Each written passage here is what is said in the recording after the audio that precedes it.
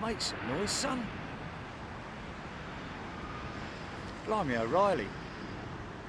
Is it just me? Is it my glasses being the way they are?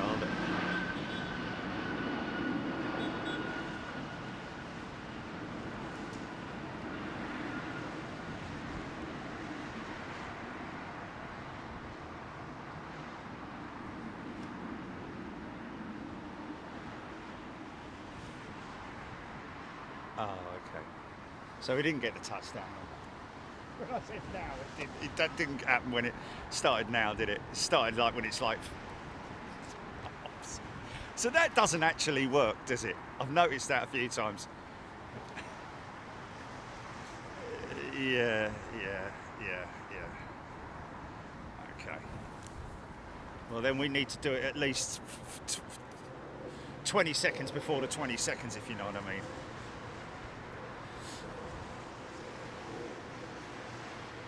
Well, that doesn't work though, does it?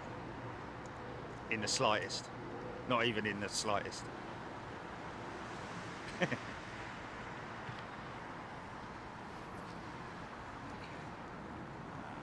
is going to be tricky, man. This is going to be tricky. So much glare coming off of everything. Just stop ranting immediately.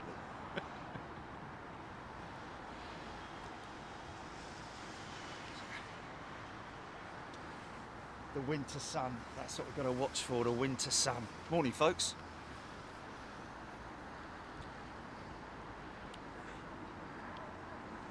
Did it? Oh, mine came on as it was coming past me. Oh, okay. Hey,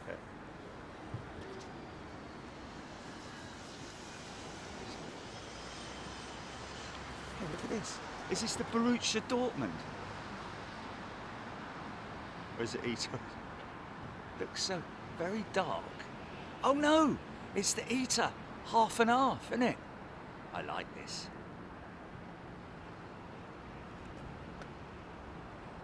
I mean, I love all the Eater. Wouldn't it be great if they did the 220 in that, eh? Wow, that's special, that is, man. Kind of having to do things by feel here. Just because I can't really see.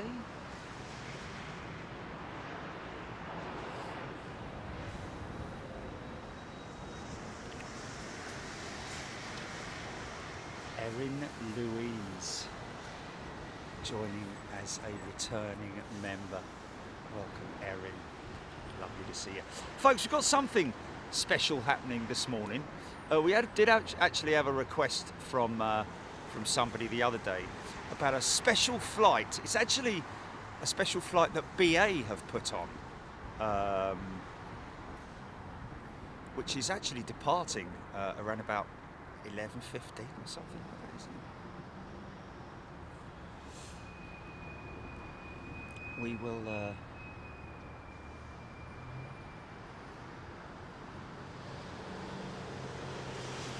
BA 9117, we believe,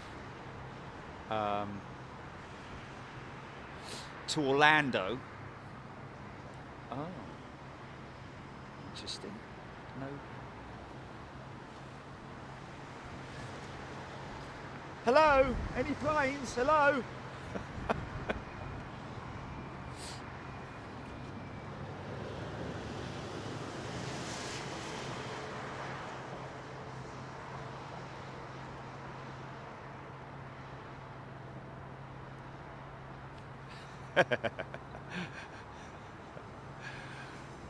Okay. 12:14. Interesting. BA1DF. Delta Foxtrot. Okay, interesting.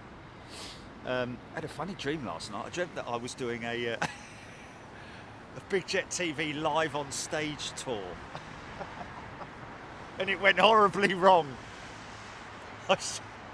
Halfway through, I was like, Jilly, I haven't researched this properly. I don't know how to finish.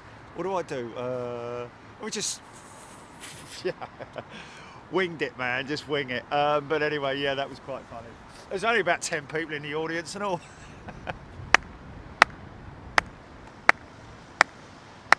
Thank you, thank you. What about those coffee shops, eh?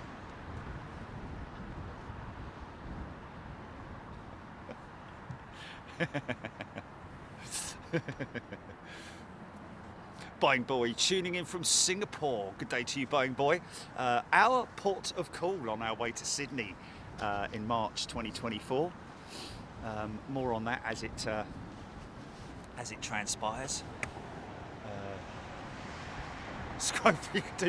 You see, I wouldn't mind doing a bit of pantomime, to be honest with you. But I don't know. Will it work? What's that? Hold on a minute. What's that? Who's that? Fetch it. Is there something going in on the southern runway?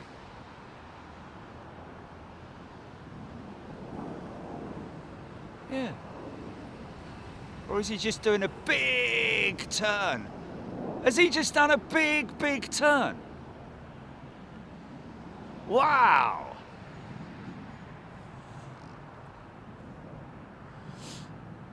Oh, that's crazy. That's just to scrub off a bit of, well, I don't know. It's either that or ATC. Where are you going?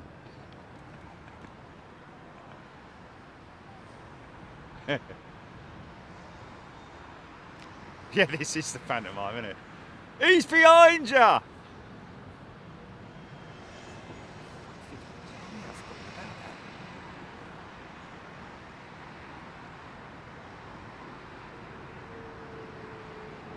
Oh, nice funky shot. Yeah. Now he's lining up. 10 miles, fully established. Air Canada. No one. Thank you, no one. That was Air Canada. Good old Canadian hospitality. Johan Heino tuning in from Finland off to Jackson. That's miles out over Wandsworth. JP Krause, Air Canada 852. Thank you. Jules Harris. Les Donaldson. Gary Sibthorpe. Yeah, we're testing gloves today, folks. 3 different thicknesses of glove for our shows overseas and here in the UK. Denise Donnelly, 747 to Houston over my left shoulder. Yeah. That's going to be a difficult one to catch, isn't it? It's up there somewhere. I'm going to have to wait till it's sort of like more or less opposite me. Got big glare, big summer, winter sun glare. It's a terrible thing I have to deal with, to be honest with you. But you know, we get through it. Lufty 747 north of you, 32,000 feet, UMZ 78. We'll grab that in a little bit. Oh, there's a reference point that I could have used there, that cloud.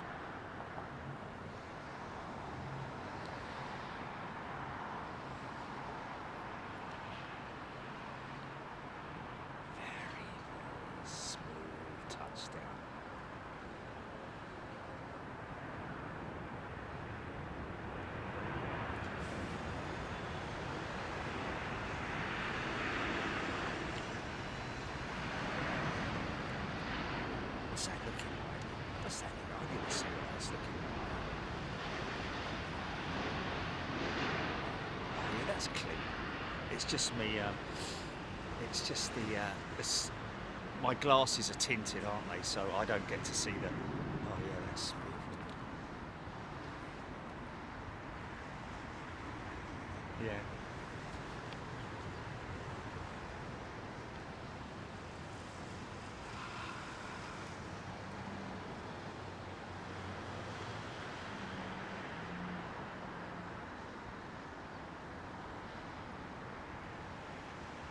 Oh dear. Yeah, that's what you've got to watch for, isn't it? Yeah, it looks good. It looks good. It's fine. It's just my glasses are tinted, aren't they? So it looks darker. Yeah, it's a lovely big shot if you ever get it.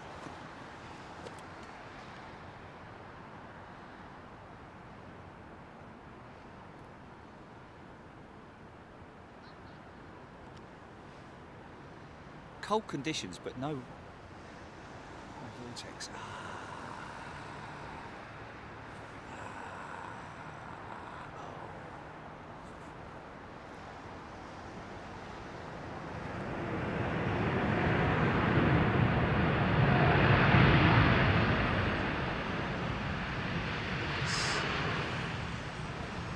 Best cockpit livery in the business, isn't it? Amy Winehouse. I'm not going to get that, and she's on the turn as well, isn't she? Ah.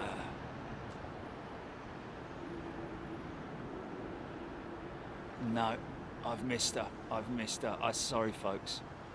I'm very, very sorry about that.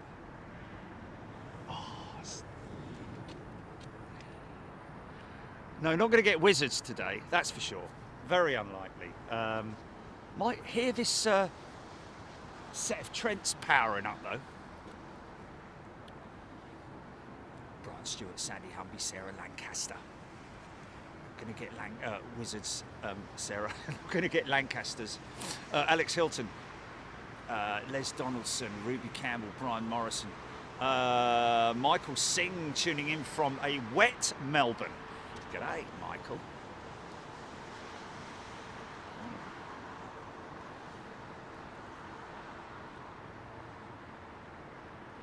Irrational Geographic.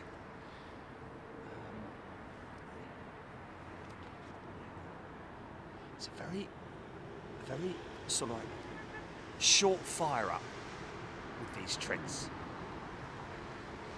It's a very sort of, and that's it.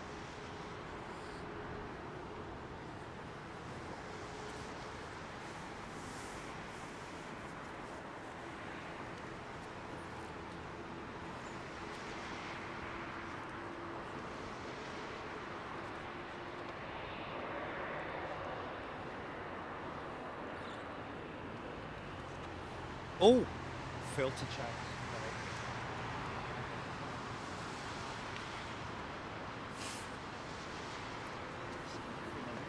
Bleeding works, I can't believe.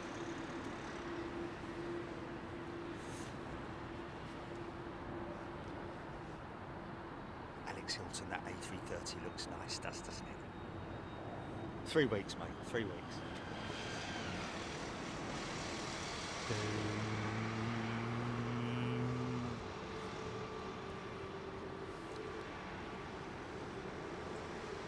Catherine Green, flight number for next week. We'll probably post that later, won't we? A couple of cruises up at the top there. Oh man, we're struggling today, mate. The sun's right behind me, so it's... Oh man.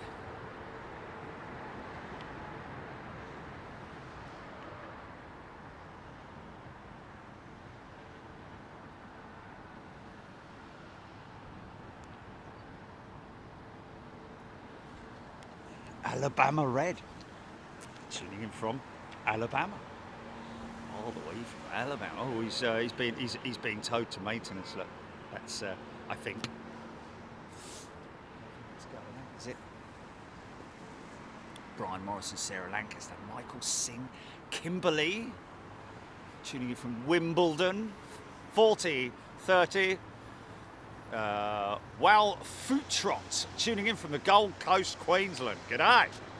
Crikey, a lot of Aussies in today. And good to see you, folks. Hope you're well.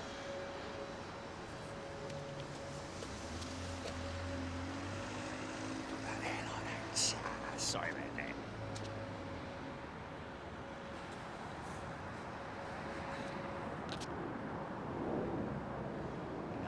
No 350s for Qantas yet. Well, they've ordered them. The XLR, isn't it? Or the ULR, the ultra long range 350, which we saw on a flight test when we were at Toulouse many moons ago.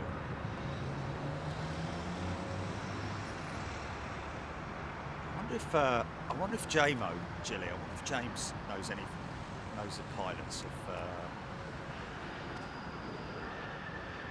Just message him. No. Today's flight.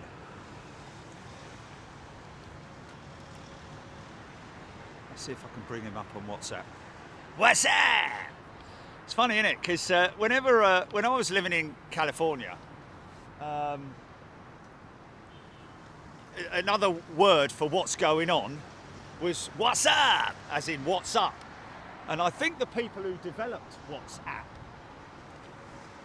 were probably from California and created it as in what's up. Are you with me? What's up?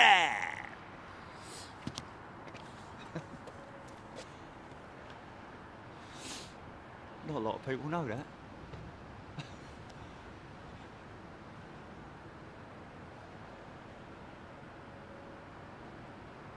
Oh, Ukrainian immigrant, no way. What, in California or?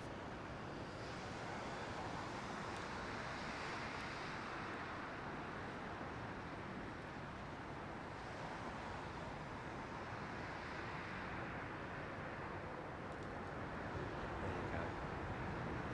Wow. Wow. Wow. That's amazing, isn't it? Overnight success, literally. I mean, it became very popular very quickly, didn't it? What's that? Of course, a lot of people, conspiracy theorists, oh no, they've got all your information. They'll know what sausages you buy at Sainsbury's. Oh, I don't use it. Oh, okay then.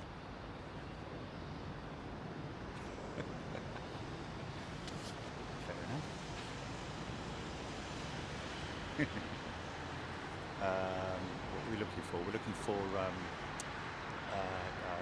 James, isn't it? It's James.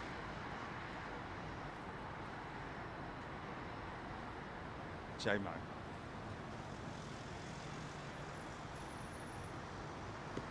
Let's see if we can. Yeah. What about it? Really? Oh man, are you serious? Okay, stand by. I haven't got the flipping lead with me, mate, to do that. I'll have to do it manually. 767. Sounded fine when I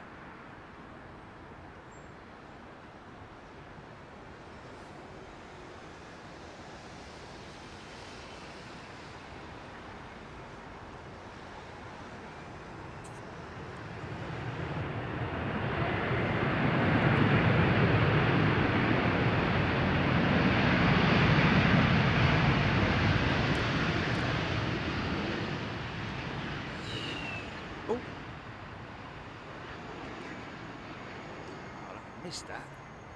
Did you see that or not? Did we see that or not? Brake locked up.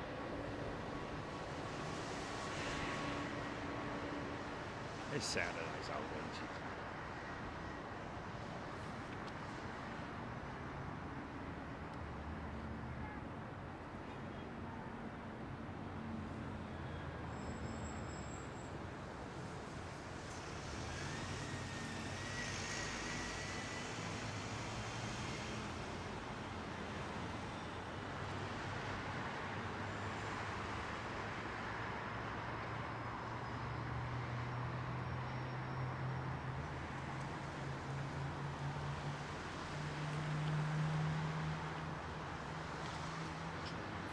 That's it,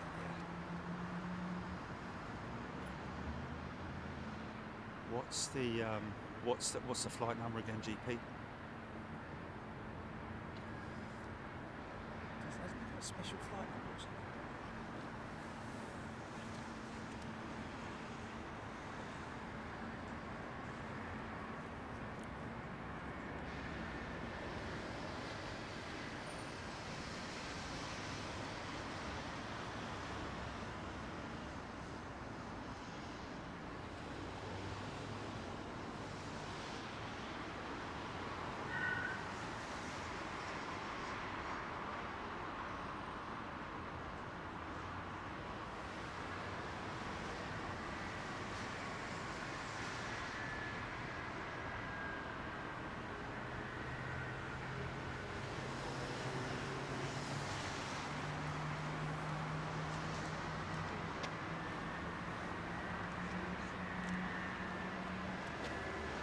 Stand by, folks. Yeah, no, I know you did, mate. I'm just trying to do about a million things at once.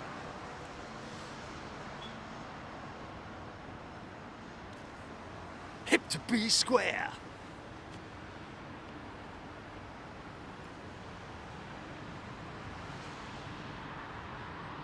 Get number 2 start up on that trip, or is that have they fired them both up?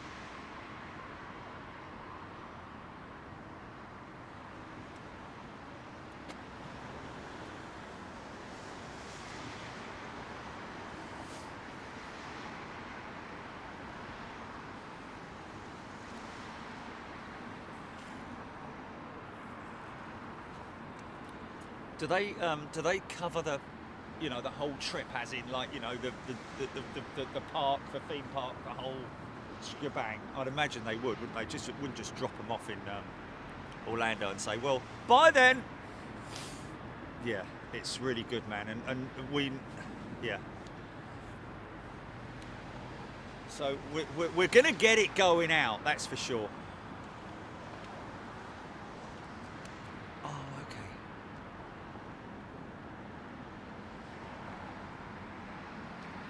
Is that on the link that you sent me, GP? Okay,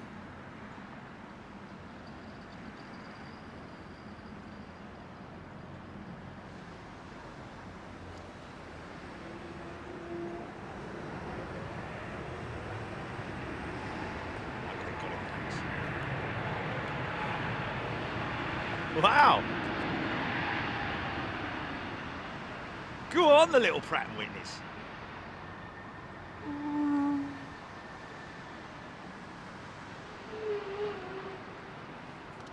Yeah.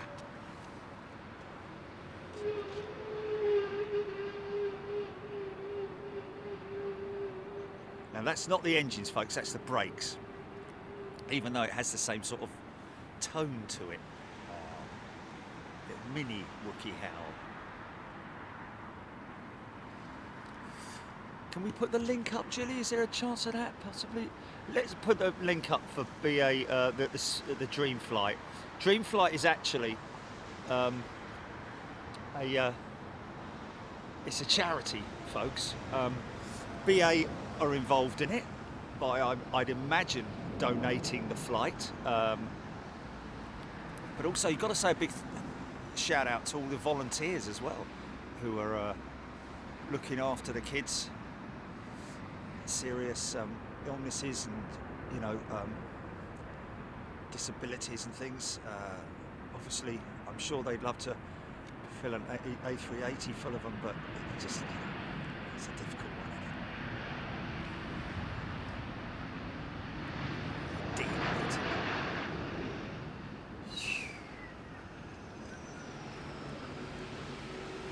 Oh, it was started by BA cabin crew, was it? Interesting. Nice. This is a 330 CEO.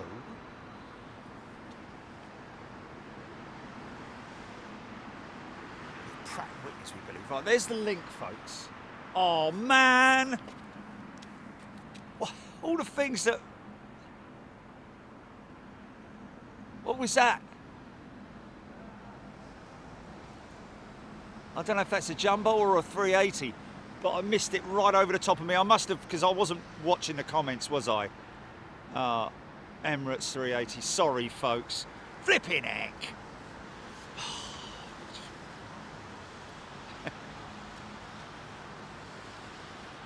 Let's see if anyone did say that. Oh, okay. Morning, everybody.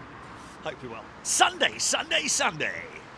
11:14 a.m. here in London. I hope you're all doing well. Hope life is treating you well. Something vectoring long range, isn't it? That.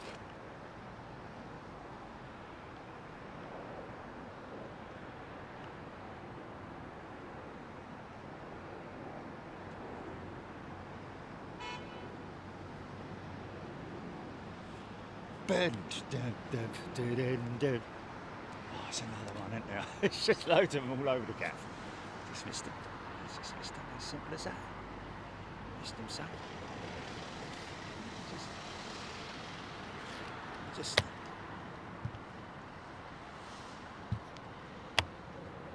Oh wow.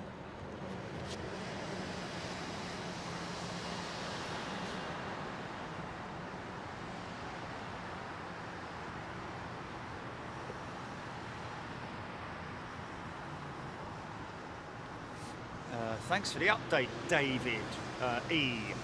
You remember the Virgin flight from Ukraine you got bringing families back to Scotland? They've just this week moved into their own housing. Oh, isn't that nice?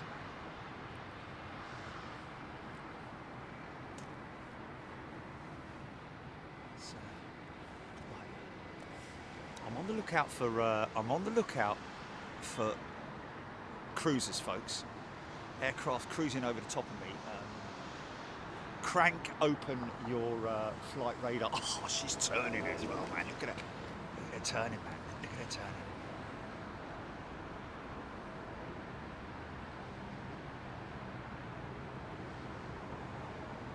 Wow, look at that turn.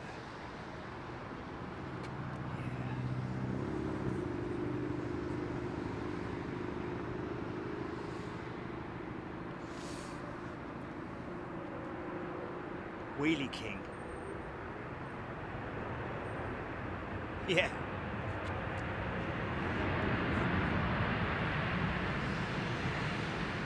That's what I would do if I was a pilot.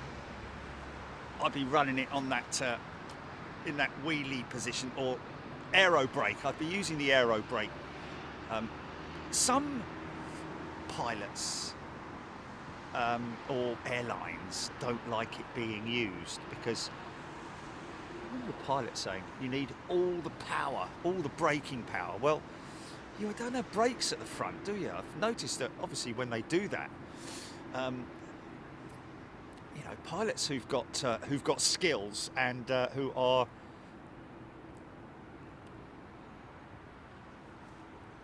very established pilots will know the feel of their aircraft. So, you know. They will use the aero brake because no brakes on the front wheels. Still opening the reversers. Is that an F and F check going on there?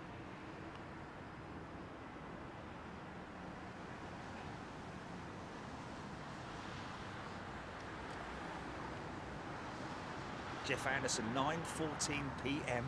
on the east coast of Australia. 14 p.m. Blimey, we're going to have to be.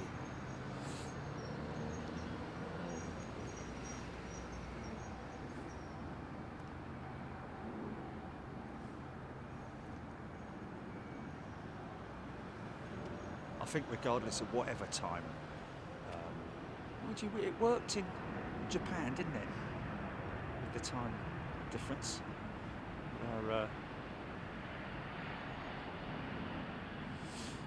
Mind you, a lot of people will. This is completely different. Oh, this looks straight at it. I can see that. I can see that this is an A300. Stubby little wing on it, big fat body, followed by a big lumbering, great big A380. Diane 78, 747. Lufthansa, right east to west. Over in a minute. Have I missed that, or is that an old comment?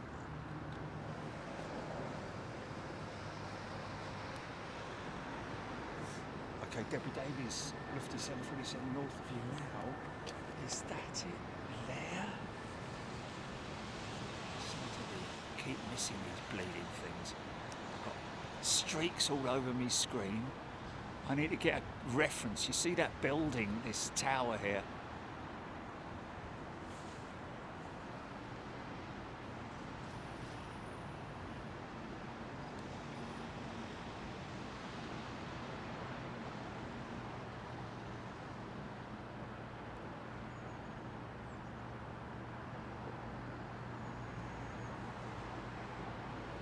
Yeah, we got her. We got her.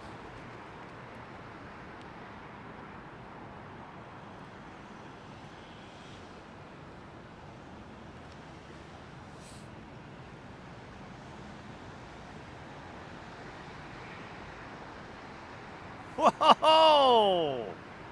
Go on, son. Check those oleos.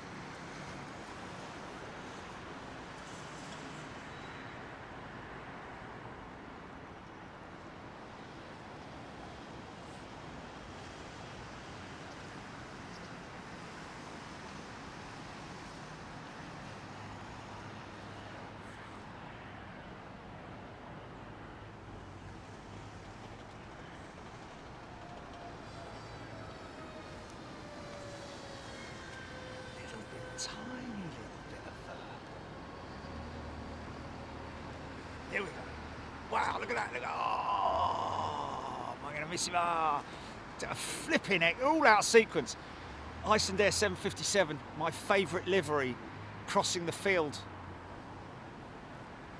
to go downwind.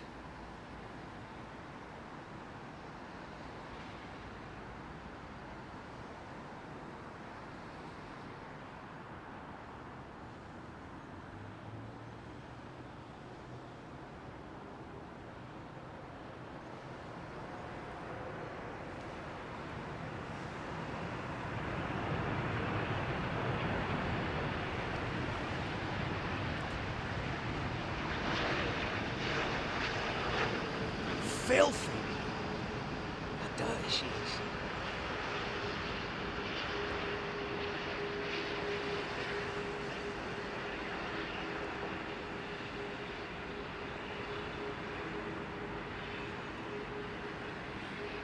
Sometimes, depending on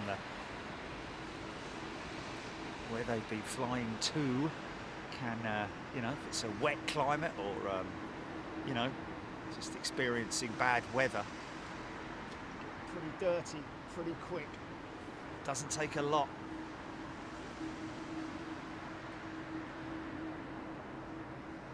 Big old lump in it.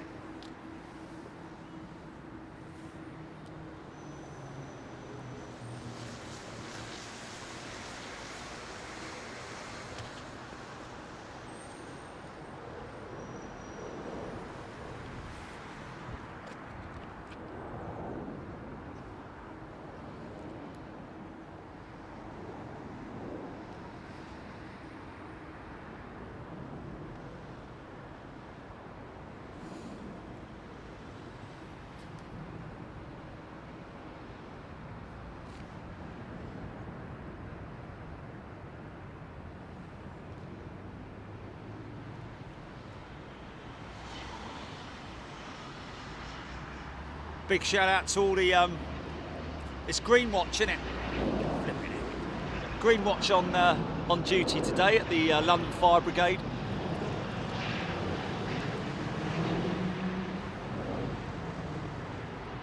Might want to just check that QR code there, folks, if you want to learn a little bit.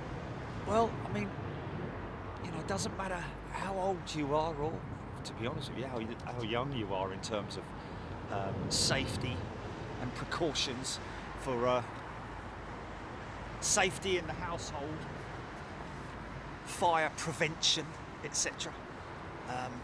Lots of very interesting, informative advice on that.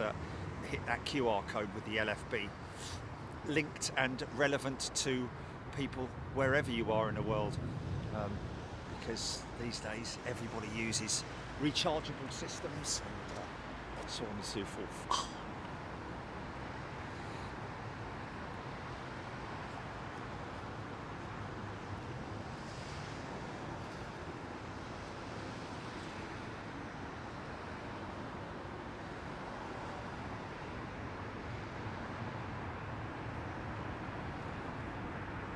rolling it out at 200 psi. 200 psi, man, it's nuts, isn't it? Let's just try that. I don't want to try the gain on the mic. Oh, it's a Malaysian 350. I just missed it. Yeah, well, we'll get it. We'll get it in the turn. Apparently our member, one of our members has got somebody on it, is it?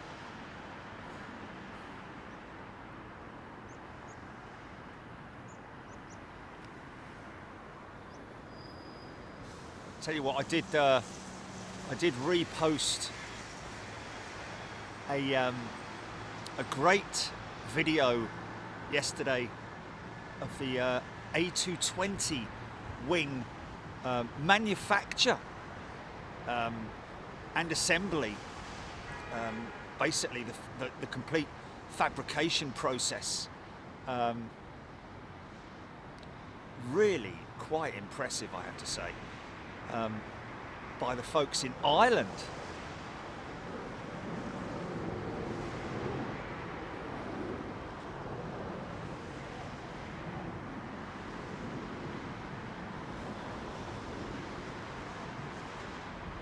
Yeah, electric blankets, blimey. I didn't even know how many house fires were started. Easy, son. 767 400. How many fires were started by electric blankets back in the day?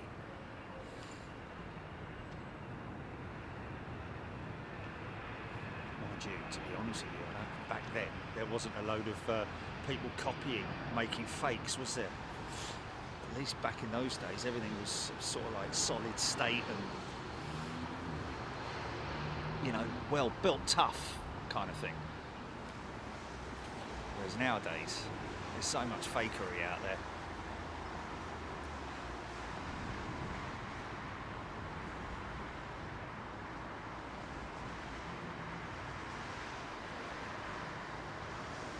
Graham Hattie. My dad spent years in Greenwatch, based at Maidenhead. Mrs. Flufitch. Mary? Who's Mary? Yeah, no, I know, I'm only joking. Yes, we have, we've got new posts arriving tomorrow. Everything is just, there's nothing, oh, what is it? We've got new posts arriving tomorrow, which will allow us to,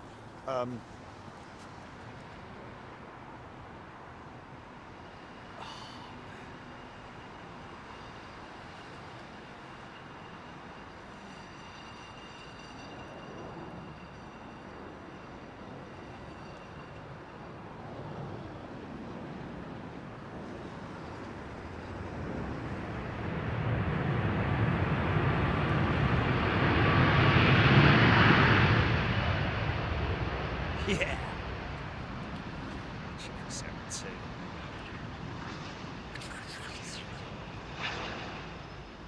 Yeah.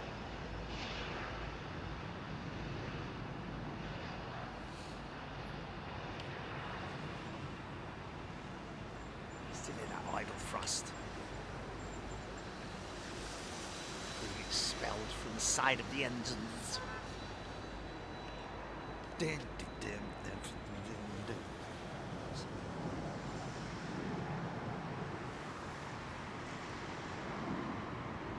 Everything's at max on the mic. Everything is at max on the mic, Jilly. Cannot.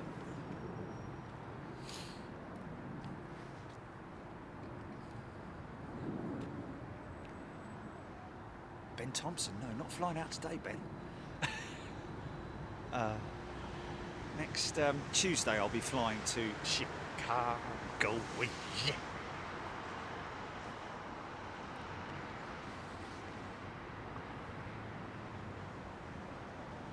It's that WestJet touchdown.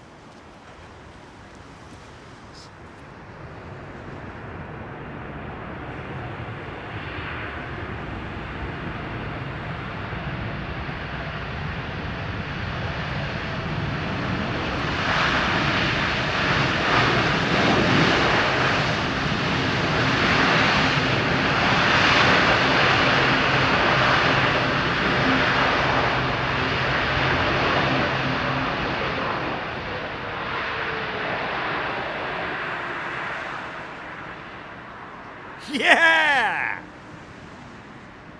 Oh man, that was perfect. Big heavy reverses and the engine and the shutdown as well. Just fantastic. Love that engine noise. Love that engine noise. That's cool. So we should have the 757 in quite soon, I would have thought. Jeff Anderson, where's the Delta in from? Jeff, check your flight radar app, and you'll be able to. It's very easy. Just download it in the App Store. It's free of charge. There are, of course, purchases that you can make inside the app, which or upgrades, should I say. But if you just want to basically track aircraft, then download the Flight Radar 24 app. And a big shout out to all our friends from Flight Radar around the world, really, has to be said. Christopher Madison is back. He's back. Christopher, welcome back to Big Jet TV.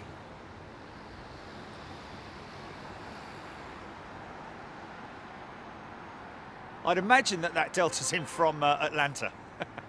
I'm just going to guess that.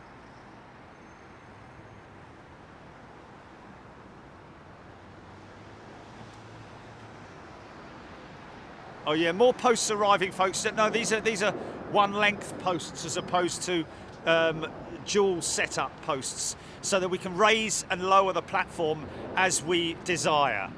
As simple as that.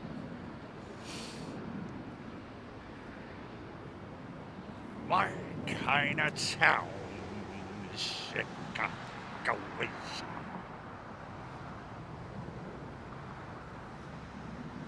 Roland Street, is that? Or Roland ST. Here's our beautiful 757. Of all the Icelandair liveries, this is my favourite. Because of the cheap line. Of all 757s around the world, I guess you could say, this is my favourite.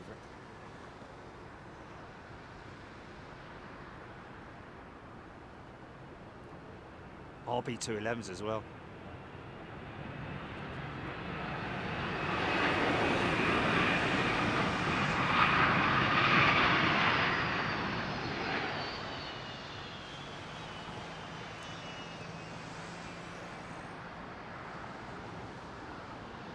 Oh, now you're just showing off.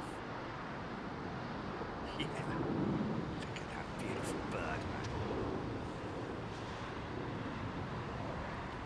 What a jetliner.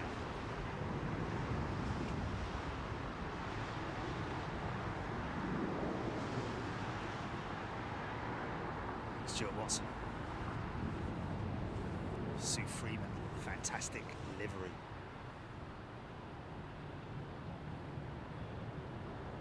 GN Man, she's a beauty. Mirrors 6Y. Gotta love a 300, yeah. Big, long, spindly 757. Gotta be honest with you, I'm not sure why. I mean, obviously was a reason for it, but I just don't know why. Well, I think partly the reason, a big part of the reason why Boeing chose the 737 platform over the 757 platform was purely down to the fact that Southwest Airlines, their biggest, one of their biggest customers, wanted to continue the 737 rather than have to retrain their pilots on a newer platform, which, to be honest with you, wouldn't have taken 5 minutes, but there you go. Southwest were just like, nope, not interested, don't want a 757. So that's why I think they opted for the 737 platform, revised platform for the MAX. But as you can see from the height of the clearance of the engines, look at the clearance of the engines from the tarmac. You can see that they could fit a big engine on that aircraft, a bigger engine. That would have probably done enough, but in terms, you know, maybe the Trent 1000, the the Gen X engine would have potentially been a good platform for that, I think.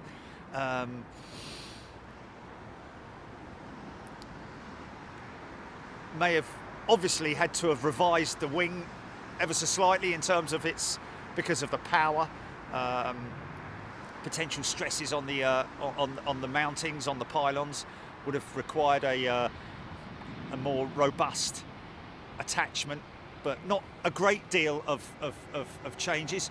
You know, new cockpit would have taken technology from the 787, possibly, maybe would have revised the winglet, I don't know, but all in all, because of the fact that they've got the 200 and the 300, two different variants, and that right there would have been a big competitor for the against the big competition against the A321, of course, which 321 is more or less the same length as a 757-200.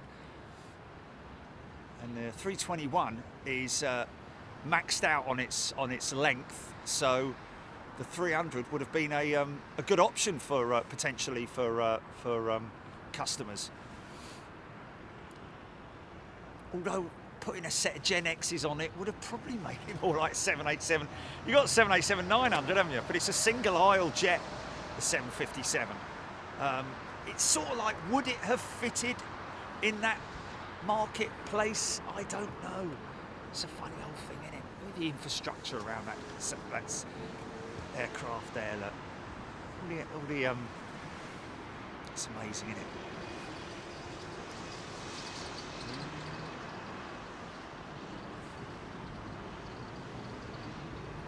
Michelle Newcomb's sports car of the sky, 757, yeah it is.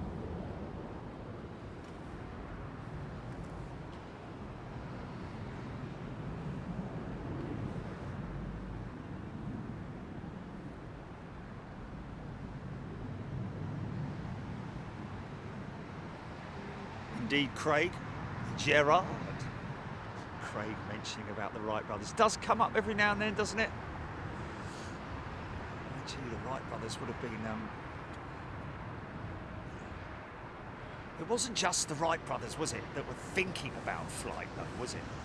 Many others, many before them, in terms of, looking at the option, the possibility of manned flight. One of them was Leonardo da Vinci, wasn't it? Wasn't da Vinci a create some crazy looking machines in terms of on the drawing board? Oh, let's get it going out.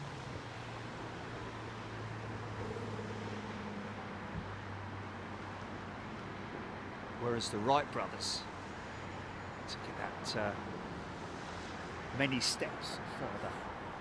I wouldn't say one step further, because Da Vinci's drawings were just ideas, I think, more than actual, actually physically going for it.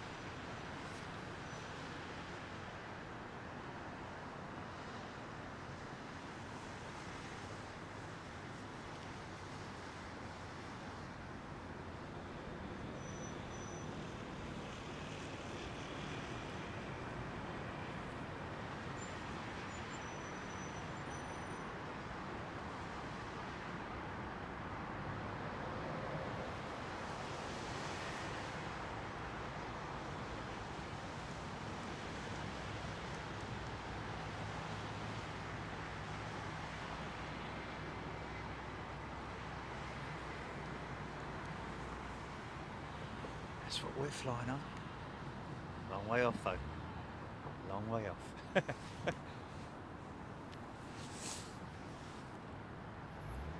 But one thing woke me up at 2 a.m.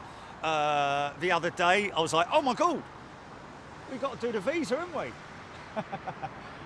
Unbelievable, I have to say. ETA, it's called, the ETA. It's a visitor's visa for Australia. We haven't got the ETA, but we've got a visa. And you're able to carry out your business as a business. Oh, hello. Go on, son. Which is great. So there's no questions when we get there. This, you know.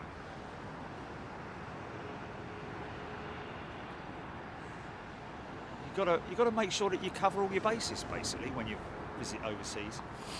I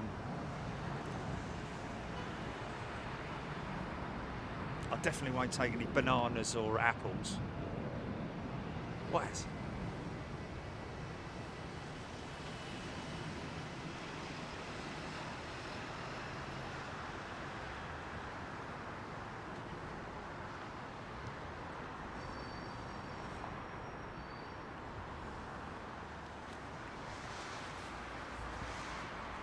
Kid in PJs, Suzanne New.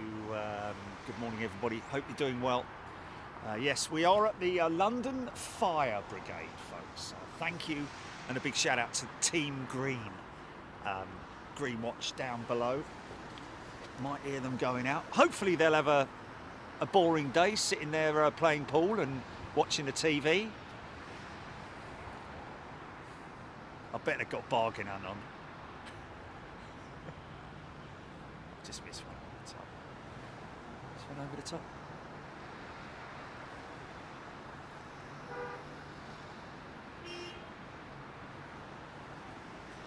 Jerry, do you think the wing design on the 787 will be introduced to other future models? Well, to be honest with you, Brad, good question that.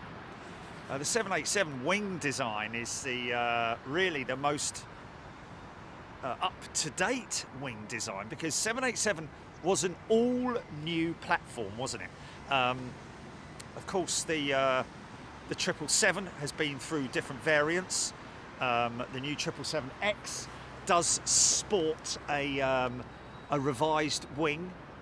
I think as far as I'm aware, does have many components on it which are very similar to the 787 wing. I think they've taken 787 wing technology. We're getting a little bit of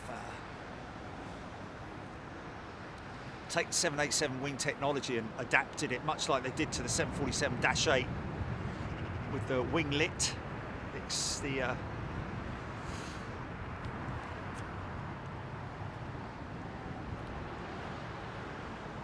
but the 787 wing was developed for the 787. Purely for the 787. Look at that wing tip. Very unique style of winglet. Much like the A330 Neo winglet as well. All developed under secrecy and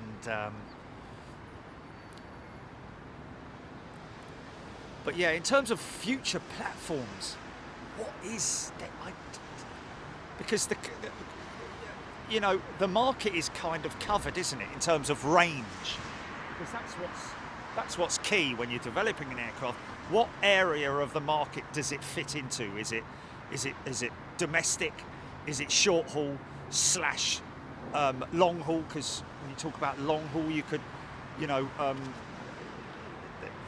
it's all based on range of the aircraft in terms of its capabilities with passengers and luggage and freight as well. Even the short haul and even the domestic market carries a certain amount of freight as well. So, all these factors have to be taken into account when developing an aircraft, and of course it takes a minimum of 10 years. What's that? Oh, southeast from the north. Okay, sorry about that. Southeast from the north. What's that then? What's that there?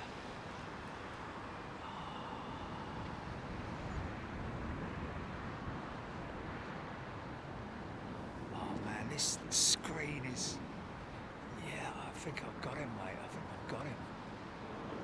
I just don't know when the bleeding thing's in focus because I've got no... Okay, so she's above that lamppost. Wait a minute, let me just see if I can get it. Wait. Ah, no.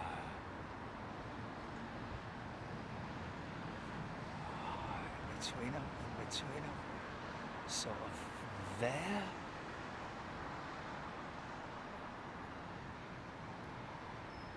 Oh, very frustrating, man. Very frustrating.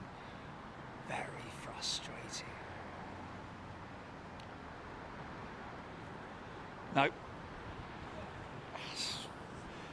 Clean his bleeding lens with this monitor. Not clean it, but you know when you clean a lens, you think it's all clean, and then the sun bursts onto it, and you just get streaks all over it.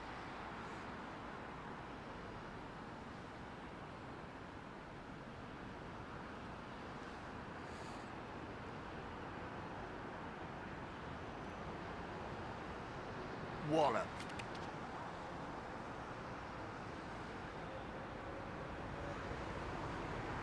Yeah, Brad, the 787 wing design is incredible. Most beautiful wing in the sky, it has to be said. These are the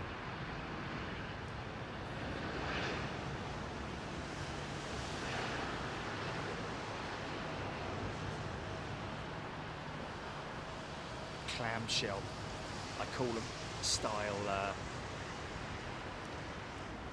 air deflectors.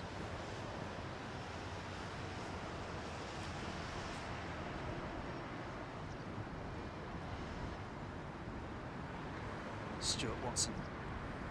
All the best, Stuart. If I'm gonna catch anything, I need to. It needs to be literally right. Almost over the top.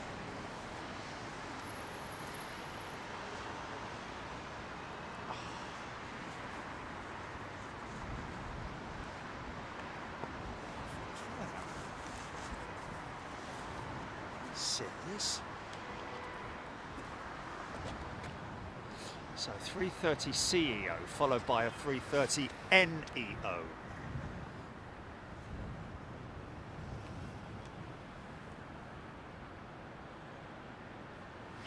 So here's an example of a platform that's been successfully, very successfully revised.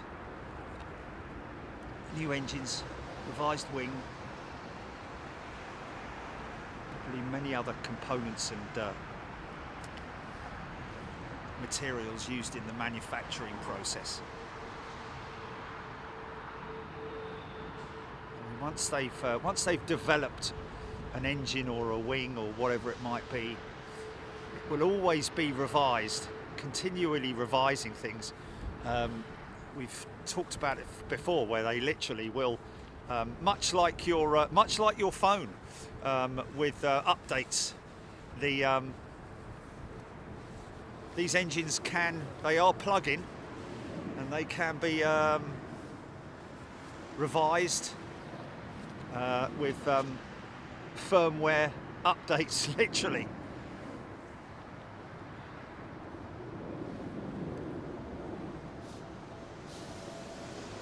Jeff Anderson, yes, that is all part of the procedure when developing a new wing. They will stress test it to the breaking point. I think I'm right in saying, well, actually, no, I'm not right in saying. I might be right in saying that the 787 wing was stress tested, and they couldn't break it. Literally, the jig itself, the rig that they use for stress testing these new wings, was taken to its maximum limit, and they wouldn't break the wing. They couldn't break the wing because it's carbon wing, of course. The ribs as well. I think the components inside the wing are all carbon as well. There's very few parts in there which are alloy. I think of course, I believe that the central structure of the wing, where it attaches to the body of the aircraft, is an alloy component. Well, part alloy, part carbon. But yes, of course, every wing that goes on an aircraft is stress tested, but not in a jig. It's stress tested by use of thermo sort of like dynamics or whatever it might be, or lasers and that kind of thing, to check that the process of assembly has been done correctly.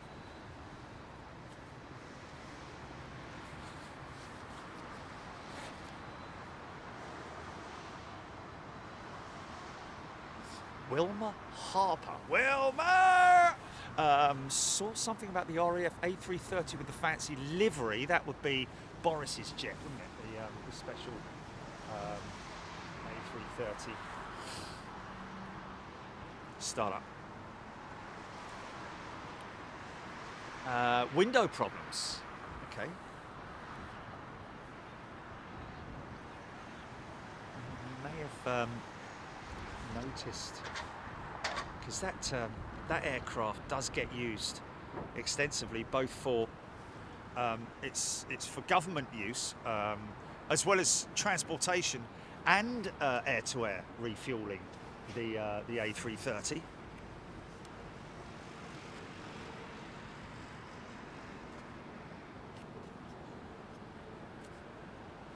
Avro Arrow has gifted 5 memberships. Thanks, Avro.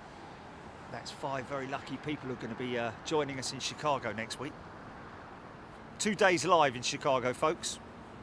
If you fancy joining us.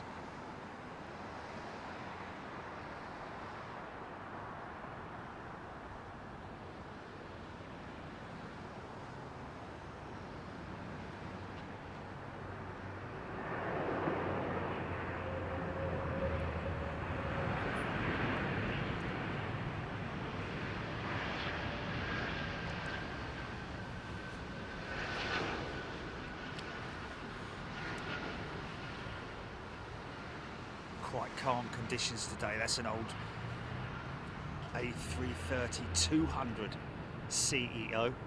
Trent engines, 700 variant.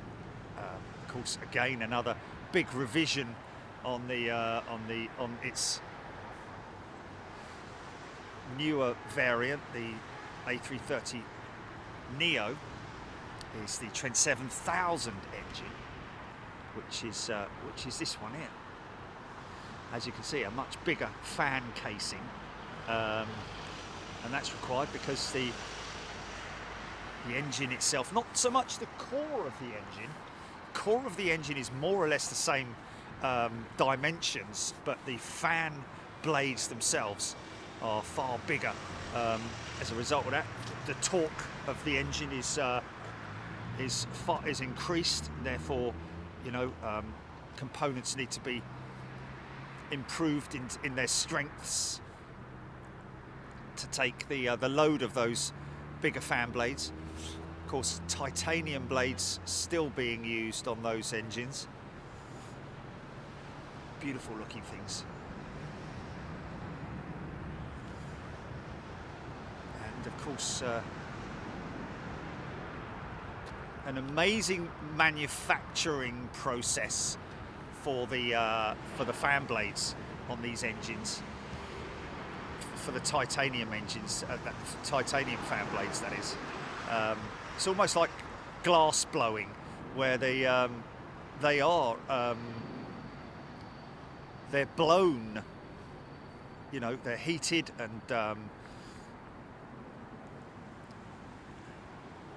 a very, I guess, very secret process of manufacturing with the engines, with the fan blades, in terms of their, you know, it's almost like I say, a glass blowing procedure. Obviously a lot more sophisticated than that, but has a honeycomb, almost a honeycomb type integral system within the fan blade to keep it light, so that instead of them producing it from a one-piece alloy, machined alloy part, they've taken the skin. The skin is literally it's a hollow almost fan blade.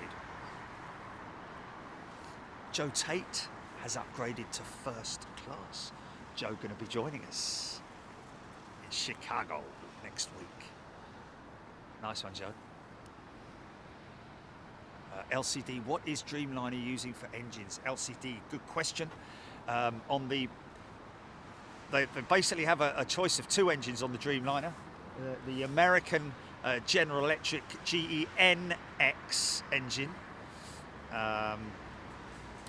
and or this one that you're looking at here is the Rolls-Royce Trent 1000.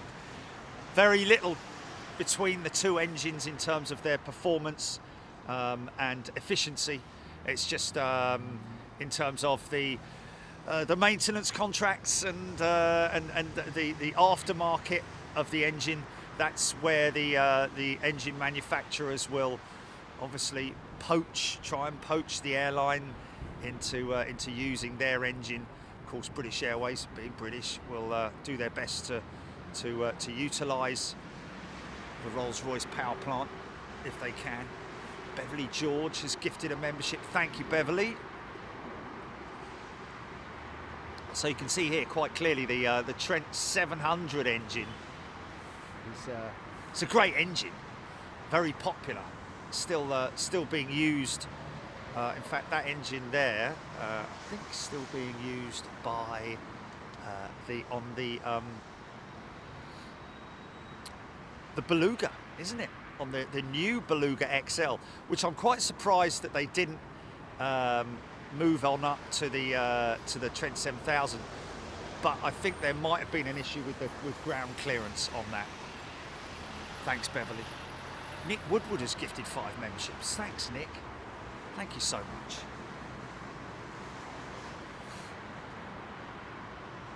Richard Bennington, is it up to the airline whether or not they advertise the make of the plane on the side? You know what, I think it is, Richard. I don't know whether there is a, some, yep.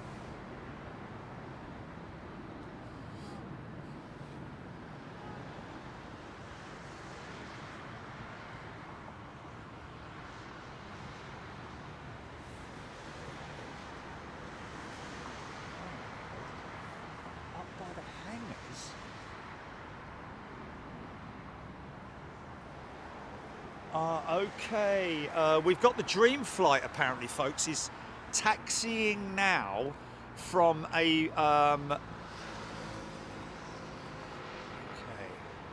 it's a 350, yeah? Okay, that's a 78, I think. It's a 78 down there. Up by the hangars. That will probably be, oh, I don't know, mate. Which hangars? Which ones? Hold on, that's her there. That's her there. That's her there. That's Dream Flight there, folks. There it is, ladies and gentlemen. A big shout out, of course, to everybody involved in that flight. I think let me just check here.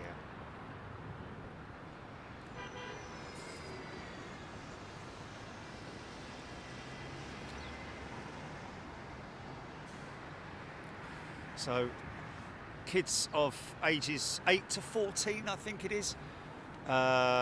Lots of sort of feedback from people who are involved in that, which is great, about inspiration more than anything else.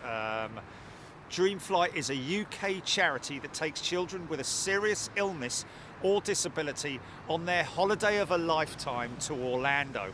The experience can be life-changing and gives young people an opportunity to do something that medicine cannot, and that is discover independence, confidence, and a new outlook.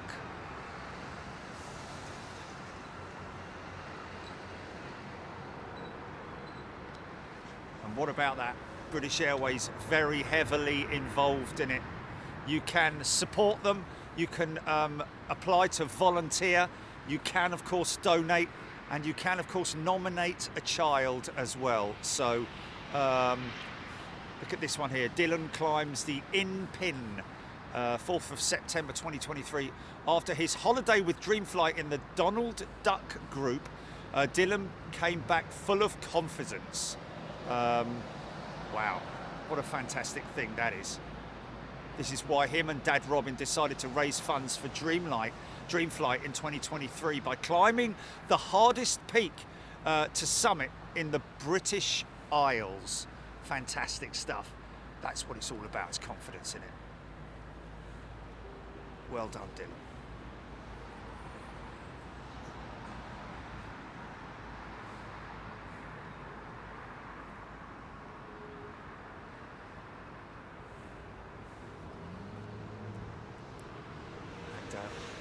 About nominations as well. I believe that the children are picked through nominations.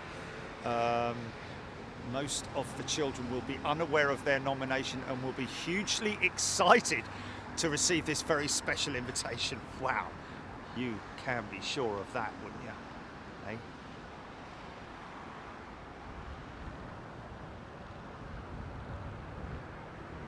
Ross's daughter is on that aircraft.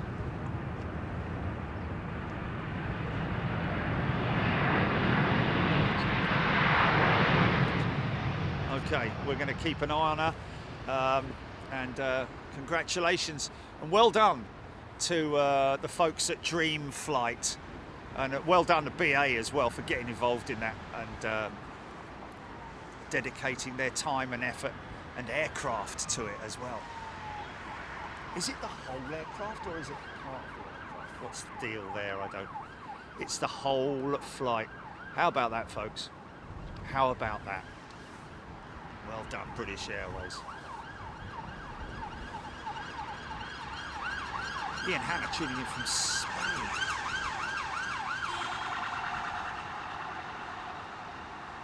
Sammy Barnes is a new member. Welcome, Sammy. Something approaching from the west.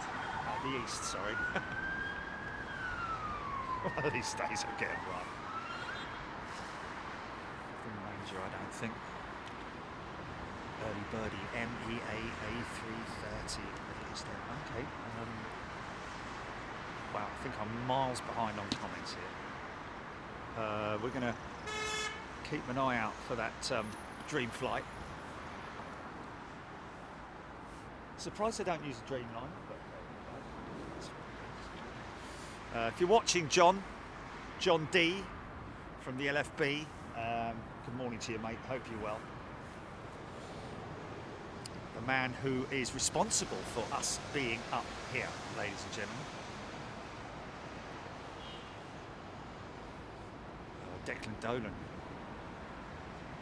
How much fuel does Heathrow use a day? 22 million litres.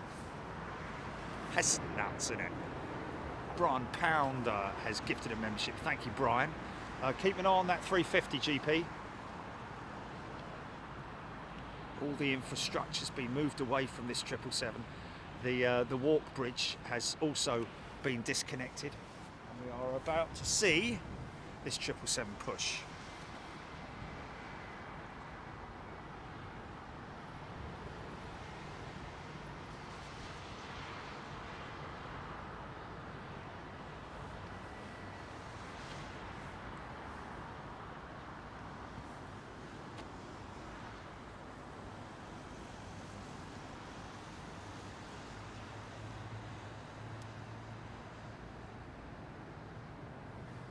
Okay, vectoring now for runway 27 left.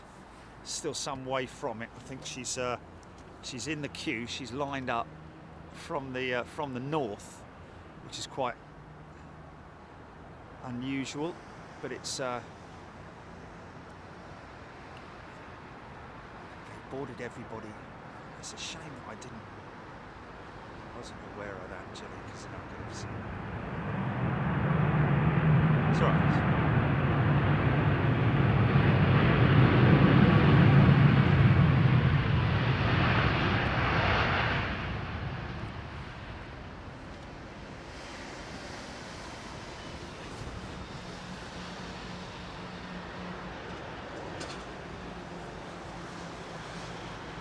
Now that guy there, I think he's going to be planning Trent 700s, 800s, sorry, on that jetliner. You can hear her purring away, man.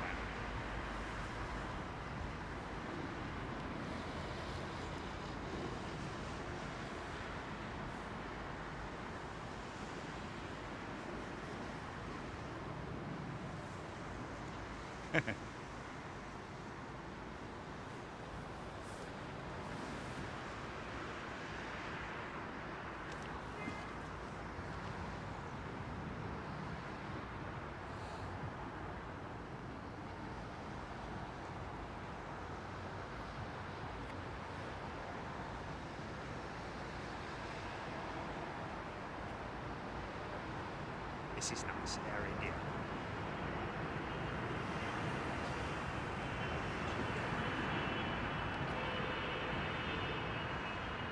Still can't get used to an Air India jet without the window painting that we used to see. Got a big smile on her face, look. Pitot sensors, and I think the angle of attack's a little bit higher up, but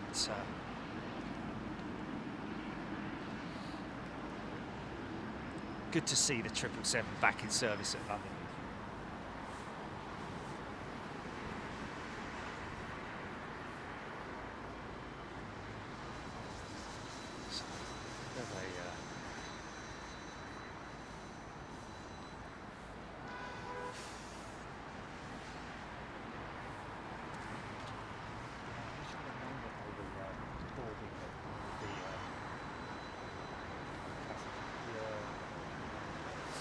Just looked like another 350, just a 350 down there at the maintenance sheds.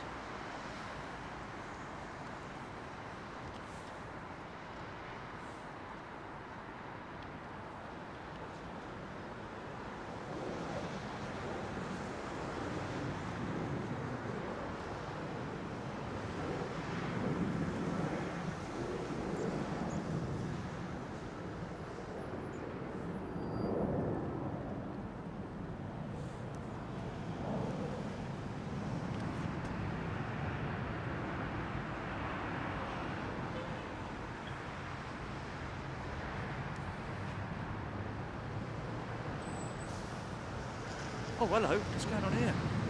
What's that doing there? What's that doing there?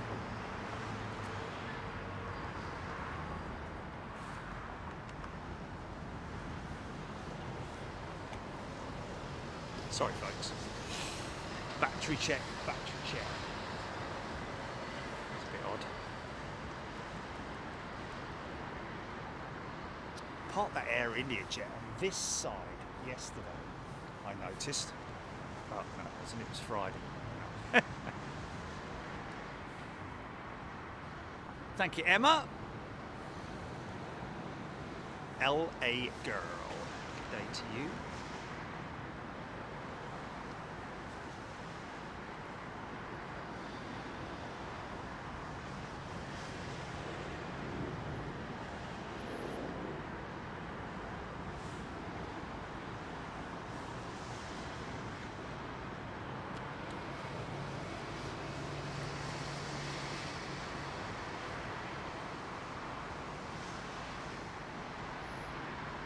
Reza EN, what badge is first class membership like?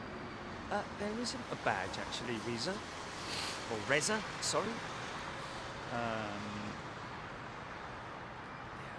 There is no sort of like, you know, physical, nice old United 767.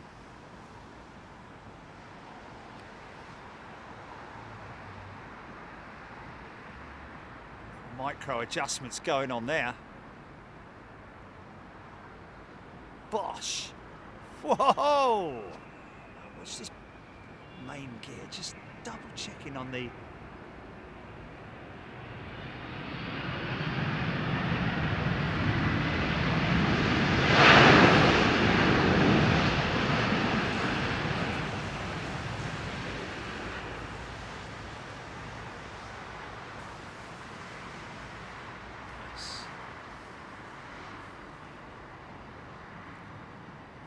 Well, she should be, they're still holding at the moment. Runway is clear. Oh no, we do have one that's just come on radar. New York bound 777.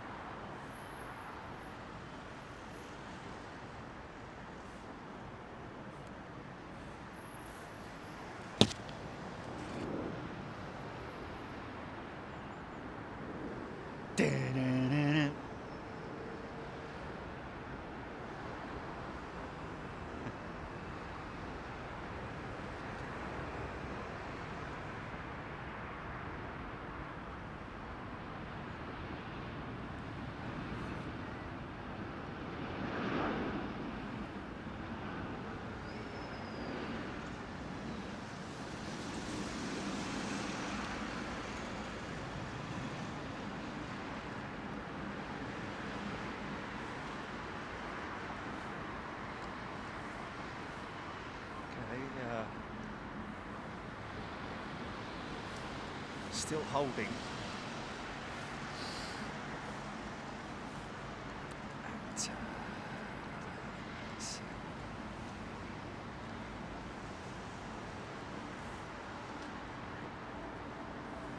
it Pluto? It's Pluto.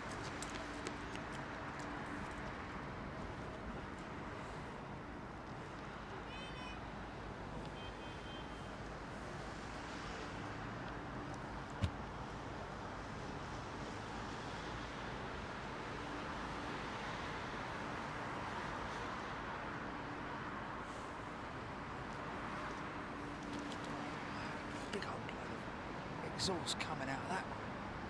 Speed up.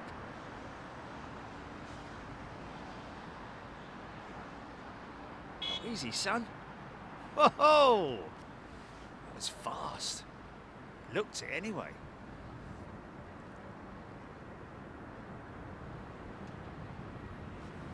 Haven't tested any of my gloves yet. Still holding.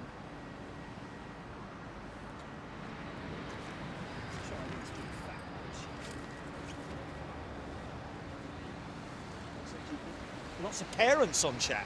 Oh, that's fantastic. So we have parents on the chat, with no doubt with kids on the dream flight. Folks, if you want to track your kids after the departure, very easy thing to do. Go to Flight Radar 24 in the App Store. It's free of charge, and you can track that flight very easily, and all the way to Orlando, literally. So, you know, basically by the close of business tonight, you'll be able to see them landing in Orlando. Flight Radar 24 is what you need to download on the App Store. It's free of charge, absolutely no charge, and it's a wonderful thing, especially for circumstances like this. So, wonderful thing to do. Now, is she moving? Okay, she's moving forward now. Here we go. Dream flight is ready to fly. Standby. Next to go, I think. Now, Flight Radar can be a bit laggy sometimes, so I need to be aware that even though she looks like she's turning on, she may actually be lined up right now. So, without actually having a visual on her, it's sometimes a little bit difficult to do.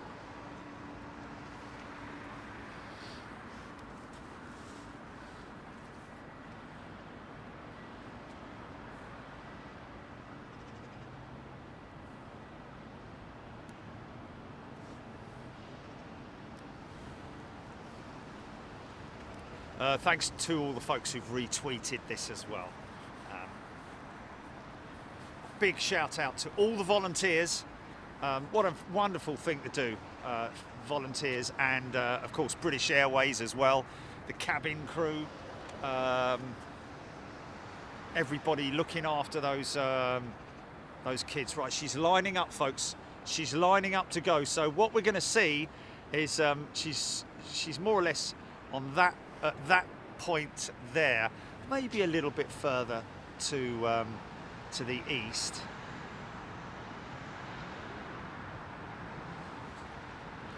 But we're waiting for her to go now.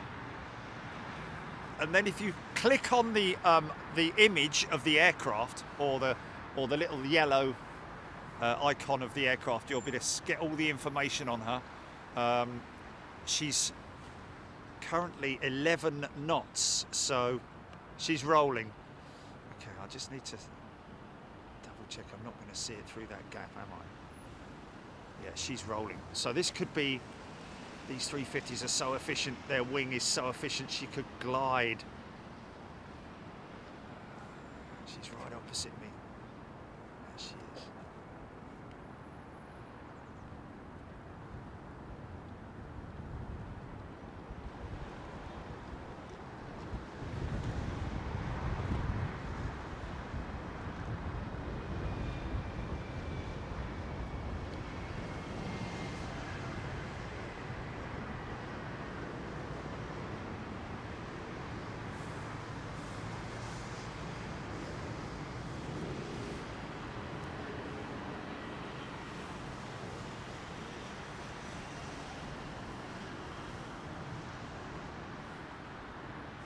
Sorry.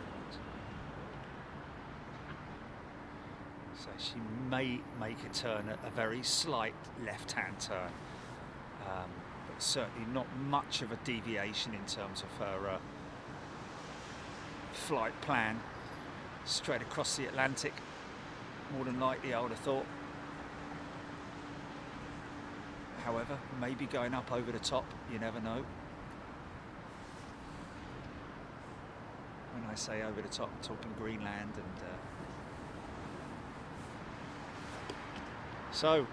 have a fantastic time, and once again a big shout out to British Airways for doing that. What a wonderful thing to do.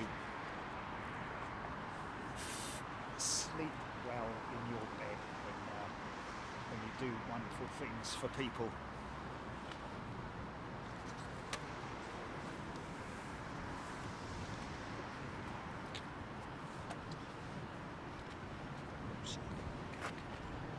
Ever slight turn left. Alex Hilton, beautiful plane, doing a beautiful job. I mean, you know, for the kids, you know, the flying part of it is just a fantastic thing, isn't it? You know, I mean, obviously, you know, some might be a little bit apprehensive, but most people are going to be well looked after by their volunteers, and also, of course, by the flight crew, who are well versed in looking after people who maybe are a little bit anxious of flying, but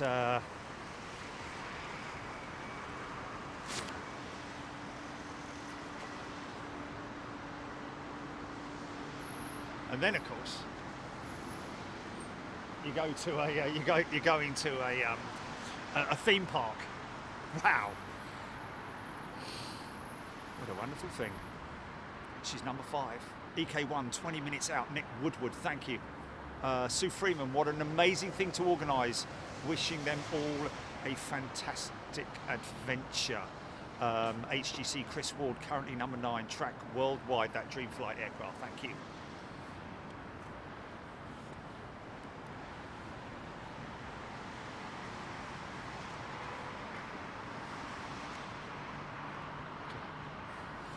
Well, these big fat gloves, fat-fingered gloves, are working perfectly.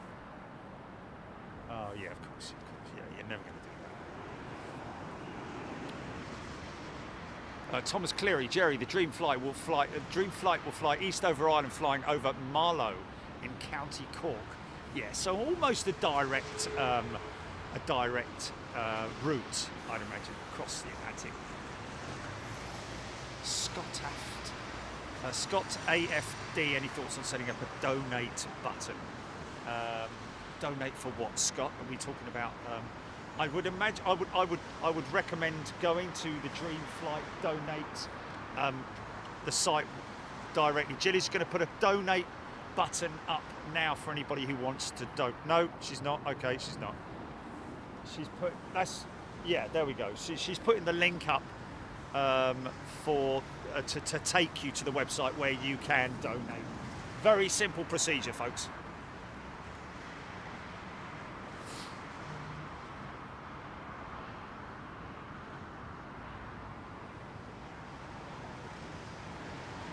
Okay, James Shepherd saying we've sent our new charity bear mascot with them. He's asking, can we send a message? Well, yes, we can, from all, from everybody at Big Jet TV, I'm guessing.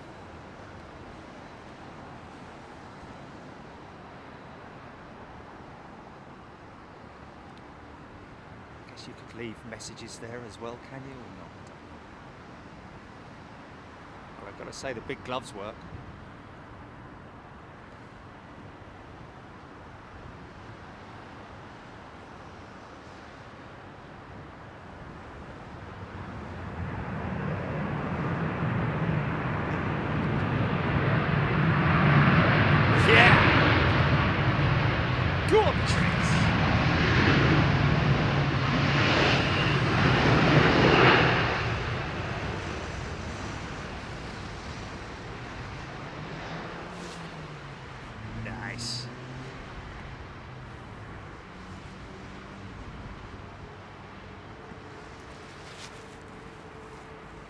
There's a little Joey going out.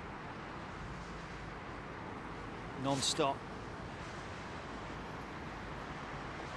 Qantas flight. Crikey. What's that, Skippy? Don't fancy going all the way on one airplane, eh? Going on the 380.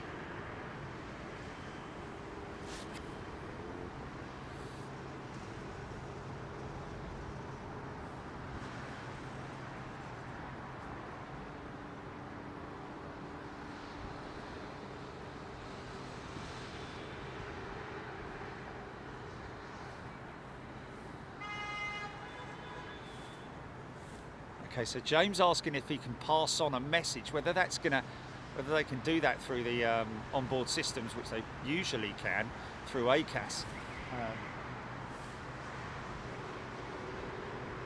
We'll give it a go. There's another one floating into the air, 350s. Wow, they do literally float, don't they? Is that a bit of a funky shot there?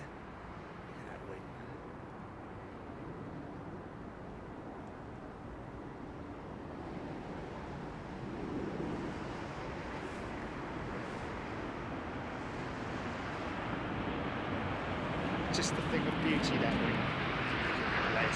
Little Jack Russell, look. Let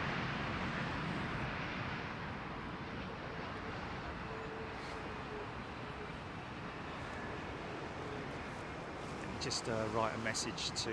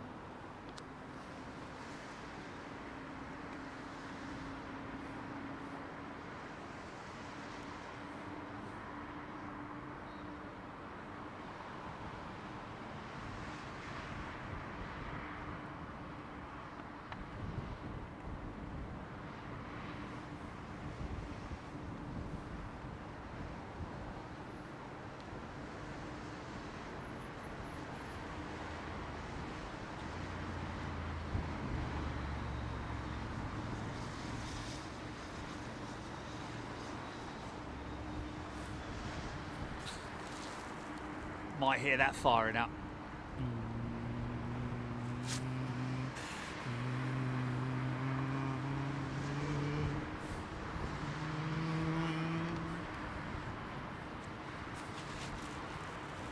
fluffy white clouds.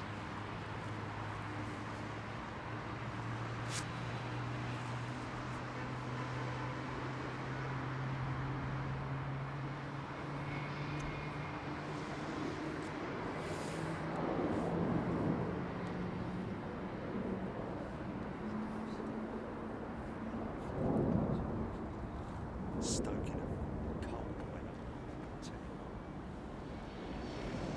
What's critical is they work perfectly.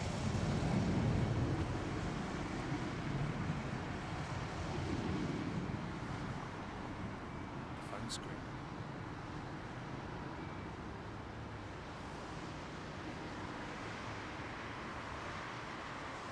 Oh, 6Y. Okay. Big fan of the icon on the side of the American jet.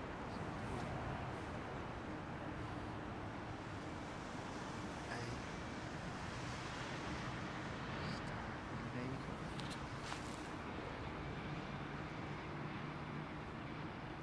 can't clearly see the eagle.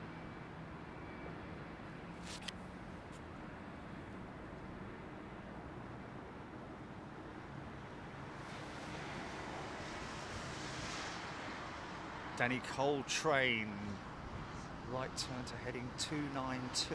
Oh, I think that might be the dream flight. What's that, GP, sorry?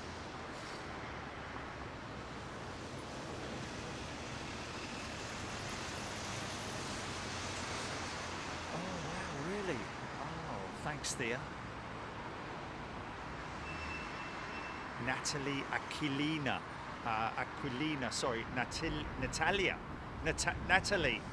Natalie Aquilina. Etihad also on the way, 25 minutes. Etihad what? 380, 777, 78, 10. What? Let's have a little look here. Oh, it's the 380, is it? Awesome. Thanks, Natalie. Sammy Barnes, yeah, all top flight tracks are indeed Tel Aviv related flights.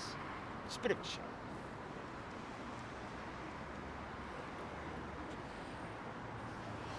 Always a terrible thing. Barb Legier saying, nice to hear about Dream Flight, was not familiar with it before. So there we go, something that you can get involved with every year now. Helen Clapp, Alex Hilton, Gary Lyon. Was just thinking we have got some new livery coming to Heathrow in the future. Saudia, Air India and JetBlue, yes, certainly Saudi. The crazy thing with the Saudi livery is that it's not new, even though it will be new because it's newly painted, but it is actually their retro livery, is it not? Mirrors, Etihad 380, 25 minutes out. Margaret Burnett, loving our charitable activities. British are good at that. We are good at that. Let's give a big pat on the back for everybody. Are we on possibly here for 8? No, it's gonna sing. We might have a intersecting funky shot coming up here. Let's have a little look. And that aircraft there, along with that aircraft there, potentially. Oh, I think that one's going to reach probably a little 737 from Barcelona or something like that. But it looked for a moment like they were going to. Oh, not far off. Not far off.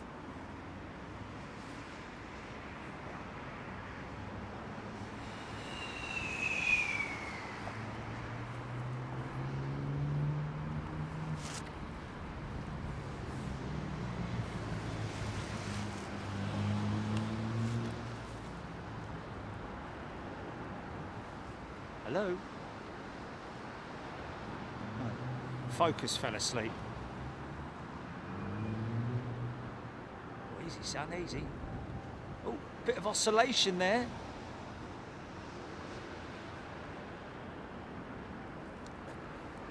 It's always quite an odd thing to see oscillation because it looks like it's speeded up or sped up. the footage is fine if you to.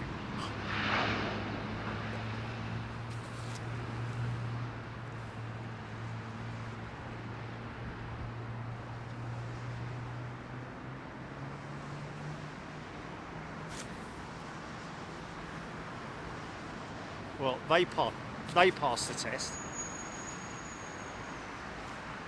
So folks, just test 1 is complete. Test 1, these gloves here, it's just sport written on it. I don't know what the brand is, but the great thing is that works on the phone. They're very thick and very durable, and I can use it on the little zoom thingamajig, and also on the phone as well for the slidey bit. Very technical, very technical. But yes, test number 1 complete. I shall now refer to the smaller gloves.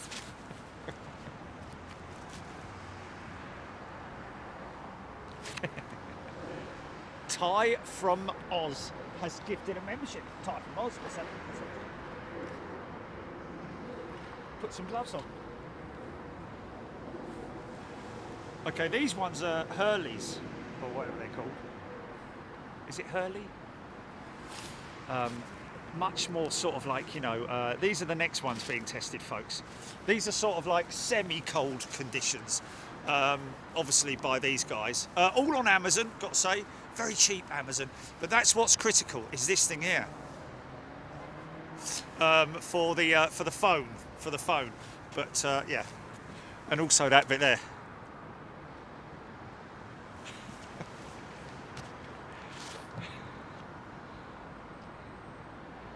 Imperative. Am I right? Glove go.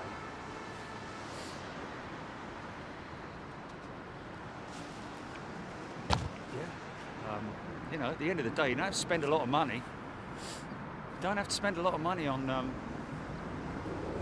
gloves. It's not like they need to last for like 3 years, just a season. They need to last for a season, don't they? I tell you what though, the old thingamajig on the end of the finger does get a bit battered, I have to say, after being used extensively on the old thing phone.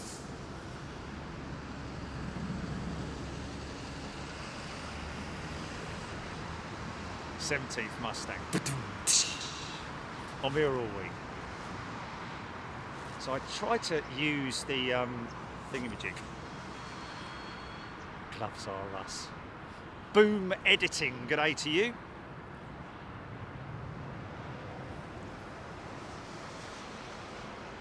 Crazy.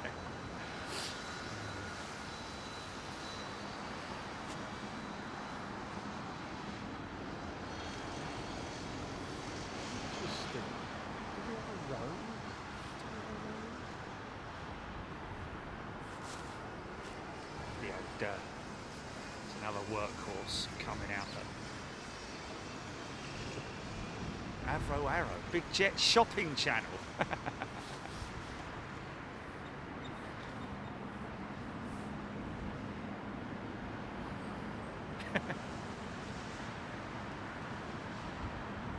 Brian Stewart, funny enough, well, might laugh, I am kind of putting the gloves through a stress test in terms of their efficiency, as to how efficient they are in terms of keeping the cold out. Obviously, the thinner the glove, the better, less bulkier for operating both the camera and also the phone. But I can already feel, you know, that these gloves are. I think these gloves that I'm wearing now for literally for sort of like, you know, if you're walking around. What you've got to appreciate is that what I'm doing is I'm standing still, aren't I? So I'm stood standing. And when you're doing that, you get colder, obviously, because I'm not moving around. I'm not getting. I'm not moving, so my body's just susceptible to any conditions that might be, you know, thrown at me in terms of the cold.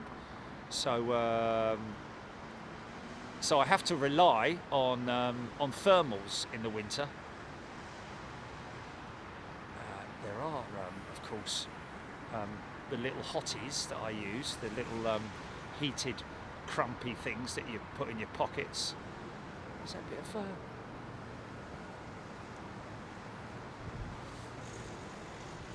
see, look, that's a 777. Look at that wing flex up.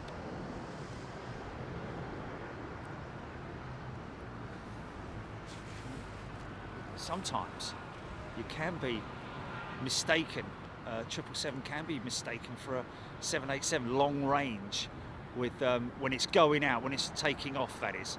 Not so much when it's on approach, because the wing does tend to deflex a lot more on the 777 than it does on the 787. That wing flex on the 787 is more or less the same all the way through its flight until it touches down.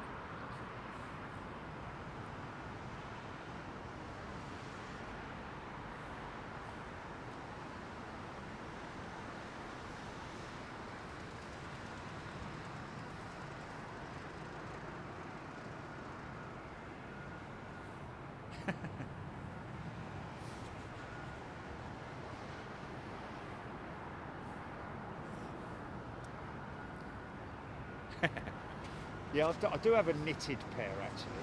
Well, not a knitted pair, but almost like a knitted pair. That's the next one on the test bench. Blimey. That's crazy. 18 degrees. You can almost wear shorts in it. So no snow then in Chicago. That's for sure. No snow. Little Logan Airjet with the Allison engines. Oh, bit of a brake lock up there, just to make that exit point. I think that was pilot induced, possibly.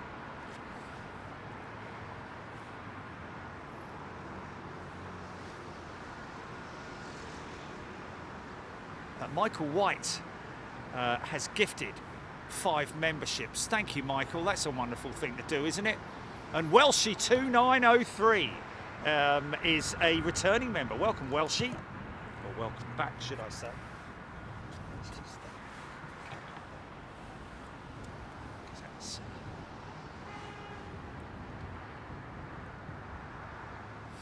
Jeff Anderson. Love Cathay Pacific. I've heard that their service is not up to scratch. It may have been from, I don't know if that's generally across the board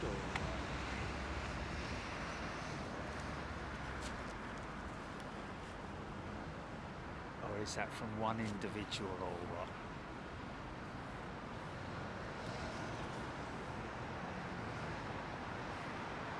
Kathy Williams talking about 747s not being as fuel efficient as modern aircraft. Well, in terms of the fuel burn, definitely not. 747-8 with the Gen X engine is as efficient in terms of its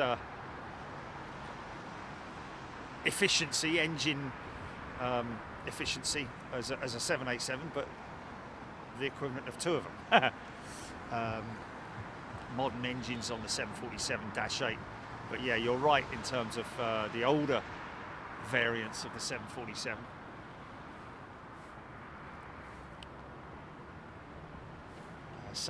Some international airports now banning, especially in the US, banning the older generation of 747s. I'm not sure how long it will be before, you know, the 400s will be. I think the 800s will be in service for many years to come. Another 20 years maybe, if not more, to be honest.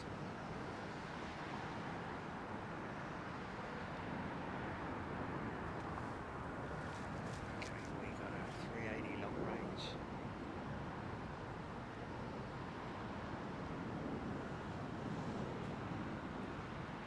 Bosh. Little bit of a side slip going on here. Nick Gray has gifted another 5 memberships. Thank you, Nick. Yeah, a little bit of side slip.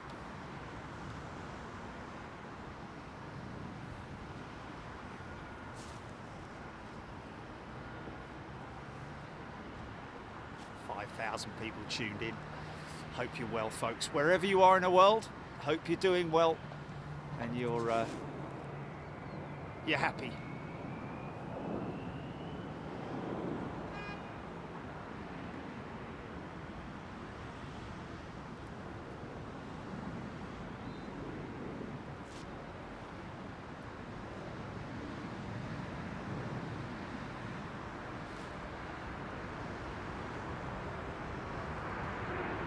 Rudder input there.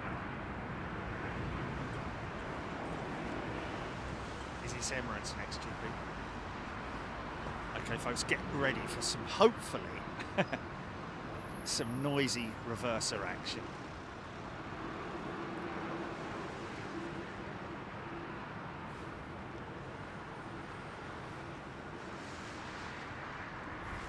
Alex Hilton, I do say turn and burn, but it doesn't apply to today, unfortunately. Turn and burn is a departure reference.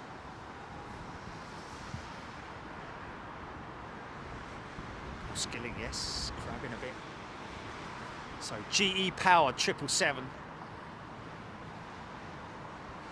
It's a 200. It's a 4-door special. We should get a nice power up for this one, or start up, should I say.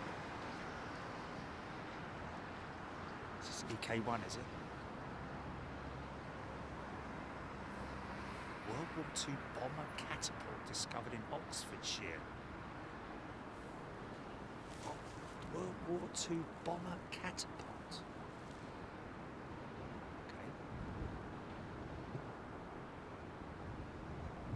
Sort of like maintain that descent speed. Oh, tippy toe. Okay, get those reverses on.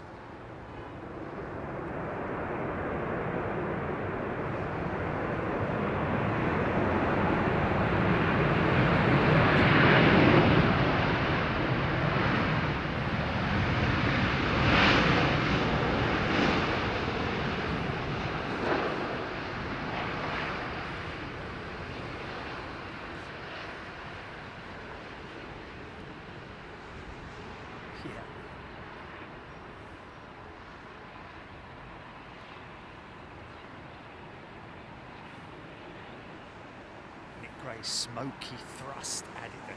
So everyone saw that then, because of my tiny little monitor and as I'm wearing my glasses.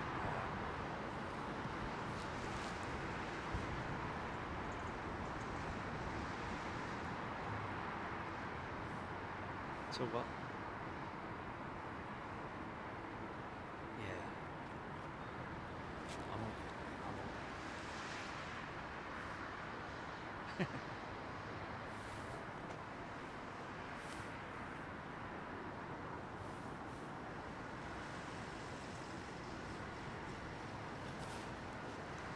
fire up those engines, mate.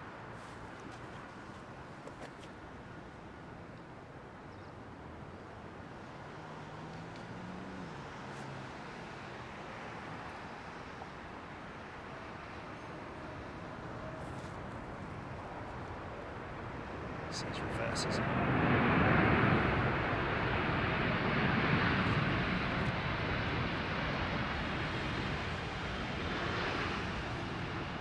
Scott Thompson. I tend to agree with you, Scott. A380 is a little late. Fire it up! Or is she going to make this?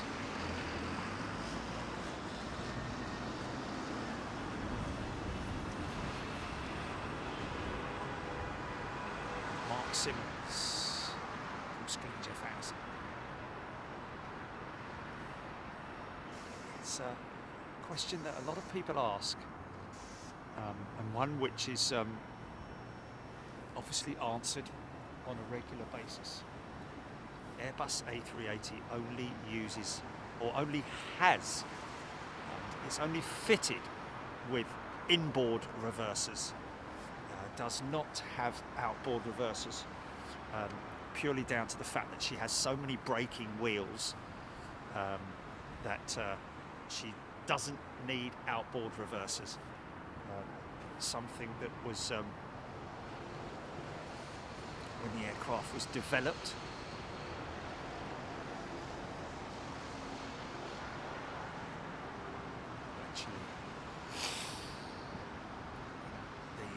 I think the designers of the A380 very quickly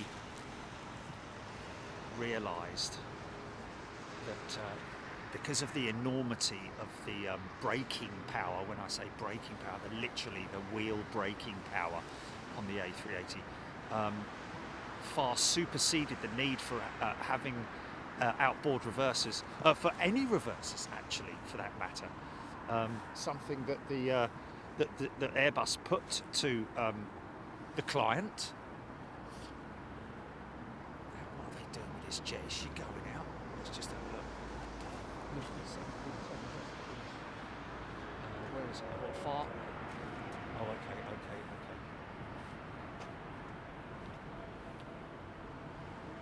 Monarch 757 fan.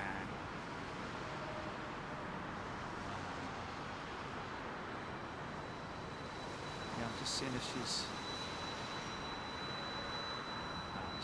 she's going to maintenance. She's going to maintenance. Yeah, very interesting story behind the A380, of course, in terms of her development. But the manufacturers were poo-pooed by the well, actually, I shouldn't say poo-pooed. More a case of told to have another look at it and well, make us feel a lot happier. We would be happier if you were to put reversers on the engines, and they sort of met in the middle and said, right, well, I'll tell you what, definitely don't need 4, but let's put 2 on them. Just use 2 inboard reversers. Oh, hello, wait a minute. Looks like a jumbo. Oh, it's me old eyes.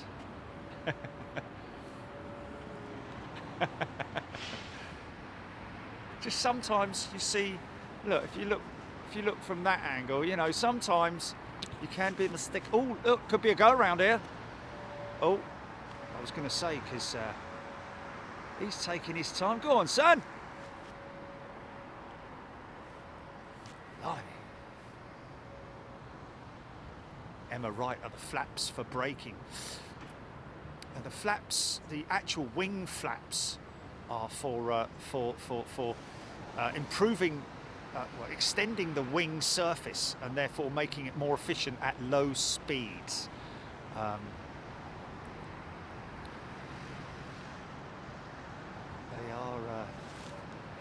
They're not used for braking per se, but the ones that you see come up there are the spoilers.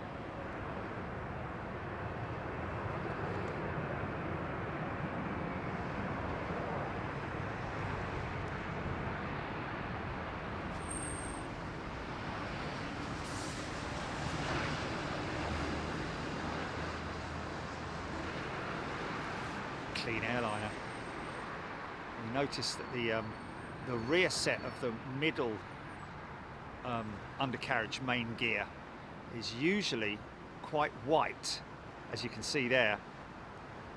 Always looks like there's a new set of rims on it, but that is because the rear set of the center gear, the body gear, does not have any brakes on it. I'm definitely not going to miss this jumbo, mate. Yeah, you see those big flaps on those big wing surfaces there. Obviously the flaps, the extension, the wing extensions, both the leading edge wing slats and the wing flaps You can see them dropping now, those over wing spoilers, ground spoilers, or air brakes, speed brakes, whatever you want to call them. Sometimes they're used during flight. When I say during flight, on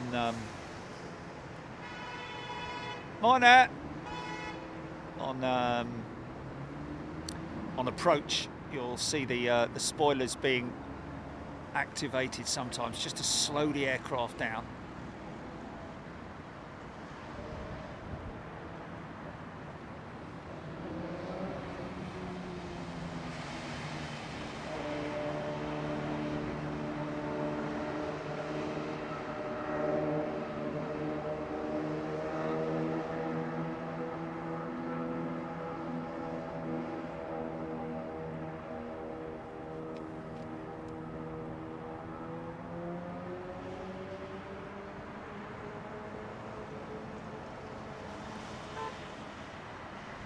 Can you see it actually? My monitor, all I can see is, yeah, is she clear?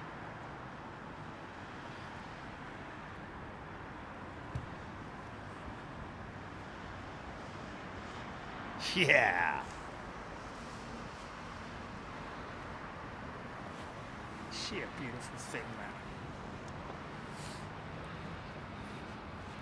Have a look. Have a look at her.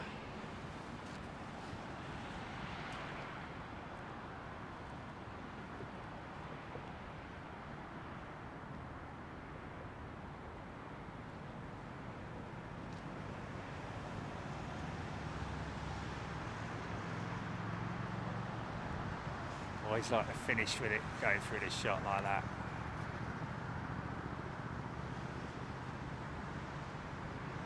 Yeah.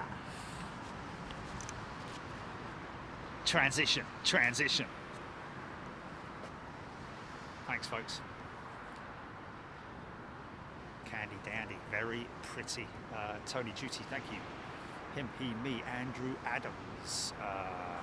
Scott McLeod, Mexico to Frankfurt.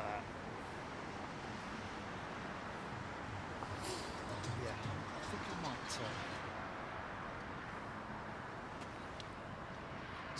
Still, just a Zurich update, folks. Still waiting for our head of media to come back to us and to discuss our options for airside. When I say airside, I mean there is an infield fenced-off area which they bring people out to on the tour. There is an airside bus tour that you can go on at Zurich. It's a great thing to do, but of course, when they bring you out to the infield section, everybody off the bus. And then you get to stay there for, I think, about 10 minutes or something like that. So what I'm trying to do is what we did last time, is literally have somebody there with us, so we can stay there a little bit longer than usual,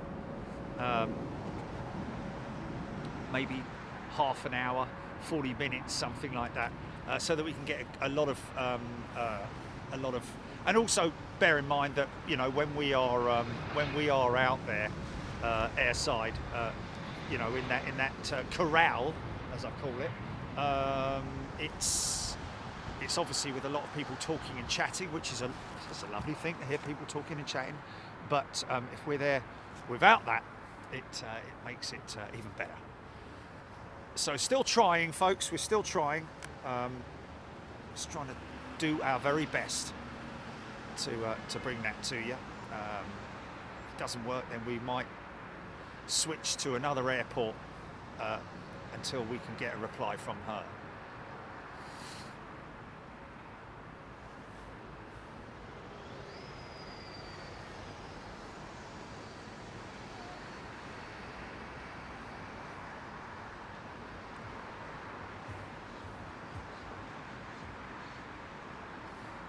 Yeah, Brian, I'm aware of the airport watch group at Ord.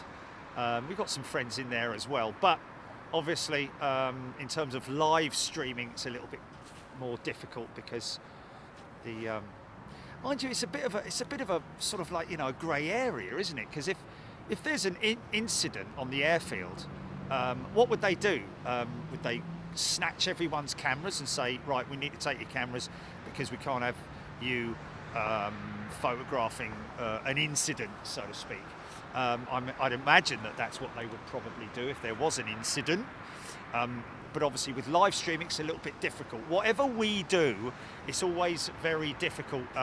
It's a difficult approach, more so than if somebody's doing a post-production piece, where they're coming in there, filming it, putting it on card, taking it back, editing it, then putting it out to them for approval. There's a number of different sort of layers that it has to go through before it's approved and goes out. That's why it's so difficult. That's why we've been waiting so long to do the Airbus wing assembly line.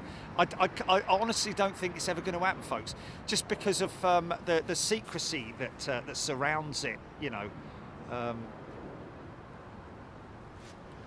we did speak to the folks at briefly at the A220 wing assembly in Ireland, and that as well is something that's you know, shrouded in secrecy. You know, these guys don't want to give away any of their manufacturing process secrets, especially to the competition. Let's face it, you know, if you show a fastening, a system of fastening on there, and they're like, oh, well, hold on a minute, you know. I mean, you can go so far. You can go so far in terms of your pre-show, pre-live. You know, we do tend to do a recce before we go out. Always a good thing to do, so that they can say, like, we don't want you filming this, we don't want you filming that. You can film this, you can film that. But you know, there's so many different parts of it that.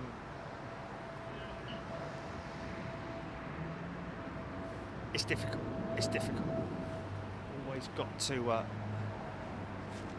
Oh, did they? Oh, okay. So someone was live streaming on it, were they? Oh, okay, fair enough. Bainzer is a returning member. Bainzer, 4 striper. Welcome back, Bainzer. Thrimpton.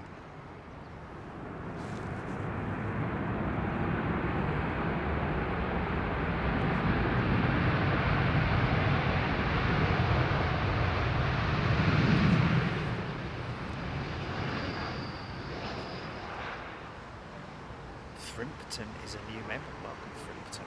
Okay, so I was completely wrong about the Chicago airside tour then. Only thing with that is it kind of, well, I don't know. Maybe what we need to do is plan it for next year, Jilly. Because it's an annual thing, isn't it? The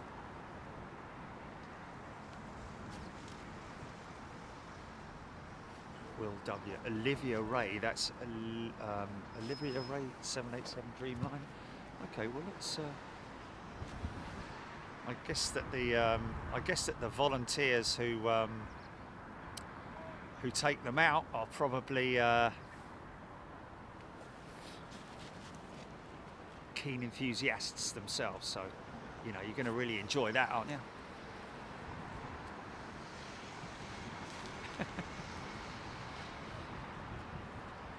Alloway JD sounds like Blakey.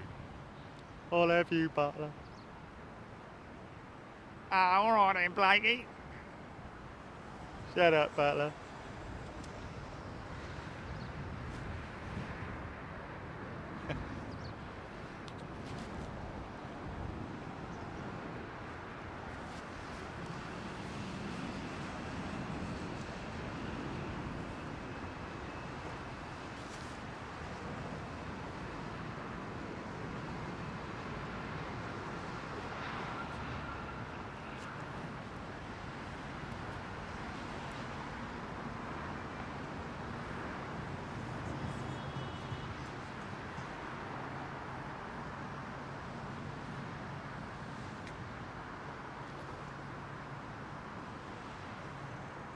Okay.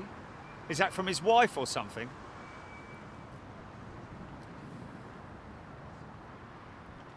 Okay, Amy has messaged us to say that somebody who we've caught before on, I believe, his first flight on the 777, Peter, from having moved across from the A320. Wow, what a difference that is. Or he's just, can only be that, really, can't it?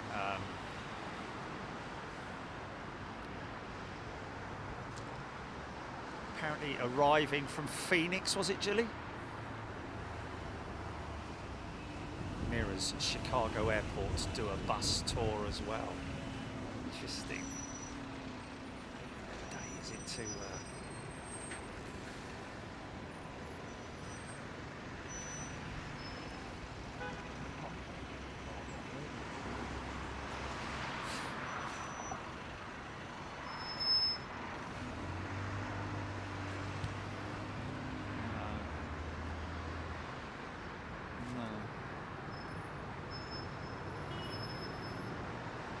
Well, only, Gilly, because of the fact that, you know, we're live streamers. And it was like, you know, what's the point in contacting them? Because they'll go, oh, well, that's great, but, you know, we can't have live streamers. But now we hear that they do. It's like, well, you never know. They're, if they're that keen on looking after people, then it might be worth a last minute.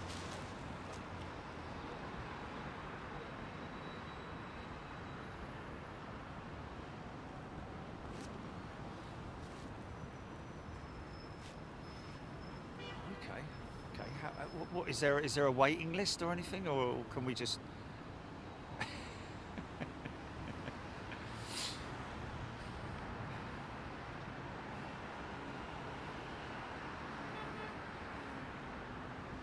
Yeah, but these things, in my defence, Gilly, the reason why I've said no was because these things generally are for photographers and aviation fans, which is right, which is what we are, but not a live stream. Yeah, but he's not a live streamer, is he? Yeah. We'll have a go. We'll have a go. Well, I'll give him a call. Well, I don't know. Is there a phone number there? Is there a phone?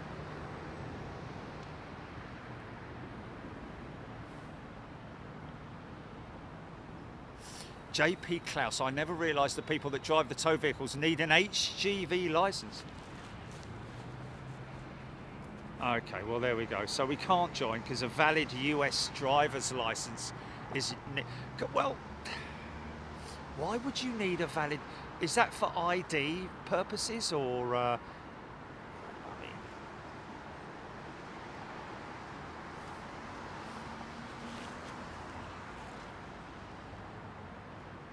Yeah, so it's...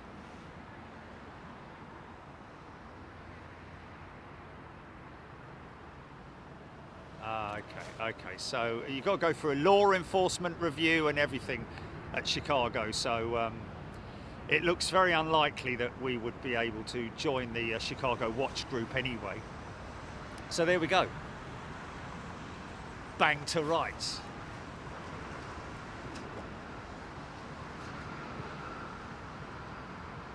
Okay, well, if we've got the phone number, we'll give them a bell.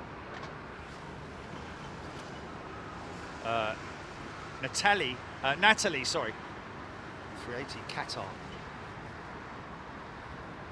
Due in 10 minutes. Yeah. Yeah, just to let them know that we're going to be there. Aerologic triple over the top from west to east, 37,000 feet. Aerologic, is that going to be this one here? I think.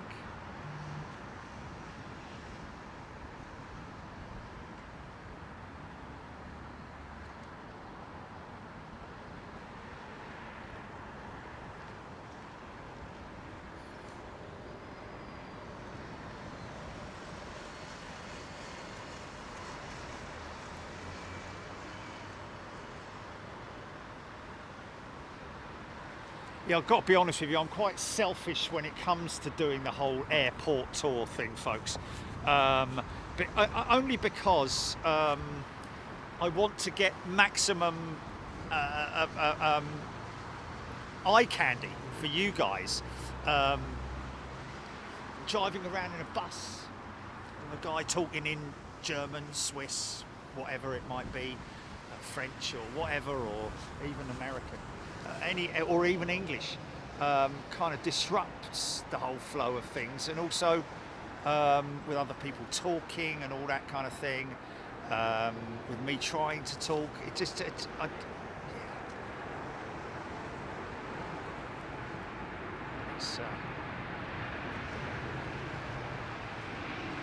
Imagine that the American ones will probably be a little bit more,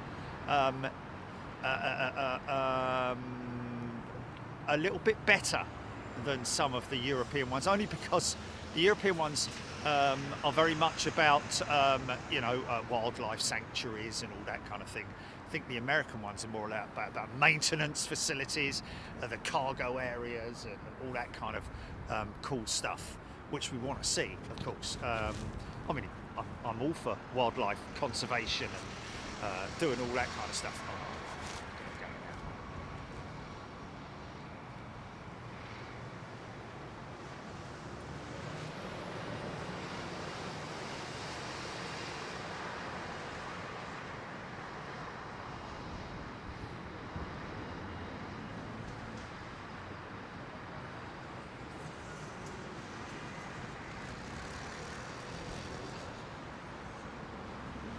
Old RB211's showing their age, look. Whoa!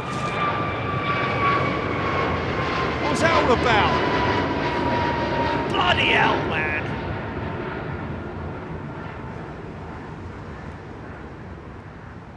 What are the chances? What are the flipping chances? Nothing, there's nothing on the runway, man. That's just a late... I think it was a very late. He wasn't down in time. Damn it! Flipping heck!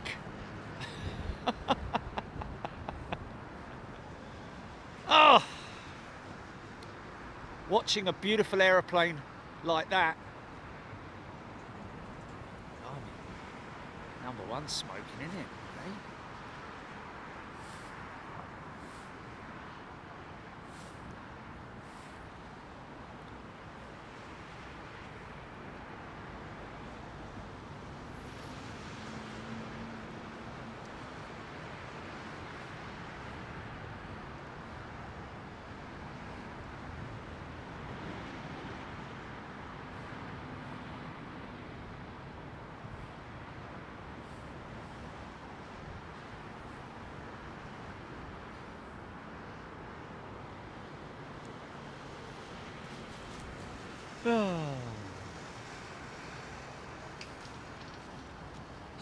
Watch them all, haven't you?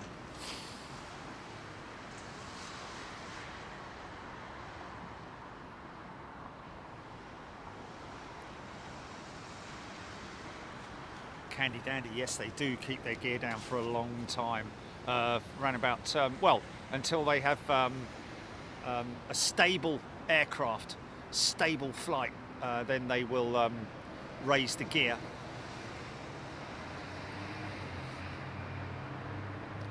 Part of the reason for that is because they've got all other things going on. They obviously want to stabilise the aircraft as soon as possible.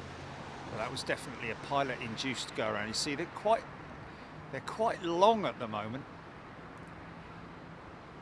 and there's a chance that on that tap jet, the onboard systems would have called out long landing, and that would have been warning the pilots that they are using too much of the runway, or they're running out of runway, should I say, based on the parameters that were already preset into the flight management computer. So it will call out long landing, meaning that you are past the touchdown zone point, the predetermined touchdown zone point. Aerotrans Cargo 747 on radar for Hong Kong. She came in early, didn't she? Catch her going out. That will be going straight over your gaff, Julie.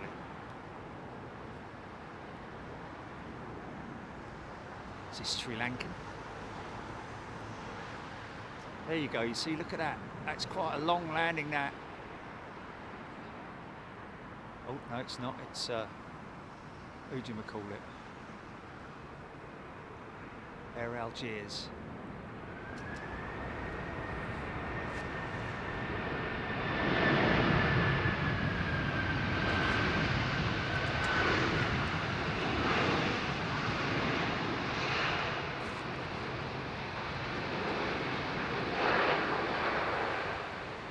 CF6.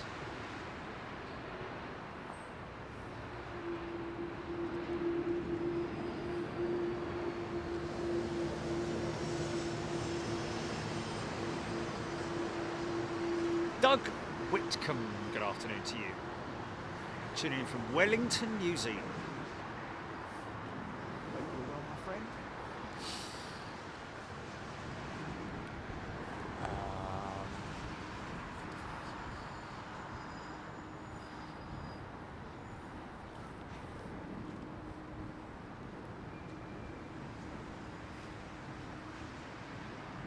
Graham McLachlan, first class member on BA 1484, scheduled for 13:20 departure to Glasgow. Any chance to capture my departure, please, Graham? At what was it? 13:20. Okay, so not long. Keep coming on here, Graham, and you know, easy, son, easy. There's a little bit of turbulent air.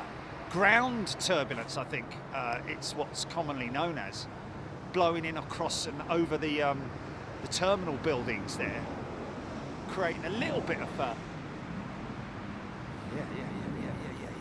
Stand by. Am I going to get it? Am I going to get it?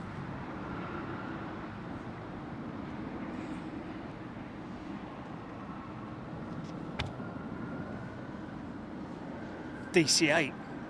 I know it's not. It's a 346, I know, but I like to call it a DC-8. Shout out.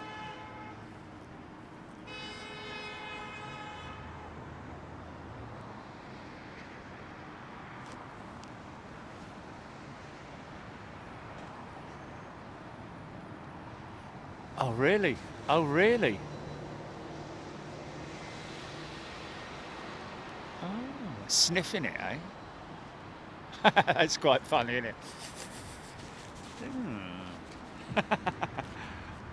It's like another dog walking up to another dog and smelling its bum. Yeah.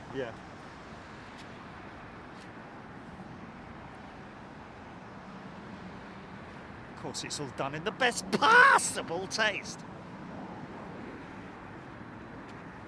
Thrimpton. This is the first YouTube channel I've paid a subscription for. Wow, such as the quality of your work. Ah, oh, Thrimpton, thank you so much. That's a wonderful thing to do. Well, we're doing something right then, obviously, aren't we? Makes me think of Trumpton when he says Thrimpton. I don't know, but Thrimpton, thank you very much indeed.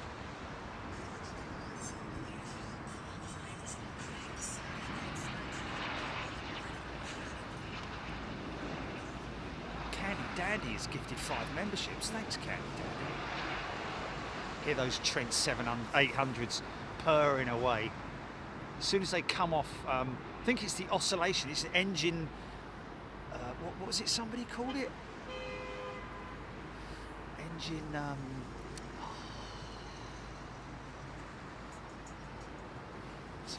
Internal, sort of like. Turn on shot. Oh, hello, is that another one doing a very long, wide sweep for 27 right, but going long range, like that Air Canada did earlier on? It is, you know, look at that. It's going to do a, oh, come on, mate.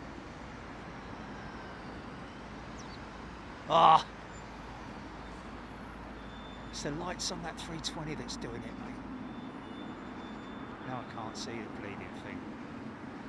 I think it's to miss the... Oh, no, it's not. Why, you little... Thanks, Candy Dandy. Still salty about the DCA the other day, Jerry. Yes, 6Y, I am. I have a... If you remember, during the lockdown, I built a JALS DC-8, didn't I? And every day it's on the shelf above my television, so I see it every day. And funny enough, it was literally only yesterday or whenever it was that I did glance up at it and think, oh, I missed it. When am I going to get a chance to see this bleeding thing in the flesh? Apart from seeing it in Miami, of course.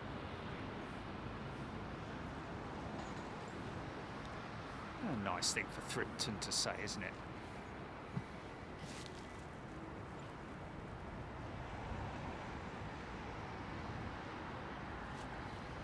Oh, Neil Phoenix, thank you so much.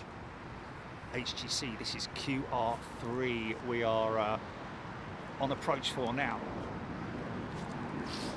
Well, the one thing that we do have, I have to say, don't want to sort of like, you know, talk myself up too much, but we do have many different various locations around London Heathrow, and we do what we say, we travel the world.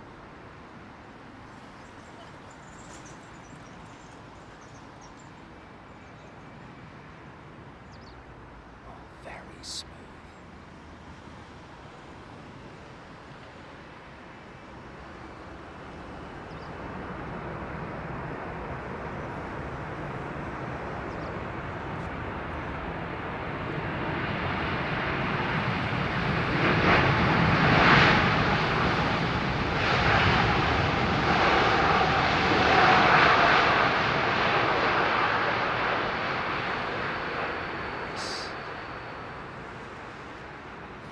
See the big flaps that are leaning at an angle at the back of the wing there, folks. That flight surface. It's an extension of the wing. Only takes around about a very small percentage of the overall wing surface area, but the effectiveness of it is quite extensive, and it basically extends the wing's profile.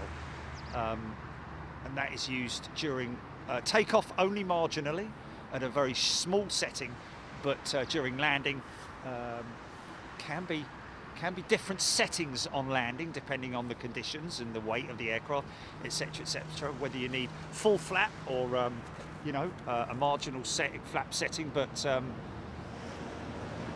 generally I think most aircraft will go full flap on landing, even though sometimes those flap settings, those flaps can be extended right towards the end of the approach. This is a Neo, easy, big old see that swing there. Whereas the speed brakes, ground spoilers,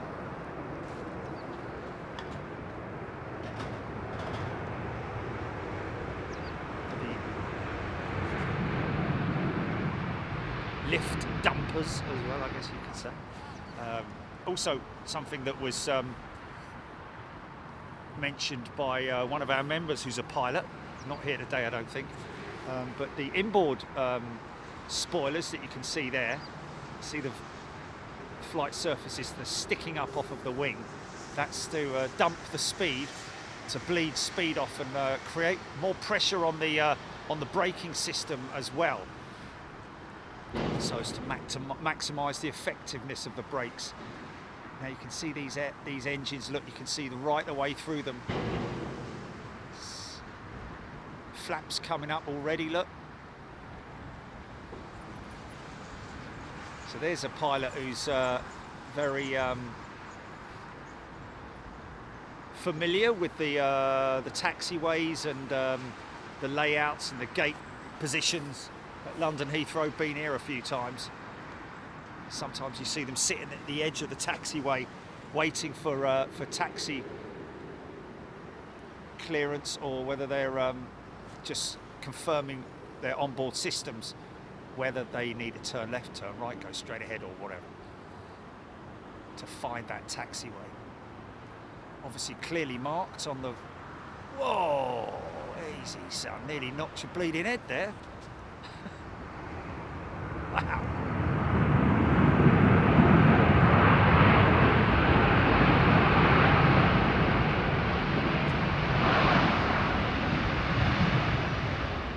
Yeah. Angry Dreamliner. A little bit embarrassed there, I think. Almost tripped over himself.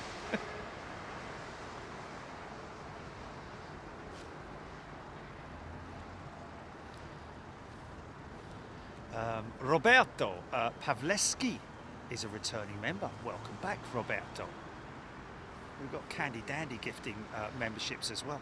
Candy Dandy gifted 5 memberships. That's quite an early right-hand turn, isn't it, for a triple there? Nice. So that's 747 taxiing lined up. What's the update on that, GP?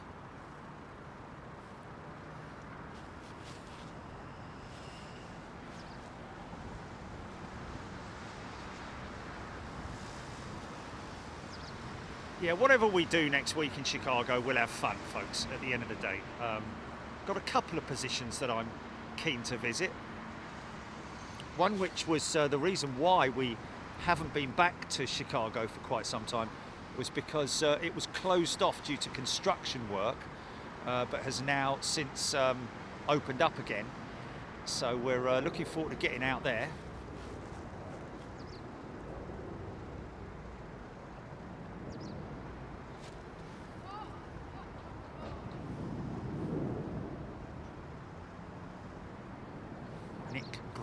Going to need to study the airport diagram.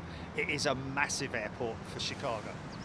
Definitely a in terms of locations, spotting locations, there are literally very few, and again I have to say some positions which may be on Spotter Guide, which is obviously a good reference point for anybody visiting any airport around the world. Spotter Guide. Oh, start up.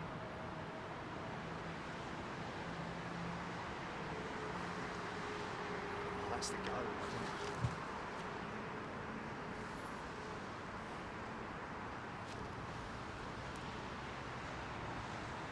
Thank you, Declan. Diane 78, thank you. JD, beautiful Qatar.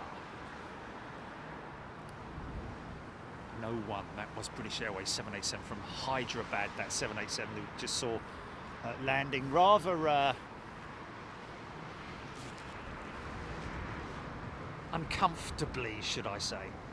It's just that normally you know what I'm talking about in terms of, like, once the main gear has touched, they'll run it out on the mains for a little bit and slowly bring the front end down, using the elevators, of course, to funky shot? Maybe not. Using the elevators to soften the speed at which the front end comes down. But in that instance, it wasn't the case, was it? It was like boom, boom.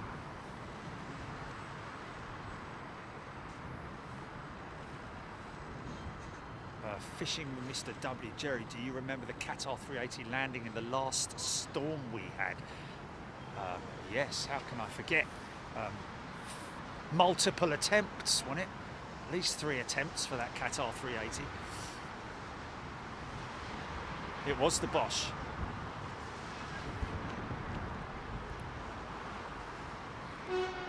Pardon me.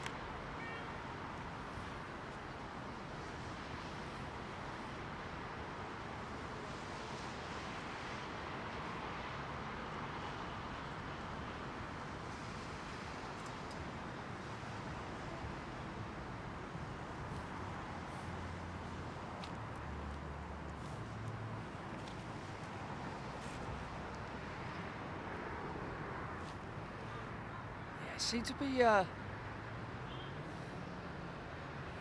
massive forehead, Ramsay. Doesn't it?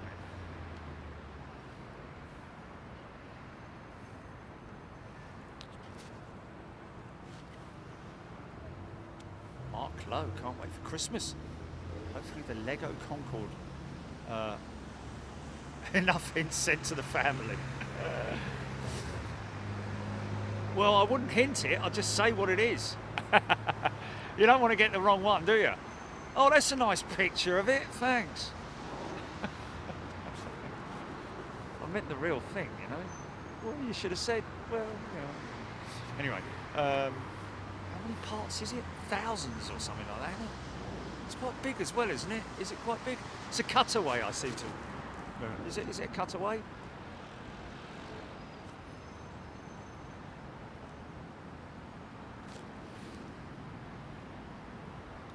I would imagine that surely in time they'll do a jumbo, won't they? Everyone knows the jumbo. I'd say as many people know the jumbo as know the Concorde. Would that be right? Or you see the folks at United. That's the old BA hangar there, folks. Now occupied by United under new management.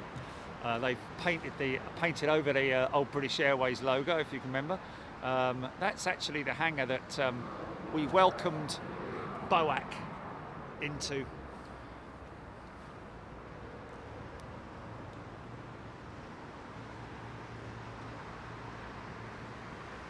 Kelly PJ's wings on the 380 are amazing. She's going in there for some kind of inspection.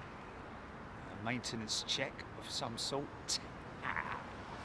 KLM 737 on high speed approach.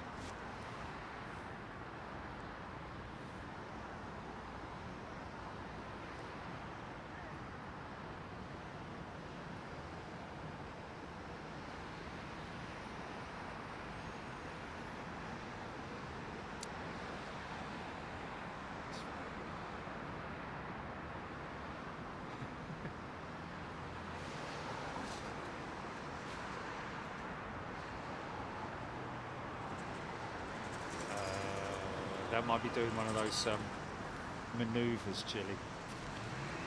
What have we got here? What's going on here? What's going on here? Is that a late change? Blimey.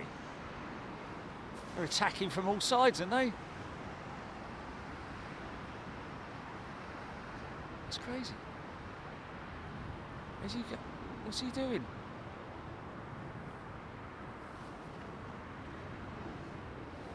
Didn't go out. Is he coming in on the left runway? That looks like it might be vectoring for the left runway. That 320. Is that 320? I don't know. Oh no, it's just he's the next one in. It's just look, it's just a optical illusion. Yeah. Sorry about that.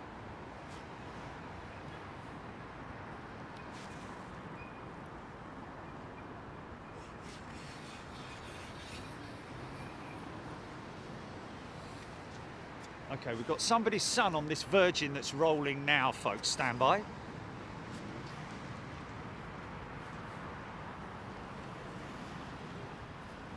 Air raid.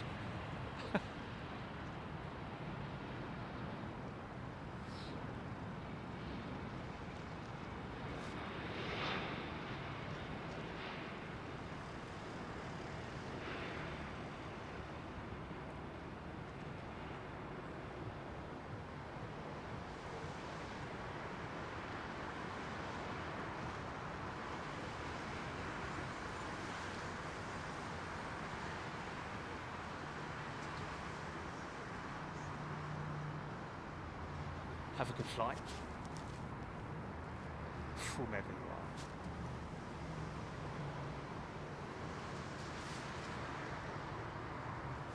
You need to... Whoa, flipping heck, mate. On up like Richard Branson's skyrocket. Off like a thief with a handbag.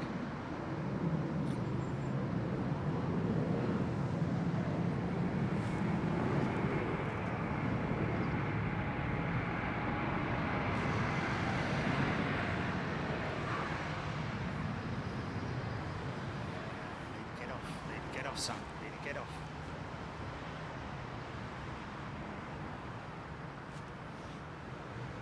Yeah, amazing wing on that jet line. I mean, don't get me wrong. I mean, it's not any different than the than most modern wing development / design. It's just amazing to see the. What was interesting was I think the underside of that wing is carbon. Oh hello, this is the retro. This is the new. Whoa, easy, son.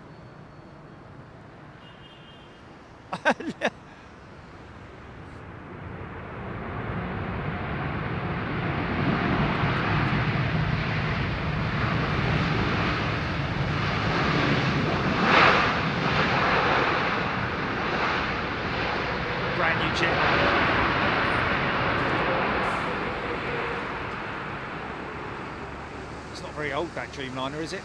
Oh, she's gone long. She's gone long. She has gone long. This is going to be interesting because she's gone so long. This next. Oh no, she's off. She's off. She's got that exit there. That was a little sort of like, you know, and then once the mains were down, it sort of like brought the front down in increments. Very peculiar type of landing that. Oh, it's beautiful, man. All future Saudi jets are going to be in that new livery, folks. Corgi girl. When will you be in Chicago and where will you be located whilst Planespotting? Corgi girl, going to be there next week. Wednesday and Thursday are our streaming days. Location. There's only really one location official in at Chicago, isn't there? All the other ones from Spotter Guide are based on photographers. Some of them needing step ladders and the like. All of that is obviously out of limits for us.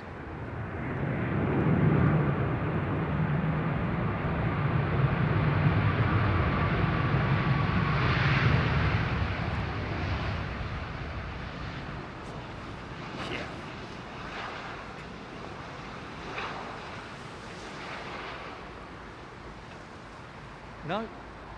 No, she's still here, mate. She's still here.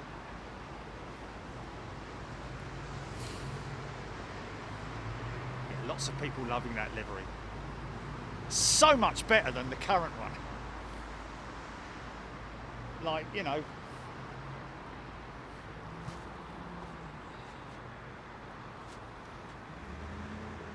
Chris Mason loving the Saudi livery. Lord Geeker at Saudi just got done by the ULEZ camp.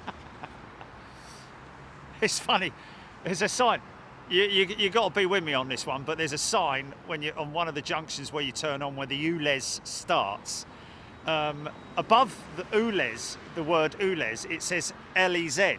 So, and every time I see it, I think, why have they written it in French?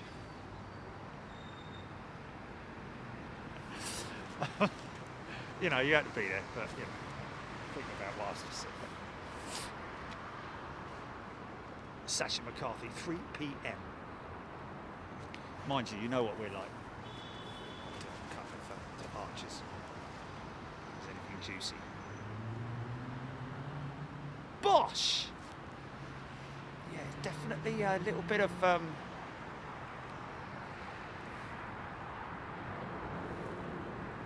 747 rolling.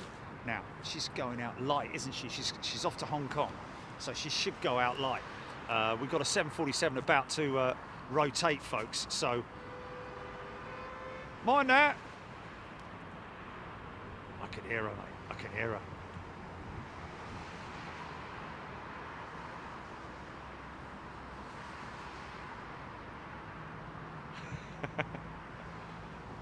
Voulez-vous, Les? Come on, girl. Come on, girl. Is she rolling? There she is.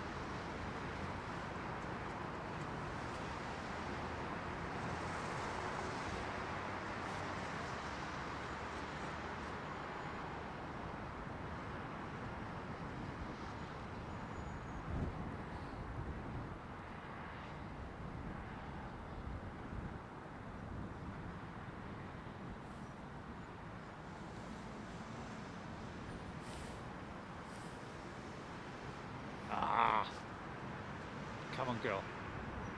Left turn.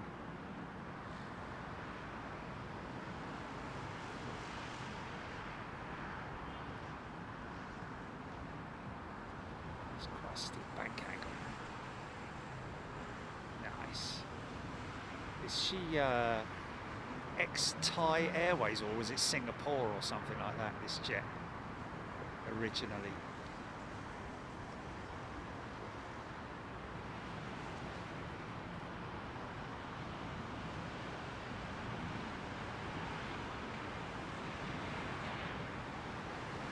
Converted freighter. Well, converted passenger jet into freighter jet. Oh, we could get a bit of a funky shot here. We are on for a funky shot. 3, 2, 1. Oh, nearly. It's just beautiful. Any profile, man. Any profile.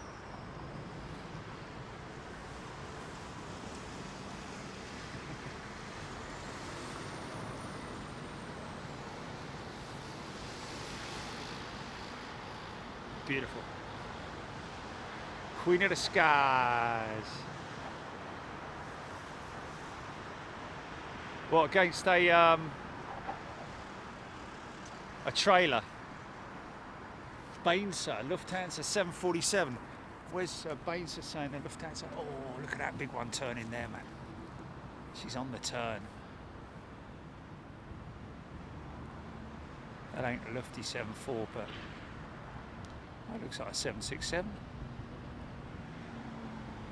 Big winglets like that.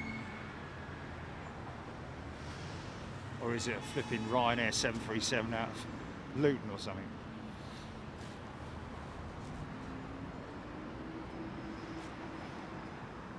There we go, long landing. See what I mean? Interestingly enough, one of the fellas that I play golf with was supposed to be playing golf tomorrow, but he can't play anymore because he's going to Luton to bid for the demolishing of the car park at Luton Airport with Quinny. Won't be seeing him for a while. He's just going to go and buy some new hammers.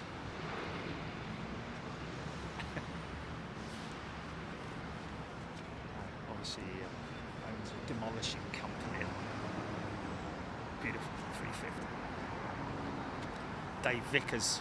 Lorry Gate is null and void now, isn't it? Lorry Gate's done for. No more lorries. Bainser, Lufthansa have 747 out of Frankfurt and A340 from Munich. Well, 340s out of 747s out of Frankfurt and 340s out of Munich. Bainser. 380s are out of Munich. 340s out of Frankfurt, as well as the 747 as well. 350s out of Munich, I believe.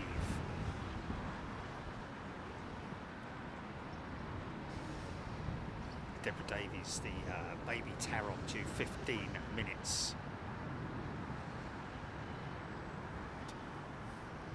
Yeah, Morrison, awesome 350. She's a beauty, isn't she? Great thing. These jetliners just look so great on the ground as well as they do in the air, don't they? Well, they do look a little bit cumbersome when the gear's down when the gear is left down after departure, hot brake scenario or whatever it might be. It's very, because of the fact that the gear doors are retracted, closed up. Quite a few of those recently as AIRBUS. Chris Clark, 747 was Aerotrans cargo headed to Hong Kong, 26 years old. Not very old for a 747, has to be said. I wonder what aircraft Singapore Airlines swapped that 747 for. Whether it was a newer 747 or whether it was for maybe the 380. Mind you, 26 years ago, no, 380 wasn't even in existence, was it? I don't know. stupid buy. Would have been probably another 747, I'd imagine. Boeing would have offered that up, or maybe 777s. Who knows? Maybe they didn't need it.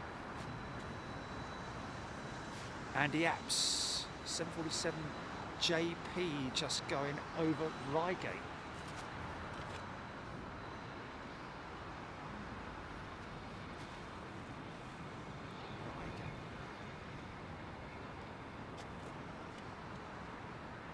Wheeling her out now. Look.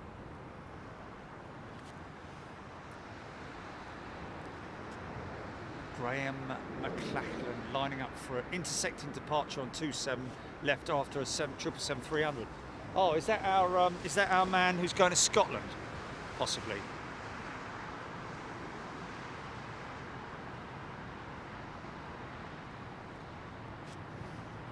To Glasgow.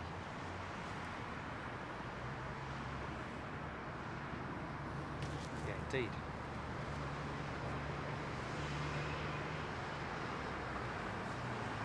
Chirping bird, good afternoon.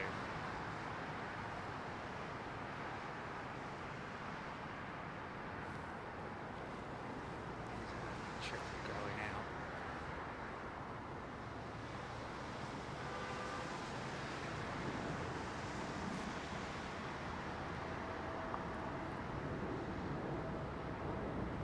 Are we in for a? Oh, we're in for a nice little funky shot here, I think.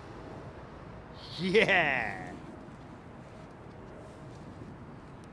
so cool.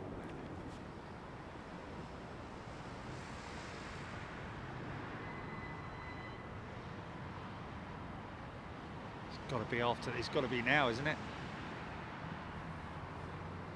Glasgow jet.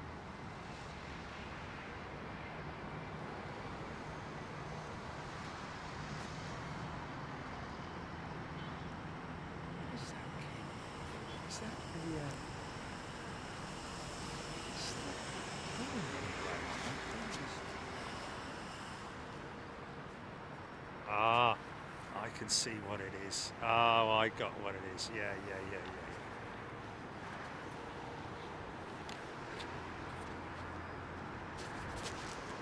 Mank Red, shout out to all new followers and members.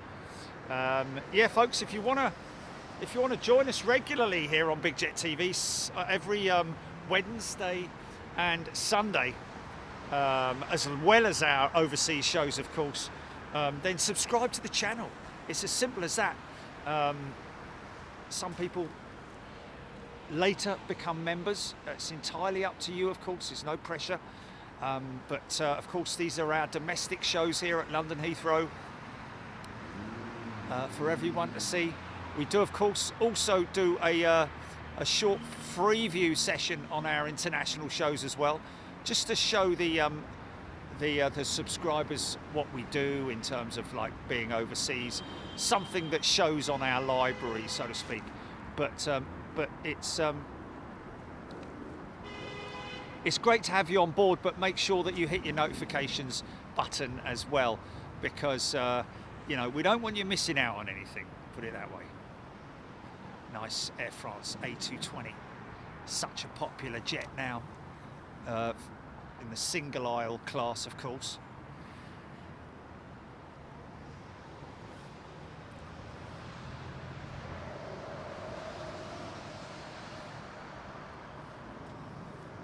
Okay, Graham taxiing on now. I think he's taxiing on now. He's taxiing onto the runway. Secondary axis freak.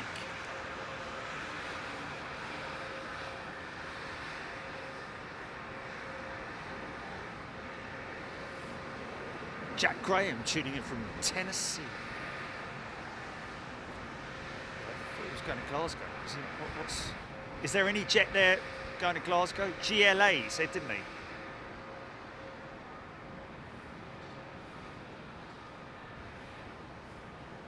Sarah Lancaster, salute.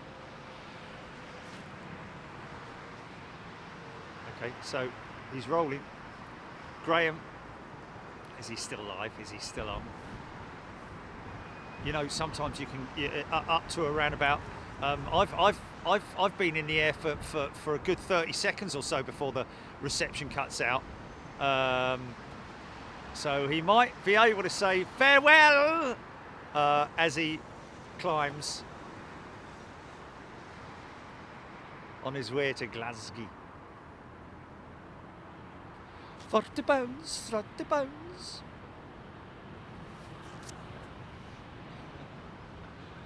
Don't watch Bargain Up much.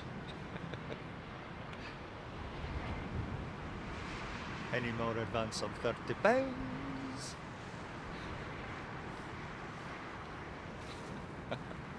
I do that to me mate John all the time. Yeah. Neil Mahoney, Mahoney, Neil. Never been really interested in the aviation, but I found this channel a year ago or so. I'm now a member and will carry on being one as I found it really interesting. Wow, thanks Neil. Not really into aviation, that is brilliant. Well, you know, it's interesting, isn't it? When you watch, you know, National Geographic, Discovery Channel, all those kinds of things, and you watch something about, like, you know, how things are made, or you know, it's always very interesting and educational as well. But if it's educational and entertaining, you're ticking all the boxes, aren't you? And also the fact that we have this direct contact with our members is a fantastic thing. Yeah, it's great. But I've got to be honest, we do get quite a lot of people who say that we weren't into aviation at all when we joined, or when we even were recommended this channel by. But if you're into engineering, technical things, and that kind of stuff, it's because I love the engineering side of aviation, all parts of it, you know, everything to do with aviation. That's why we've actually got a t-shirt coming out that says warning, may suddenly start talking about planes. When's that one going to be out, Julie? Have we set? Are you ready for that one yet?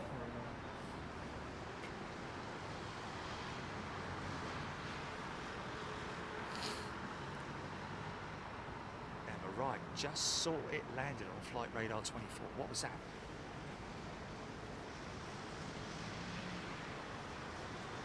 Dave Vickers, Big Jet TV is addicted.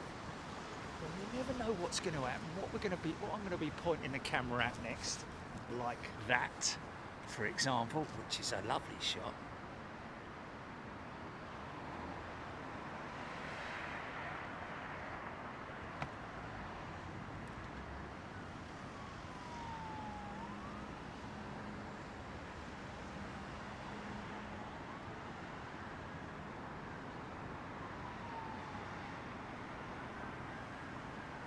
It's a triple, isn't it?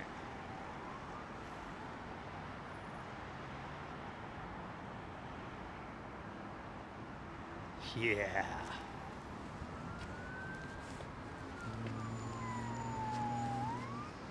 Okay, yeah, it's available on the store right now, folks. I don't know. Is it available? Is it there?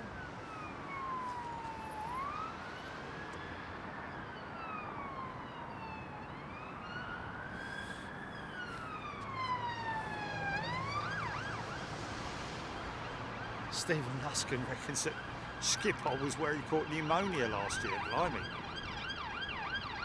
Okay, it is on the store, folks. Sorry. Warning.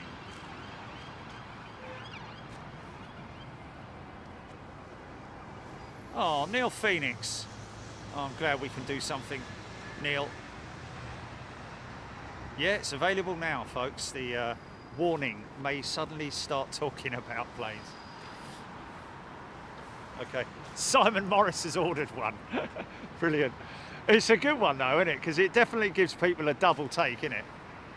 Logo on the back underneath the neck as well. Neckline, I think. Isn't it, Jimmy? There's a long landing, look.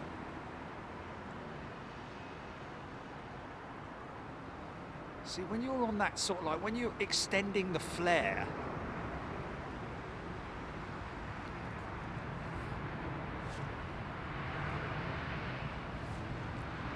sort of like disrupts the normal characteristics of landing the jet, doesn't it?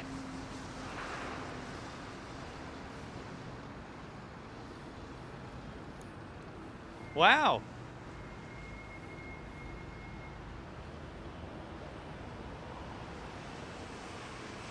Scotty too. Yeah, we'll get a couple of departures, Scotty. Don't you worry about it. He wants to compare his new Bluetooth speaker.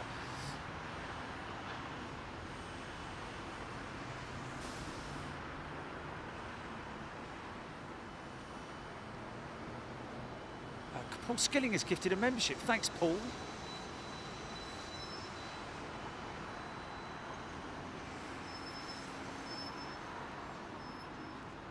Marcello works for NASA. Blimey. See, look at this wing here, folks. Isn't it? Oh, is he? Now watch the wing deflex. See the way it bows up there, folks. Now watch it go to the neutral. As soon as the lift, there we go. All the lift is taken off the wing. Now it's a vehicle. Mind stepping away from the vehicle, please, sir?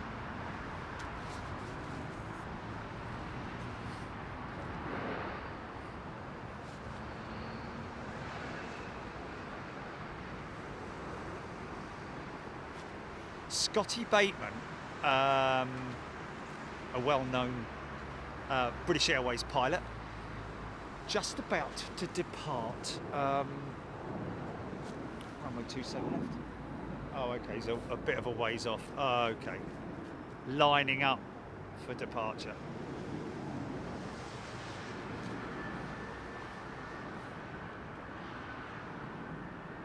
Joanna B, when I arrived back at Heathrow yesterday with Virgin, we were held up on the tarmac by a British Airways plane for about 40 minutes. There's nothing more annoying, is there, that when you're sitting there literally within arm's reach of landside, and you're just waiting. There's nothing worse. Big old burly 777.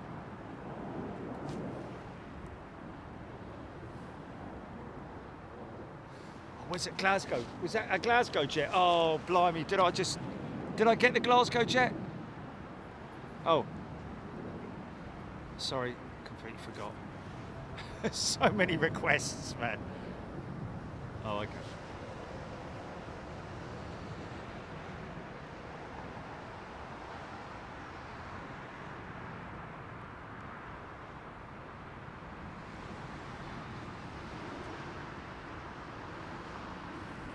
A smile on its face. Now,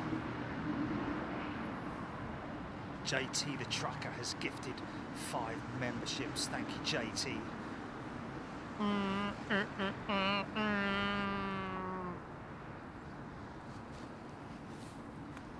Fine thing to do from a fine figure of a man.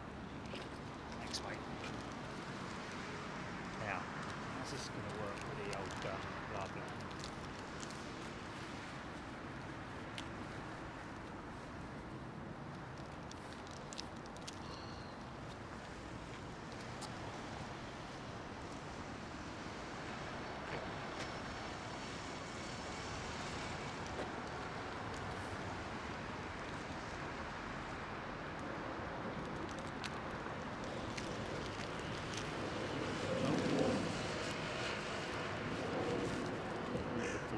Some love.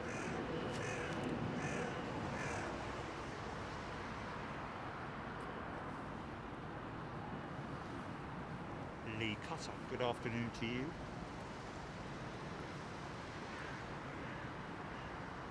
Avro Arrow, the baby Taron. Look, 318.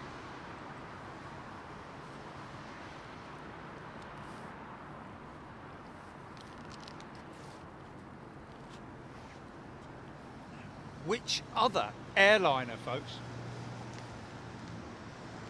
sported a large tail, larger than its siblings, in order to counteract for the short fuselage? Other than the A318, what other aircraft, folks?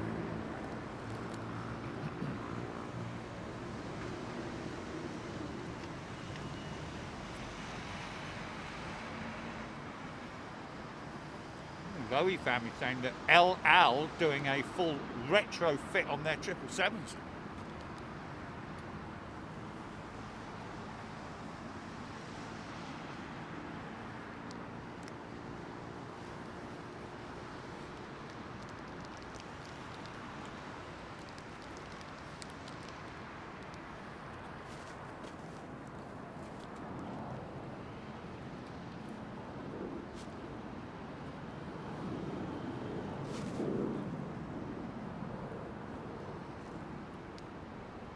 Yep, a few people got that right. The 747 SP indeed.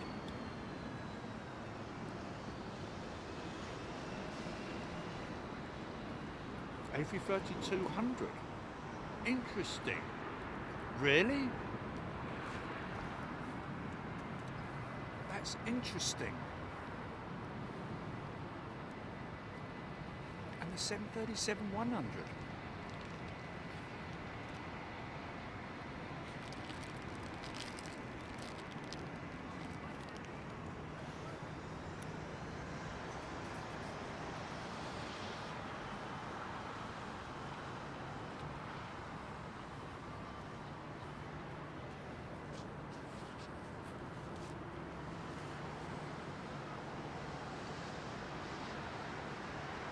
Sorry folks, just munching on a oat bar.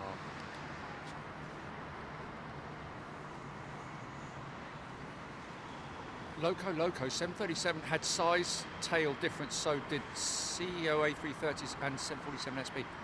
CEO A330s.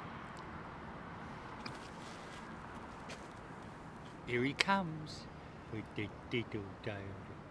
Is this him? Sure this is him?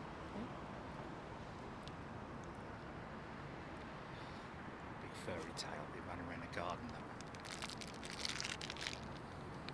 though.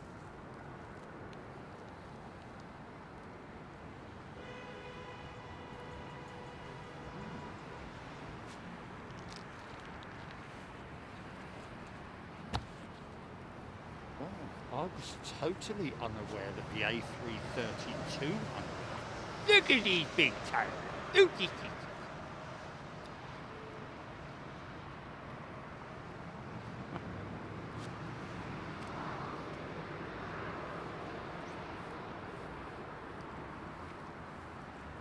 A330-200 versus the 300 has a taller empennage. I'd like to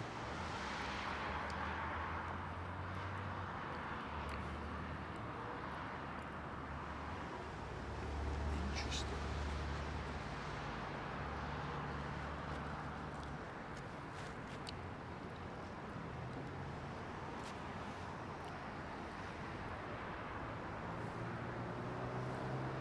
.737-100.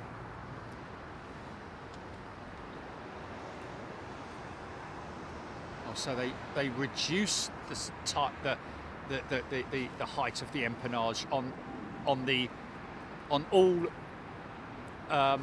737s after the one. Excuse me, after the 100s, I'm guessing. Candy Dandy, take care.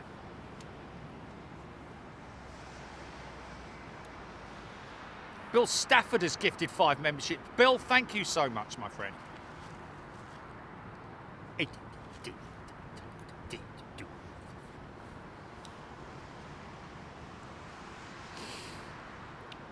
John Singleton's building his Lego Concorde.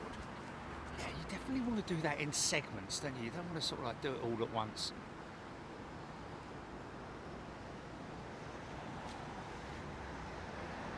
No, I know. I'd almost have mine like the factory production line, like I did with the Cathay Pacific's 747, which actually took longer to build than a 747 in the actual Boeing production line. talking about being flipping anal with that. Mind you, when you see the fuselage, you know, one of the biggest things when you're building a model is, you know, I'm talking about a glue together one. One of the biggest thing you don't want to see is joins, where segments join, like the fuselage, the two halves of the fuselage. And I used model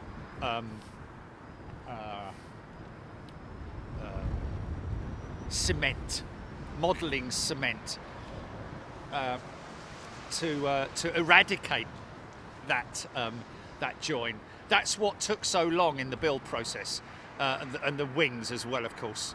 More so the forward leading edge of the wing, not the aft section, because all the flaps and stuff are in there, but the leading edge curve of the wing, I used a lot of cement in there as well, and that's what took a long time to, you know, because you want it to look right. And then painting it went all. Joanna B. That is the Festival of Creativity. The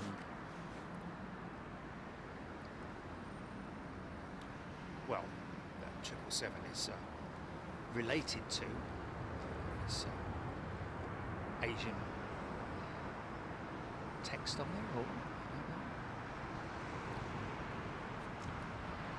big old Rolls-Royce emblem on the engine, proudly displayed.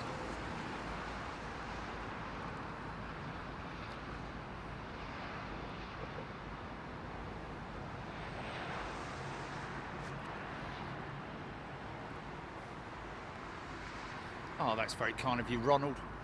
Ronald with Wings has gifted 5 memberships. See, hear the hum of those Trent 8s.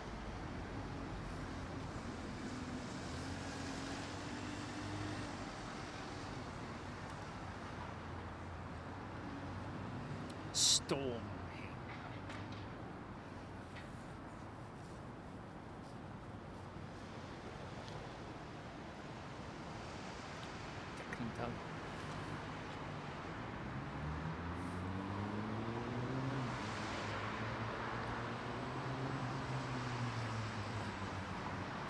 Oh, it is Japanese. Japanese, did you say?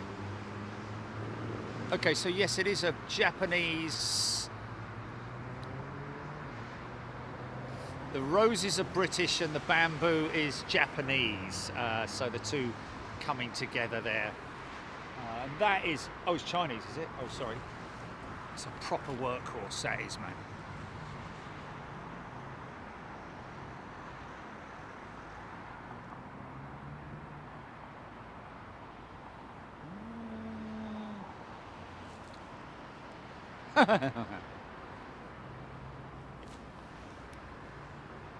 Declan Dolan, 319, 320 index. Interested to see how they compare landing wise. Much the same, Declan, really. I mean, to be honest, all aircraft, regardless of size, has a standard sort of like landing procedure. However, the length of the aircraft is what is critical on these aircraft. Of course, if you're converting from, say, that jet there to a 787, especially a -10, the length of the aircraft is what you need to be wary of when you are type rating from one to another, because as you can appreciate, you know, the undercarriage itself is spread a lot further apart, and the body itself is a lot longer. Excuse me, Bob Fleming here.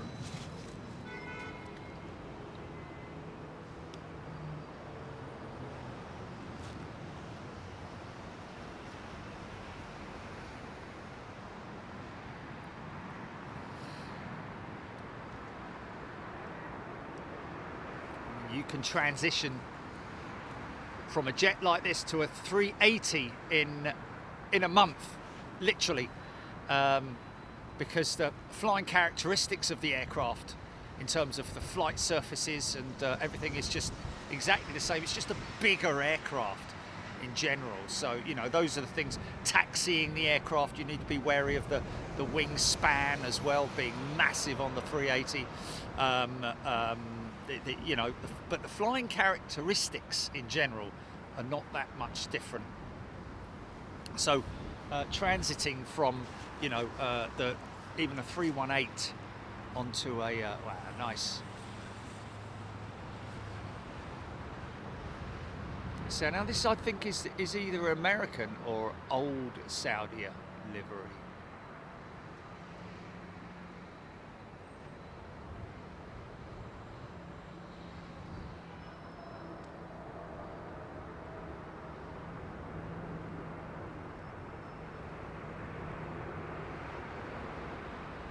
Stand on those brakes, mate. It's going idle. It's going idle. Shows how powerful the brakes are, doesn't it? Although the doors are opened up on the engines, the reverser doors, only as a precautionary measure.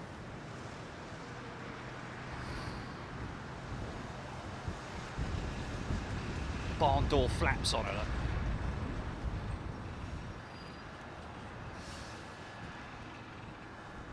Thea Love has gifted 5 memberships. Thanks, Thea.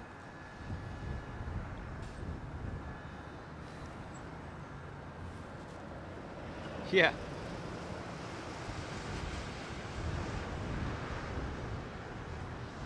Yeah, the old Saudi livery now, isn't it?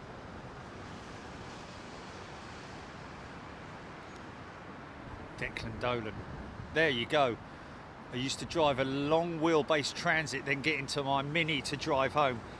I've kind of experienced that out of the truck into a normal vehicle, and it is crazy. It's like it's like, you know, like your backside's literally dragging on the ground compared to sitting up high.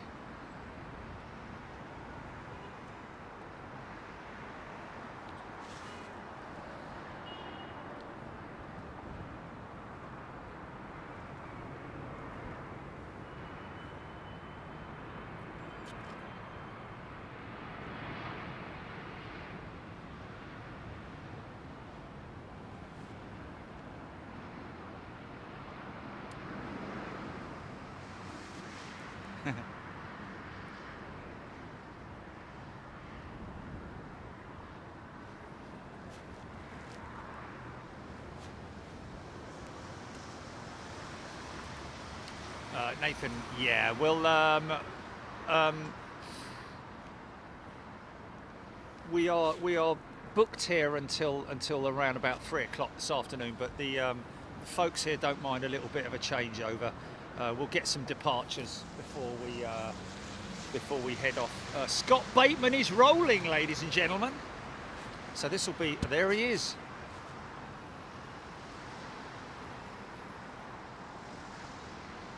Wow.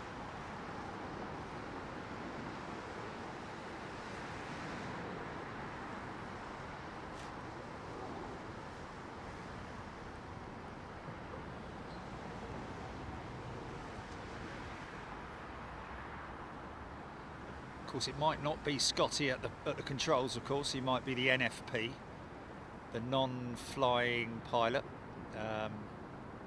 levelling out now. Maybe even check captain. You never know. Is he a captain? Is Scotty a captain, or is he still an SFO? I don't know. He's captain. Wow! There's another sort of like untidy. I wouldn't say untidy, but front end came down pretty quick.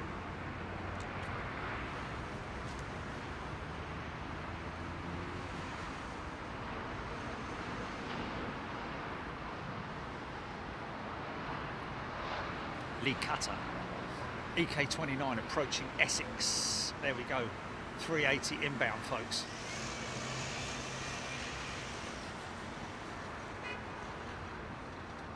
Heavy braking.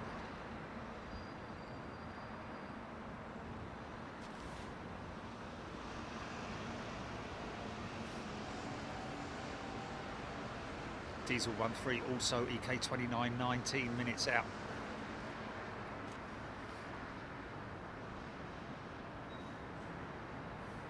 Oh, look at that. Dave Vickers, to all those that gift memberships. You are legends. I'm now on my second gifted membership. It allows me to view the Miami tour and now the Chicago tour. I've been on sick leave for the last 3 months. Wishing you a very swift recovery, my friend. Okay, see, he is captain. Bryden, 747, 400 westbound, 28,000 feet over Southend on sea right now. See, look how short and stubby the 800 is. 787 800. It's got some speed tape on our engine nacelle.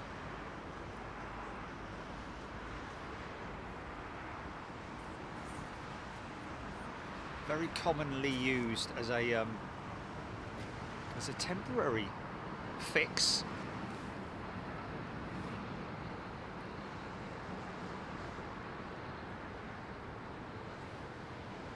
Thanks, Bryden.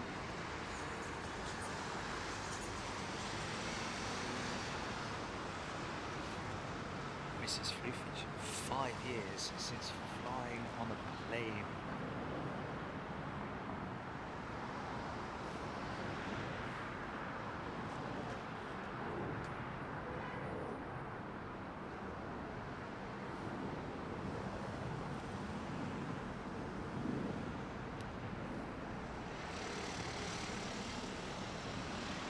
Yes, Stormhing, we've looked at Bangkok. Bangkok is not viable, is it, Julie? I think you're right in saying that.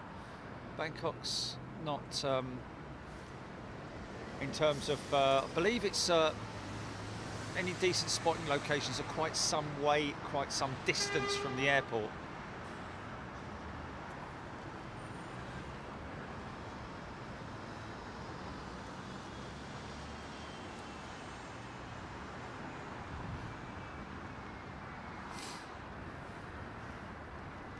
Did we get what? Did we miss someone?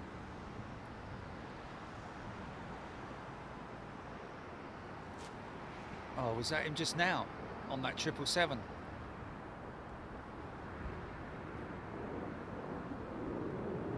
Well, then in that case, we more than likely would have got them all, I think.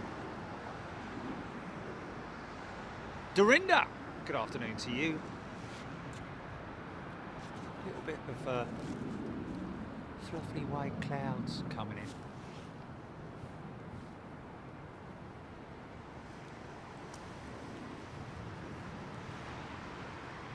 Avro Arrow, this LFB location is such a fine addition to your location roster. Thank you. Well, a big thank you to our good friend John, who's solely responsible for us being here, folks. He started the whole thing off. Met him on a golf course and it went from there. And the great thing is that last time we were here, I purposefully did not mention the LFB. Yeah, but I met him on the golf course long before that. Yeah.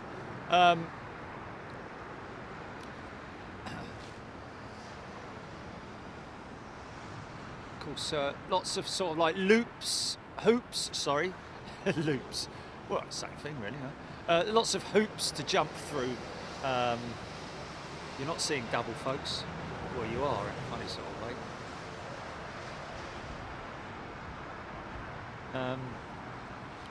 Yeah, lots of legal hoops and stuff like that to jump through.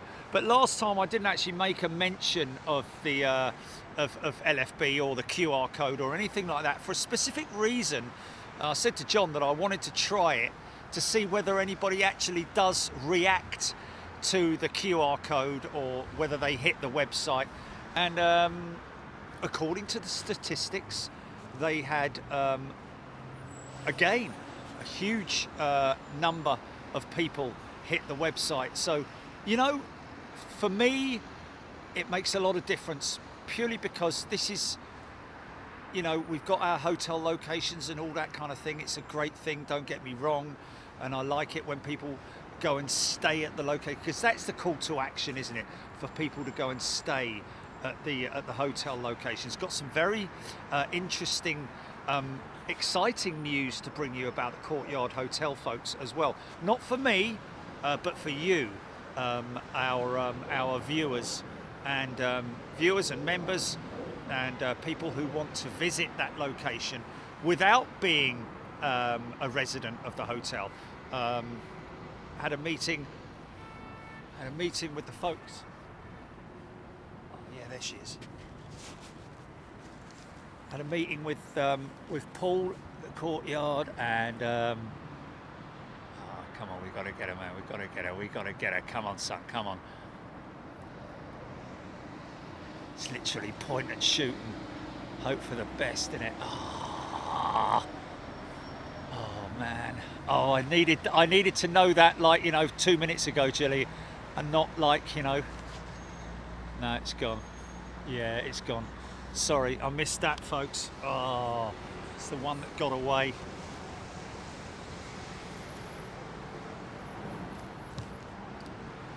Yeah, but the one thing with the QR code that's relevant and means a lot to me here at Heathrow at the LFB is the fact that there may be, even if it's one person that clicks on it and goes, oh, you know what? There's some stuff in there that I didn't think about, and now that's made me think, oh, you know what? Maybe I'm not as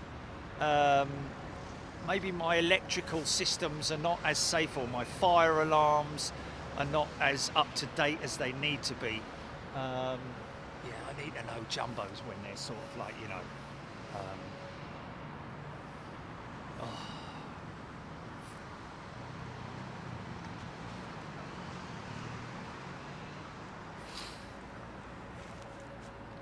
Yeah, but I need to know it when it's sort of like, you know, over my left shoulder.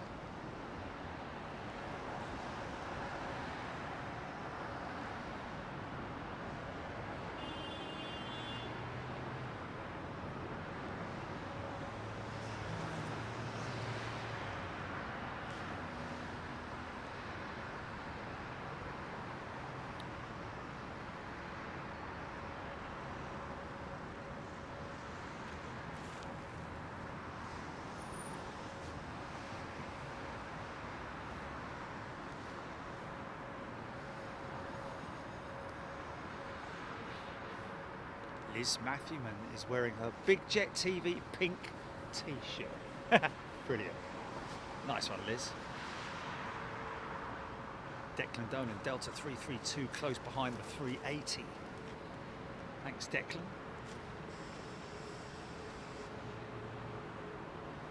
Nathan Pulling, no, won't do Oshkosh, my friend.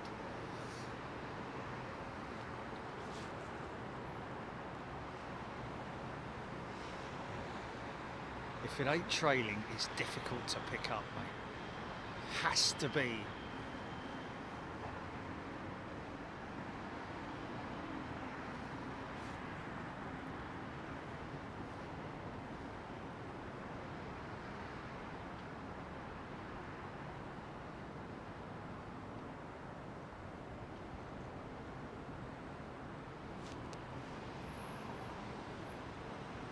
Flying on one of these to Chicago next week.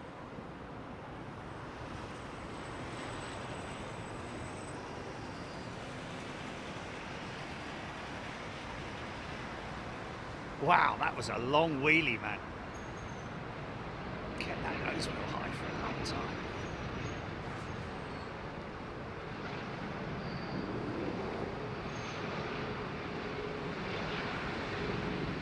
Just everything is massive on these 380s, folks.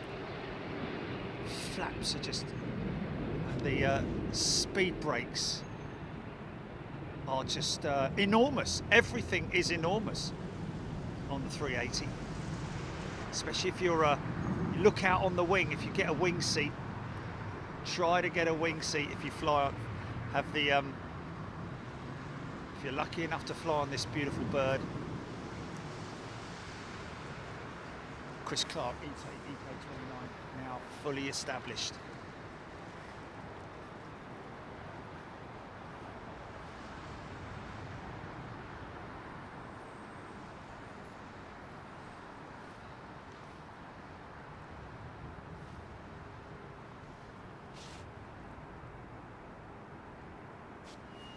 Okay.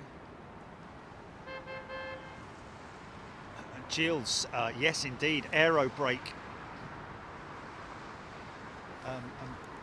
My oh my, does that 380 have a capability of aero brake?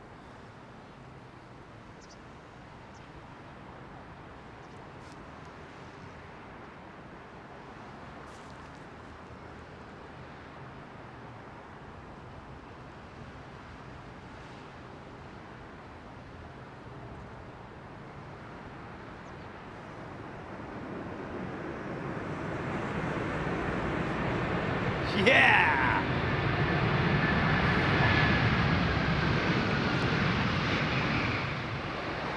Now, apparently, that jet has a taller empennage than the 300 variant. And you know what? Looking at it now, I can kind of see in a funny sort of way. Need to see the dimensions of the A330 in terms of its empennage height, the vertical stabilizer height. Anybody got that on Google? Anybody can look that up? Everything's available on Google.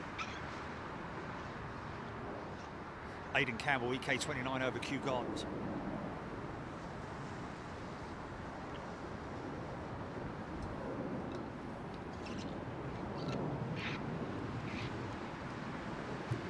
Darren Nichols, you're right. We are flying on 4 Singapore Slingers next March. All in a row. Well, there and back. One to Singapore, one to Sydney, and then Sydney, Singapore, and London. Hayabusa Nutter, good afternoon to you. GPS altitude 518 metres, tracking 269 degrees, Aidan Campbell. What's that? I'd imagine if she's tracking 269, that's got to be this aircraft here that we're looking at, seeing as we're on 27. Arrivals.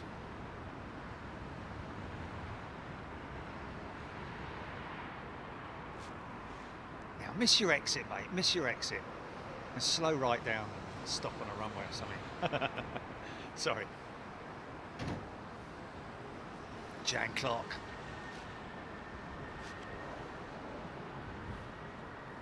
Flew business with Qatar. Amazing onboard bar, cameras rear and front, so you can watch. Yeah, that's kind of standard procedure though on many Virgin Atlantic on their 350s have got multiple camera angles now built into the tail, built into the belly of the aircraft as well, so you can literally mind you, it was what was it when we flew out to Dubai on the 380, didn't we, Jelly? You spent the whole bleeding flight watching the belly cam.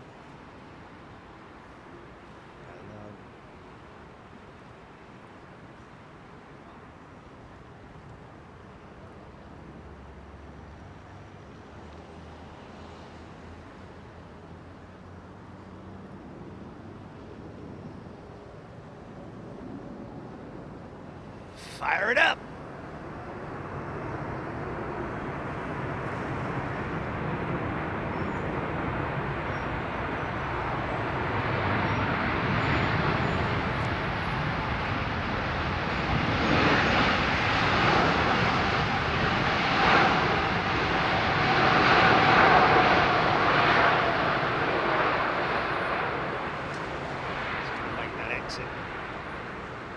That's a big lump in it.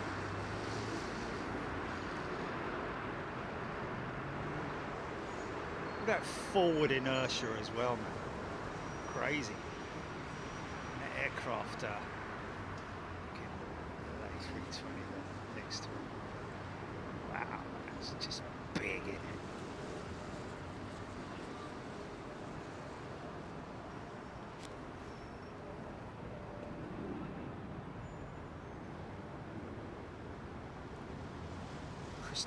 nice and watching out of the hotel window. Ooh.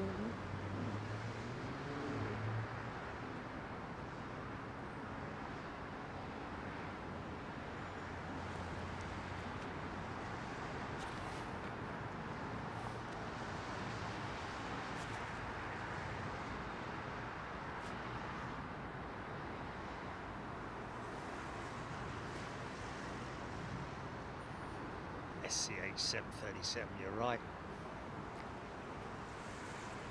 Oh, Declan Dolan, early A330 200, early production version had a taller tail. A330 300X. Okay, first time I've ever heard of X, but anyway, uses a slightly wider rudder and larger base fairing. When we're talking about the base fairing, folks, so it's not a taller empennage then. When we talk about the base fairing, it's something that's very unique to Airbus, on the A330 that is. It is something that once you see it, you can't unsee it. But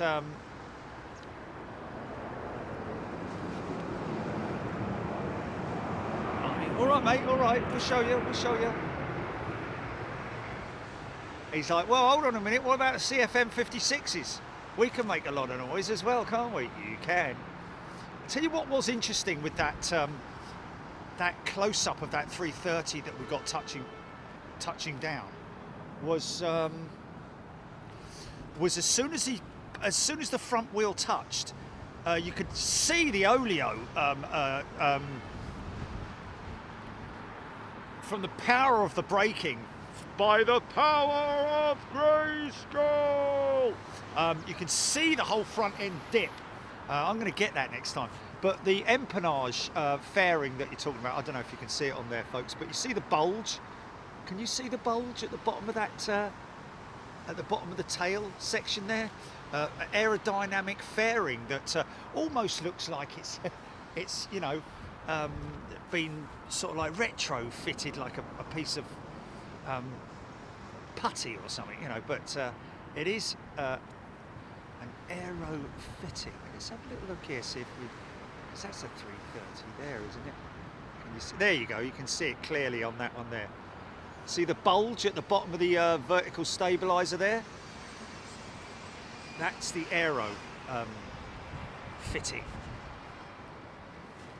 which is just to clean up the airflow around the base of the tail, so that it it loses drag, if you know what I mean.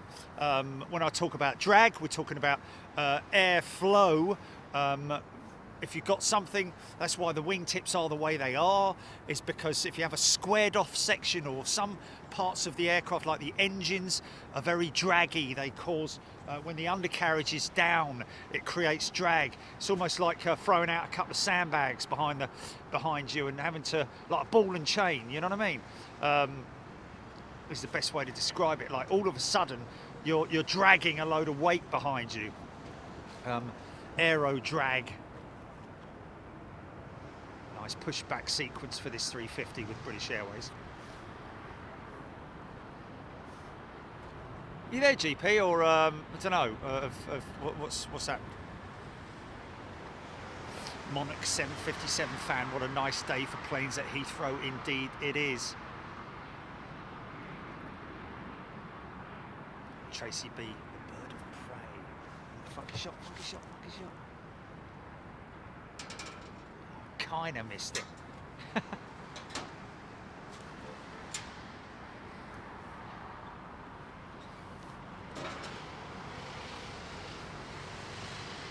Jill Blakely, 380s are busy today. It's a quad fest, Chris Clark.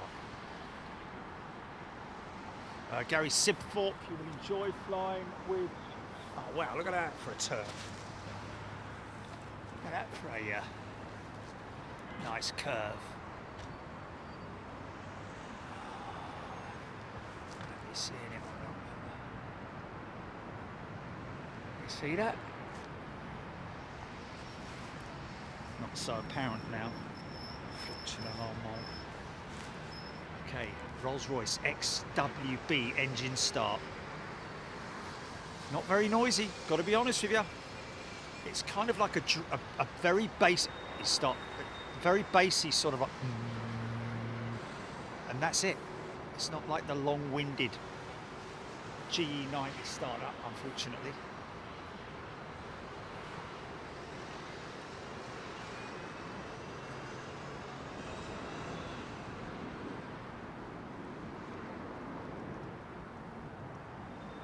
This channel for old school karaoke, carryover from prop days, not a recommended technique.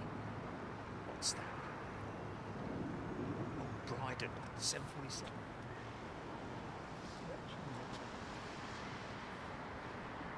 Jilly, where are you, mate? Hello?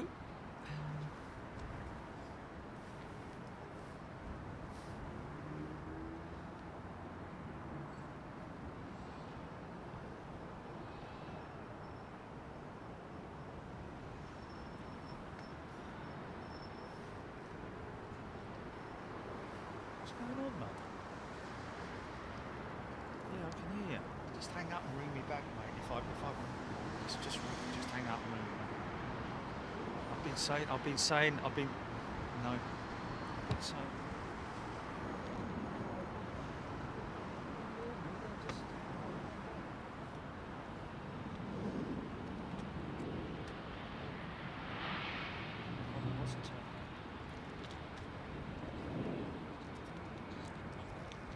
Touch the volume controller at all. Okay, well then it's obviously a glitch. Just put the phone down. Have I missed the retro 747? Okay.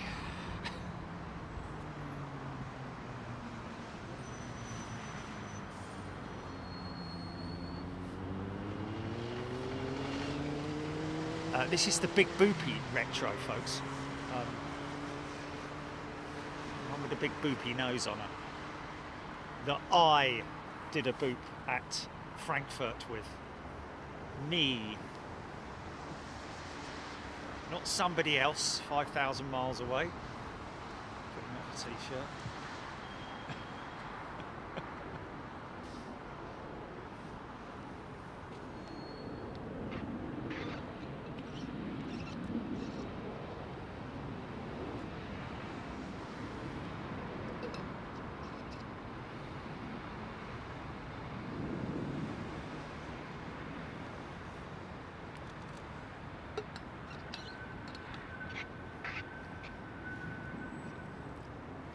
Cause I wonder where you are, and I wonder what you do. Jilly, answer the phone!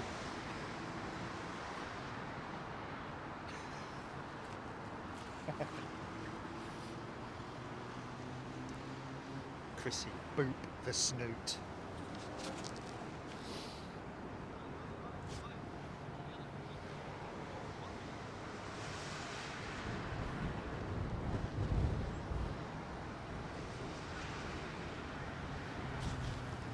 So quiet. The startup on that 350, man.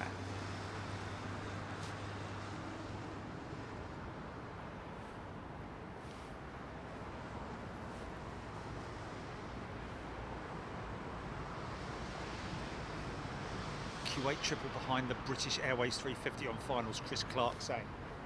Awesome, thank you, sir.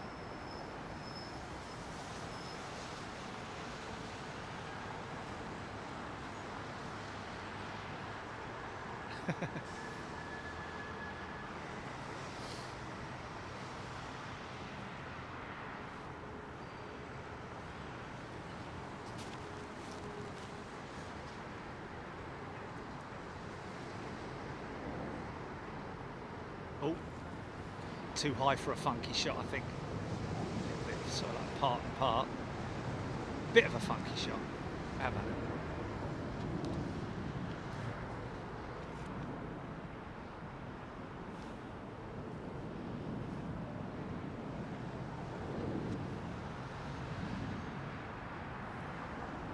Thanks, Aidan.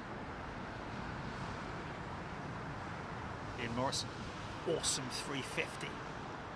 Kathy Collis. We got it, Kathy. Don't worry. It's I'm in comms with Jilly now. We're just messing around. Declan Dolan, yeah, Lufty 747 GP, Lufty 747, whatever's that. Okay, she's not trailing. Oh, unless that's it there. That's a long way off. Okay, she's still a long way off, folks.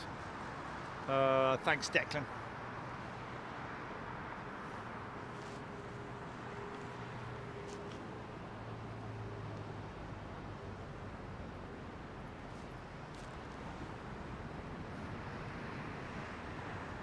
Bryden, it's now over Loughton.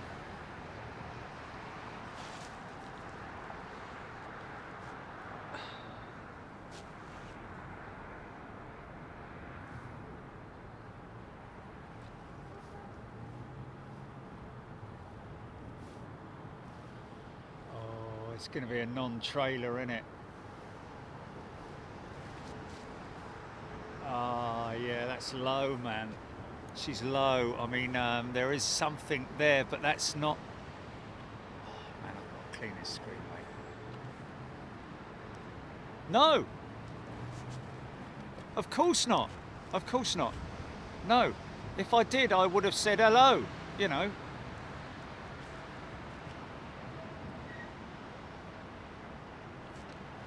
Okay. No.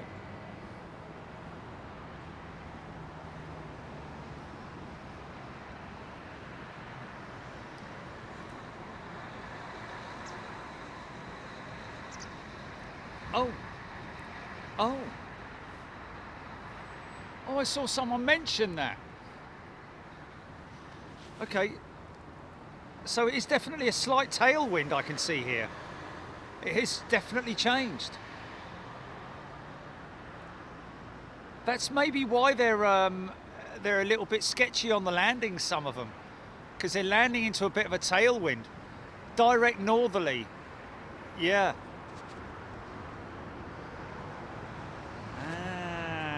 Makes sense now.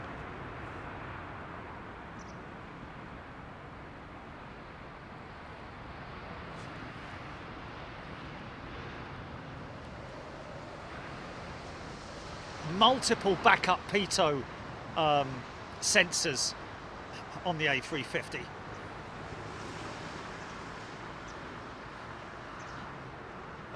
When? What? Heathrow? You know what? I reckon we should contact AIRBUS because they're very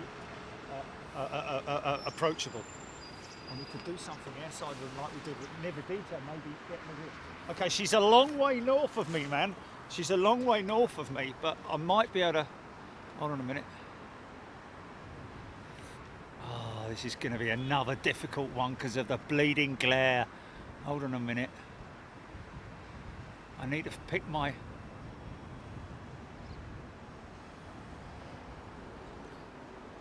Oh, she's a long way out, man.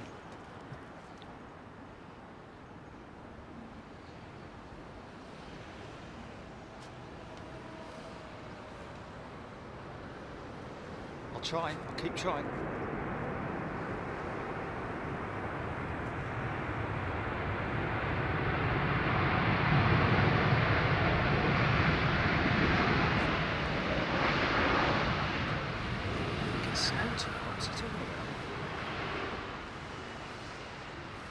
Enjoy the sun, you'll get snow tomorrow.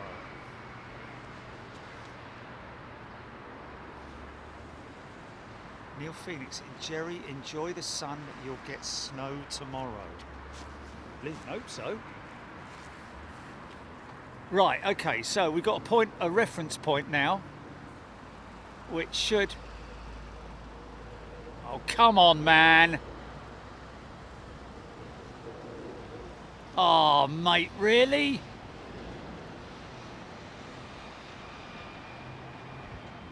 Oh, this is doing me head in. Oh, I just missed it. Hold on. I've got a tail. Hold on a minute. Wait a minute.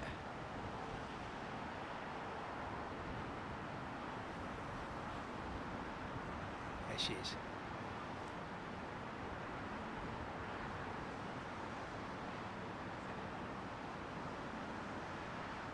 Don't look very retro from here, does she? It's just sun glinting off of her, man. That's a shame. Needed to see her from right. Yeah, it's not a brilliant shot with its sun. Oh, no.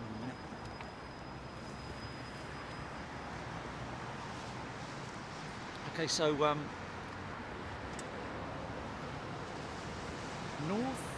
direct northerly conditions at the moment, we believe, folks.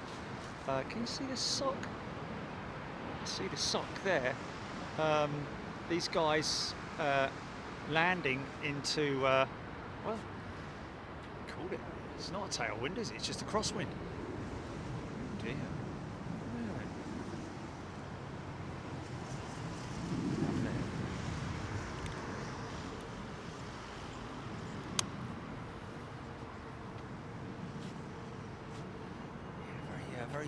Very winter sun, innit? Sun's very low in the sky. Bleeding nightmare for playing golf in, I'll tell you.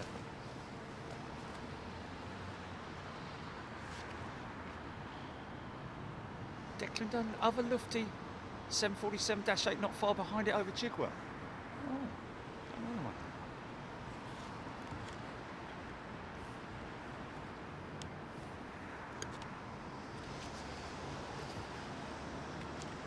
Skithin Sutton.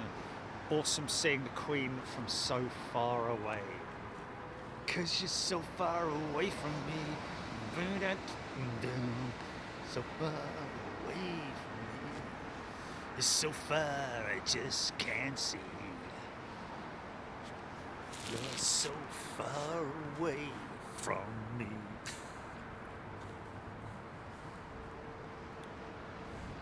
Paul Skilling's saying he believes that there'll be a runway switch at 3 p.m. Okay. Latest METAR, Nigel Clinning. 2 knot headwind component and 5.5 knot crosswind component. Okay, so they're still in a headwind element. 340/06. Mike James, Lufty 747-8, east, west, same track as previous, thank you for that. Mrs. Bookwood, 747, big love for the 747. Okay, another 4,000 feet higher for this jet, for this 74. Oh, 2,000 feet lower, sorry. Oh, it was up 3, right, okay.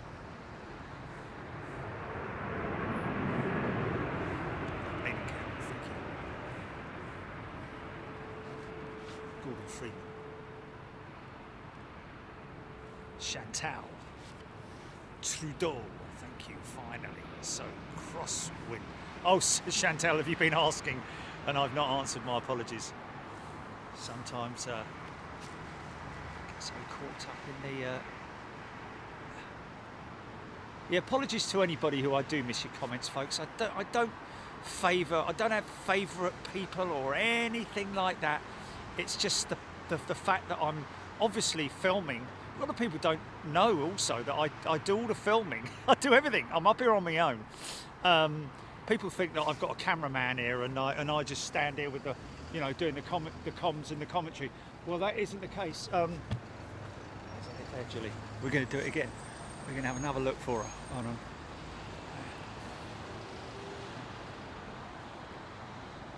You're so far away from me. What is it? It's, oh, there she is. There she is. Come on, girl. There she is.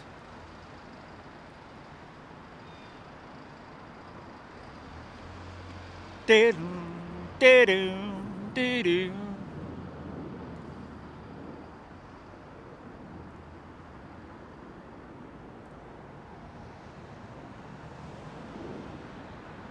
Dear.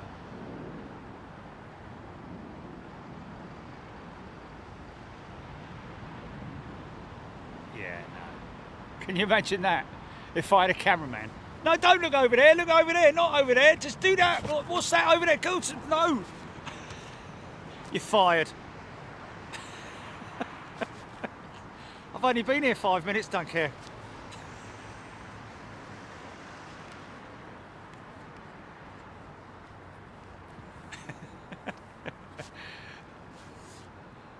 That's what didn't work before when we had when it was me and Johnny, was, you know, you're nattering away talking to one side, and then oh, that's why it pulled it out of there.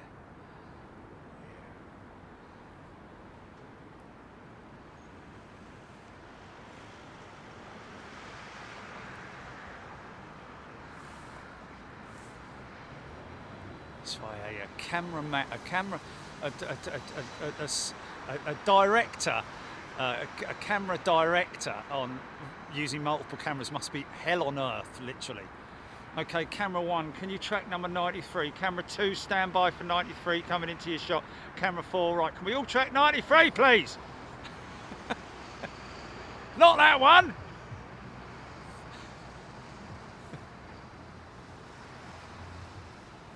Oh, for God's sake. Andy saying let's build a flipping...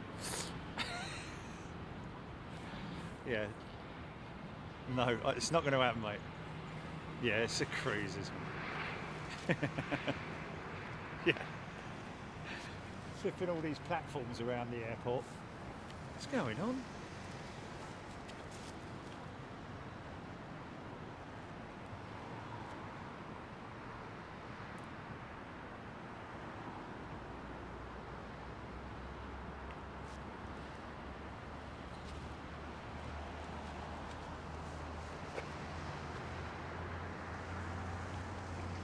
Stop.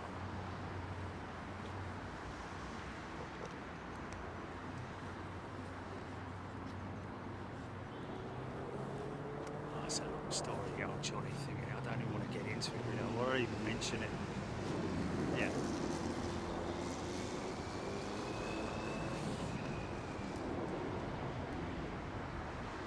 James Dayton has gifted 10 memberships.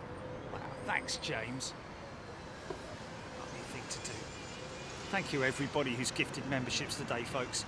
Hey, listen, if you want more, subscribe to the channel. Still got nearly 5,000 people watching. Thank you all for your company today. We're not going yet, don't worry. Just sort of like doing a little bit of housekeeping.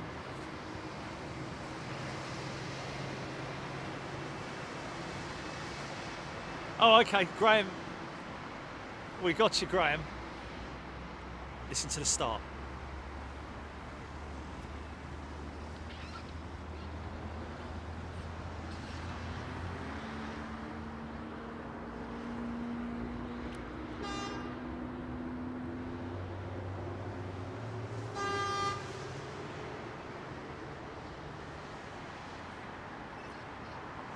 Now you see what I mean about the startup on those it's a bit of a vibration as well, sort of like a vibrating sort of startup. Right, switching to the woolly gloves now. These Hurley gloves are great. Perfect. But only for certain conditions, up to a certain temperature, I guess is the best way to describe it. Now these ones here.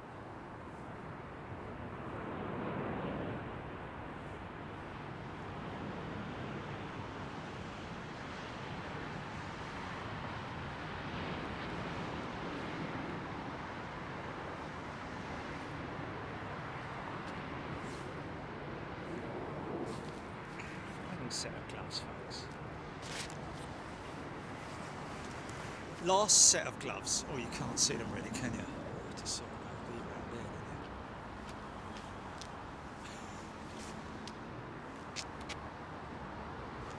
Kind of woolly finish to them, so but they've got this grippy stuff on them. Of course, the all important fingery bits for.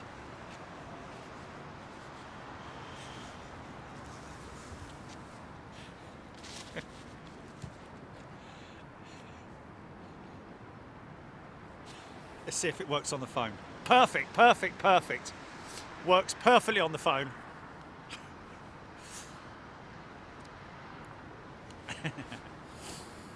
Jill Blakeney might need those gloves in Chicago. I'll be honest with you, Jill, doesn't sound like it. It's going to be 18 degrees next Wednesday. I'm going to be taking them. Oh yeah, I'm not taking me Speedos, am I?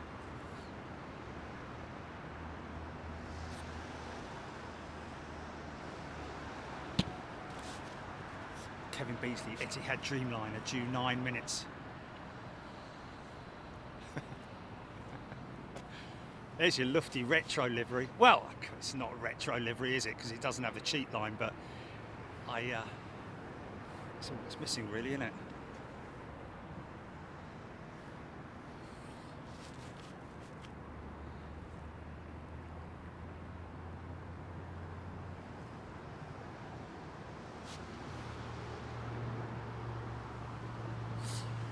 Well, yeah. In terms of the surprise that we're planning, the Courtyard are planning something for plane spotters, but we are going to have to announce that in future weeks, or maybe the early part of next year.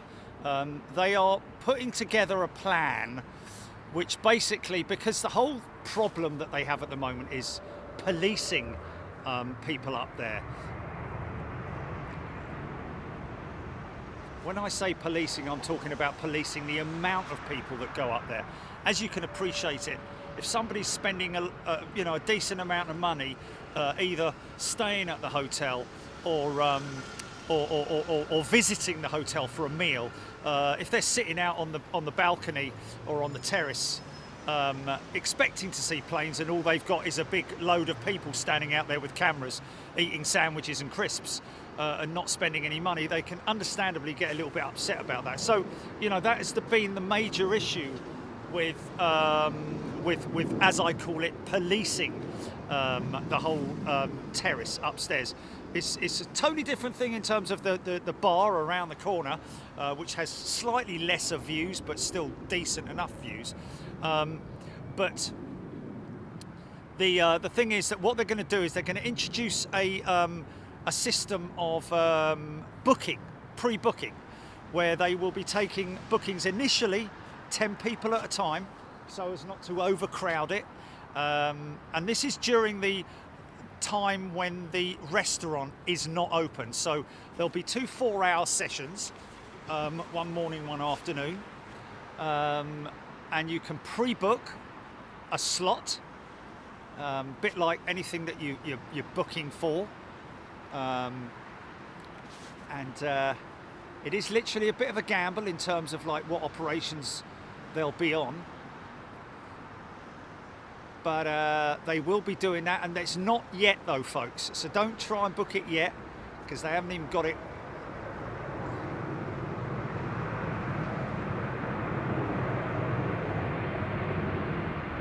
What is it? Oh wow. Okay, so final arrival, folks, on this runway in terms of 27 operations. So these are now, we're now on 09 operations.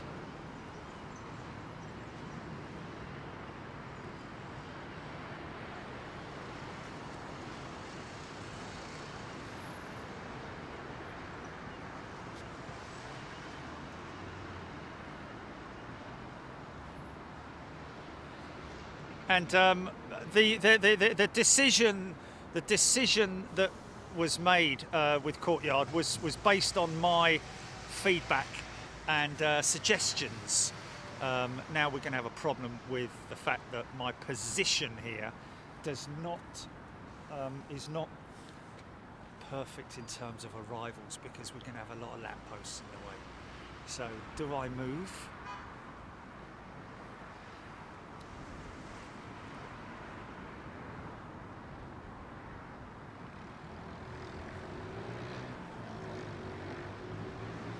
Stephen Luscombe wins and changed. Chris Clark, Dave Mack, bring back the Queen's Building. Never going to happen, I'm afraid, Dave or Chris. It's just not going to happen. There's nothing the land side, air side, if you know what I mean. What you've got to appreciate is the infrastructure. Getting people over there, parking is a lot different than it was in the past. Of course, there are buses that go in there as well, but generally the tunnel, the Heathrow tunnel, the access tunnel, is primarily used for, you know, transport that's related to arrivals and departures, taxis, service vehicles, buses, of course. But of course, Heathrow don't want people just wandering around the airport aimlessly, or and understandably so. But you know, it is a shame that Heathrow haven't sort of like maybe they have thought about putting something in for, but they just don't have the space, folks. That's the thing, they just don't have the space. Although I'm sure that with a little bit of forethought, they could create something. I have a feeling that that building there is part of the old Queen's building, or I mean, it was quite extensive, because anywhere there's brick obviously is old infrastructure. So I'd imagine, I think that brick area there was something to do with the Queen's building, or perhaps that little piece there as well. Little signs of the old infrastructure at London Heathrow. One of the old, got a runway inspection going on here, look.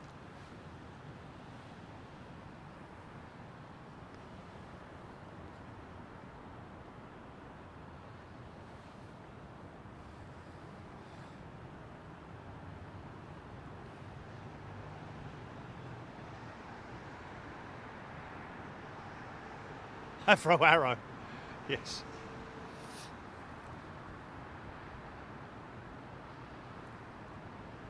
Very true.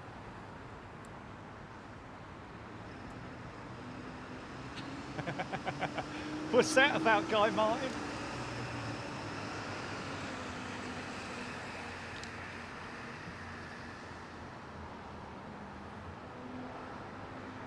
Oh yeah.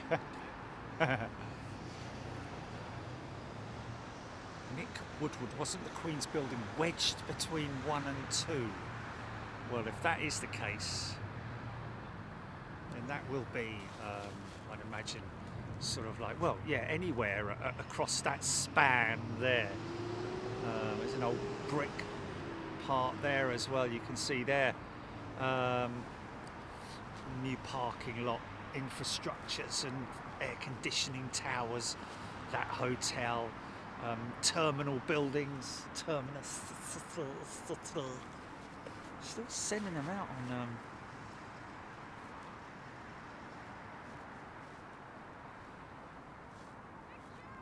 get that, or okay,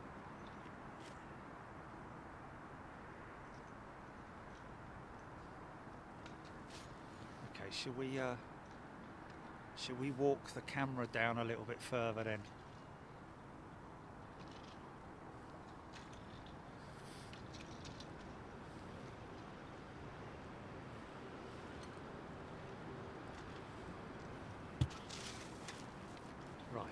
Let's do that then. So I'm going to move the camera down a little bit further down the roof, folks, down to here. So bear with me while I do that.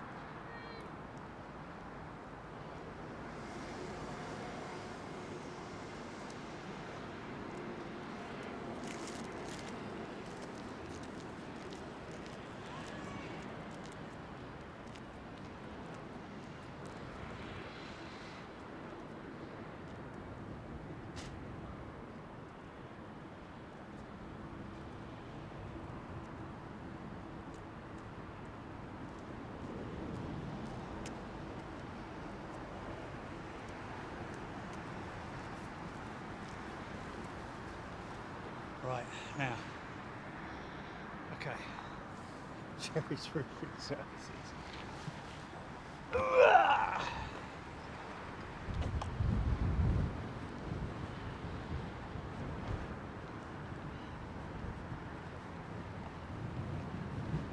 Yeah, you know, it's just there.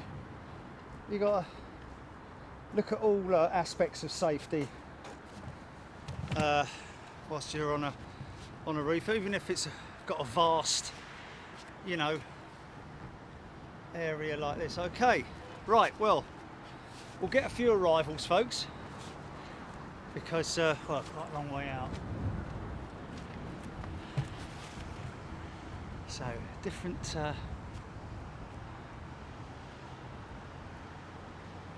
see, now that's a 777. Look at that wing flex. Look at the wing flex, folks. Obviously not as pointy. The thing about the Dreamliner is it's got that very pointy wing on it, hasn't it?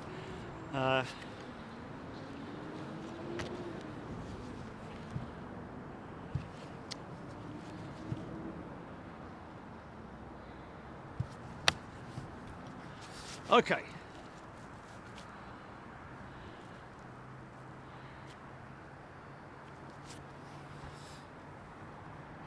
Hope you're all well.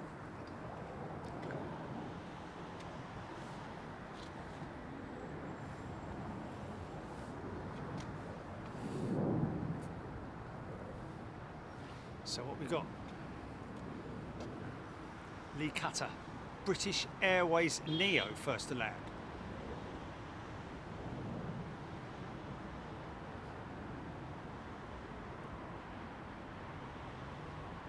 Chris Clark singing a song. Yeah, I like that. You see, that's forward thinking with these gloves. They've got a layer on the thumb and the forefinger, so you can pinch and open. Pinch and open, pinch and open. Okay, Etihad's 787-9 from Abu Dhabi inbound.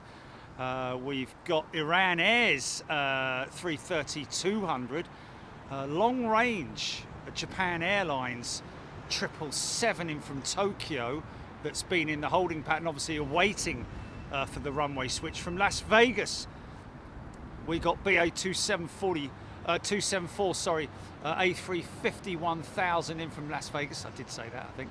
And let's just have a look and see. So we're going to call that. Is that going to be the call out? Let's just have a quick look here and see what we've got. It's 380 going outbound. That's outbound. Yeah, looks like that is. We'll get a few. We'll get a few, folks. Departure shots are quite cool here as well, I have to say. Pardon me. Yeah, they're definitely the that's definitely the best glove in terms of the pinch capability.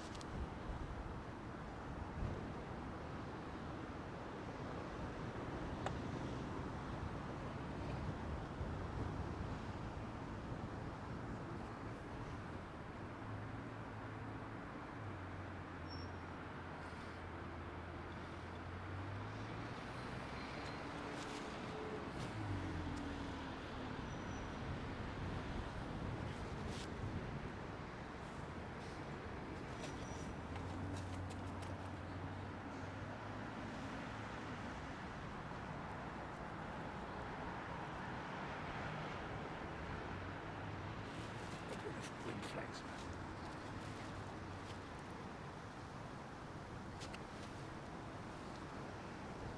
Bright Stewart, Japan Airlines from Haneda. 5 minutes. This is the Abu Dhabi jet, I think.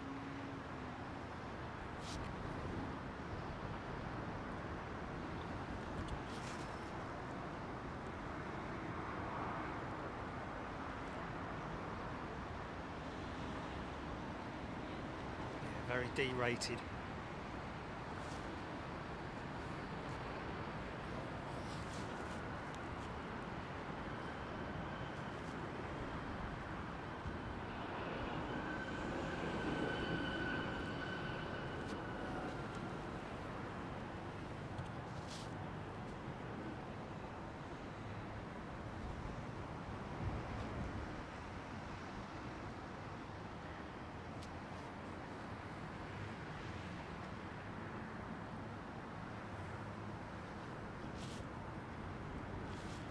Smoke screen.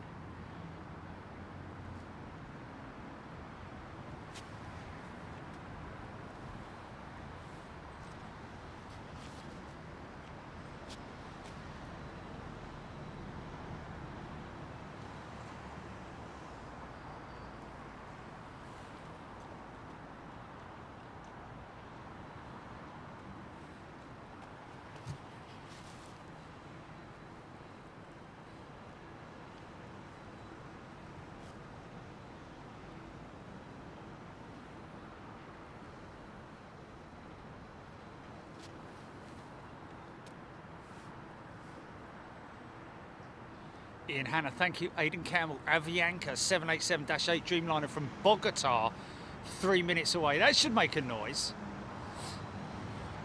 So we'll finish it on the jowl, shall we? Or finish it on the jowl. Let's get this.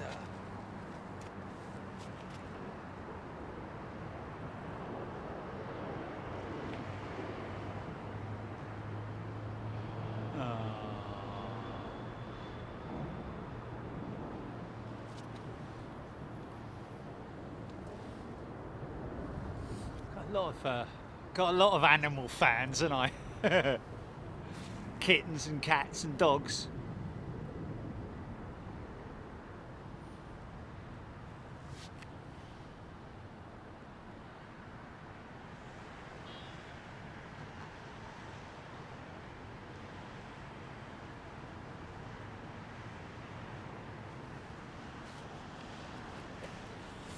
Young lad with his dad down there. I don't know who it is, but obviously when you're around these areas, folks, just keep your eyes on the road and everything around you, because the traffic can be pretty unforgiving around this area because of the one-way system, people not looking properly. So you need to be right on your toes in terms of watching out for oncoming vehicles. I think this is the Iran Air Jet, isn't it?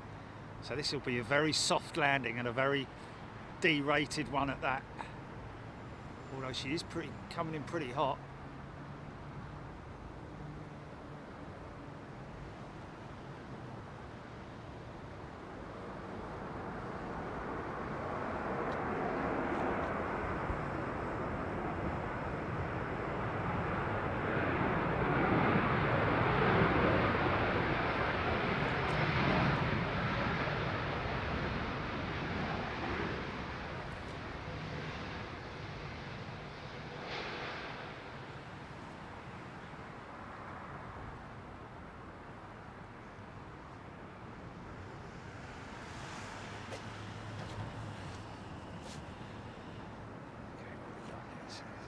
Long ranges.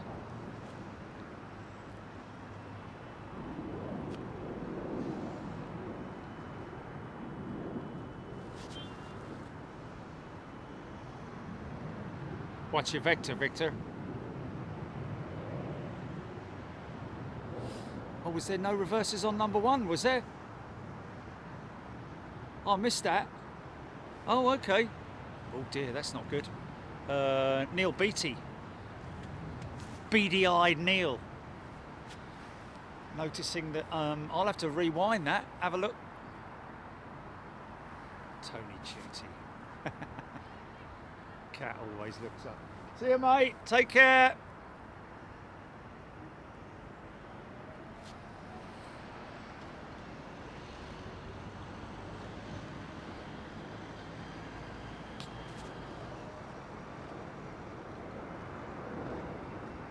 Not very well controlled there, Jerry. That's a bit slapstick, that was. I wanted to get the as the pilots step on the brakes. Obviously, much like the front of your car, if your brake bias is more towards the front of your car, obviously the front is going to dip.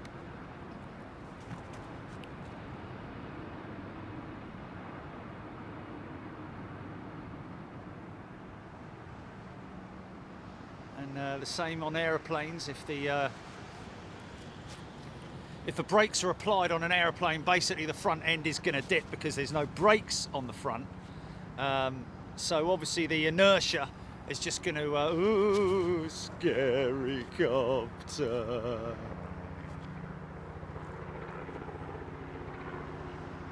Ooh. Very scary copter. No thanks. Do you want a ride, Jerry? No, you're right. Someone offered me a ride, didn't they? I was like, no. I've just remembered I'm having my hair done. Having it permed. Danny, thank you, Danny. This is the Avianca from Bogota. Bogota. So she should make a noise. Come on, girl.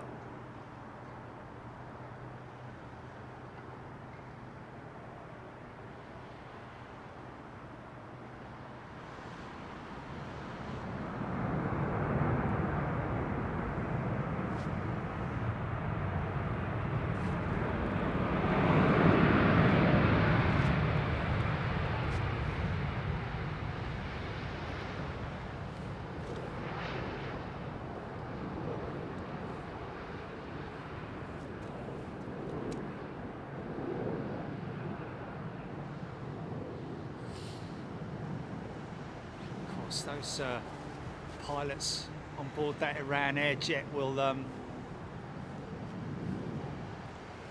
liked by Orlando International, Jilly. What's that? Yeah. Oh, that's cool, man.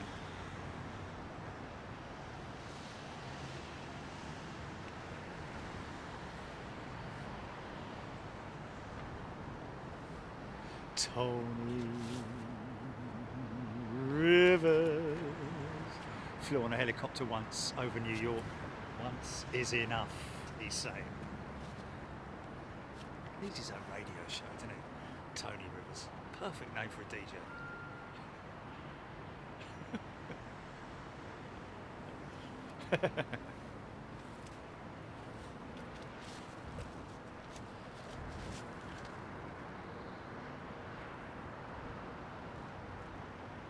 Yeah, it's cool, man.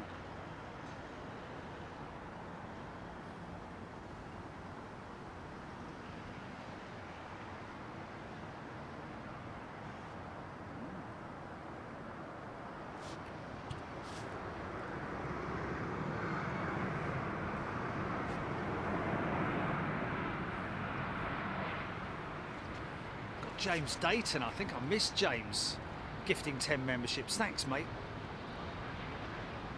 A very kind thing to do. Thank you, everybody, for gifting memberships today. It is a wonderful thing to do. We appreciate it.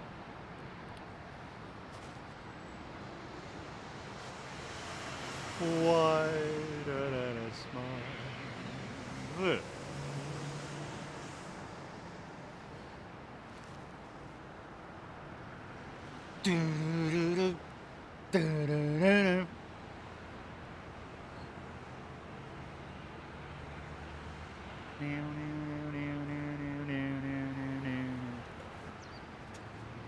Going over the top taxiway.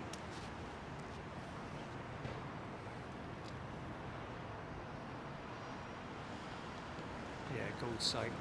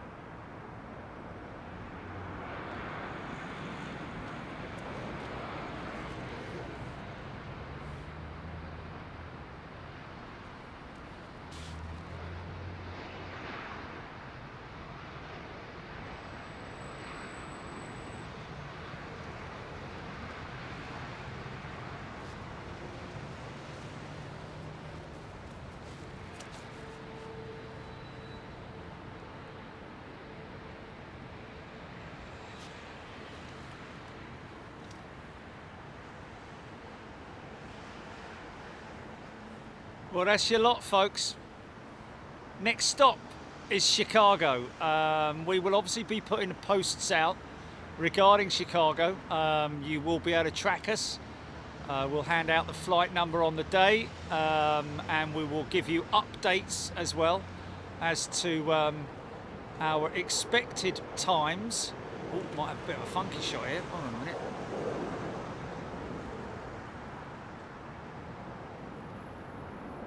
Kind of, nearly.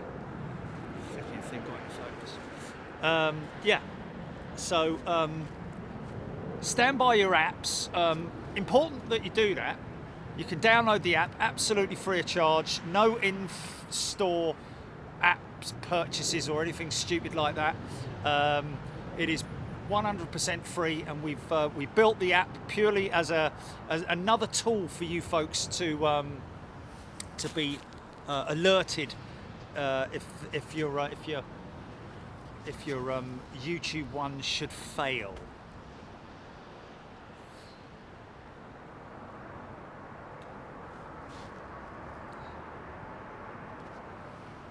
So we will see you. Wednesday will be the first show. Thursday, obviously, we'll be streaming as well. And again, like I say, we'll keep you updated on. I'll probably put out a post on the day or something when I'm leaving, flying on the A380. We'll put the flight details out as well. And thank you to everybody for your kind generosity in terms of your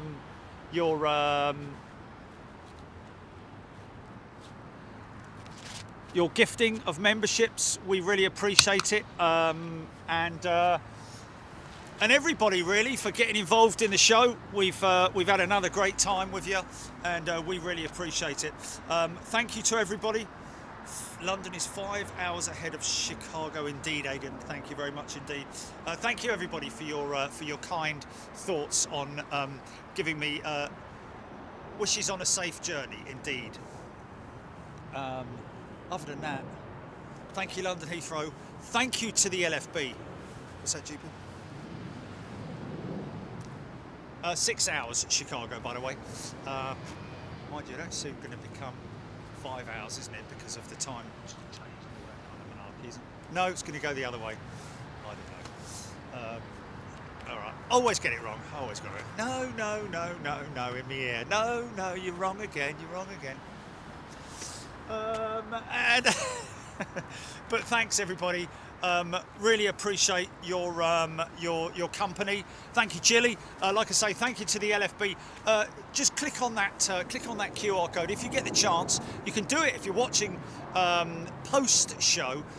You can click on it as well.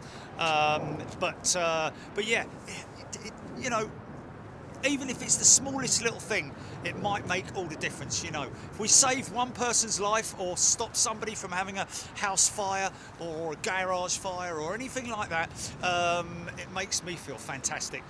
So thank you to the LFB for doing that. And they'll come out, if you live in the London area, they'll come out and they'll fit a fire alarm for you free of charge. Gloves work brilliant, by the way. See what I mean about the bits on there, so you can pinch. So yeah. Okay, GP, wrap it.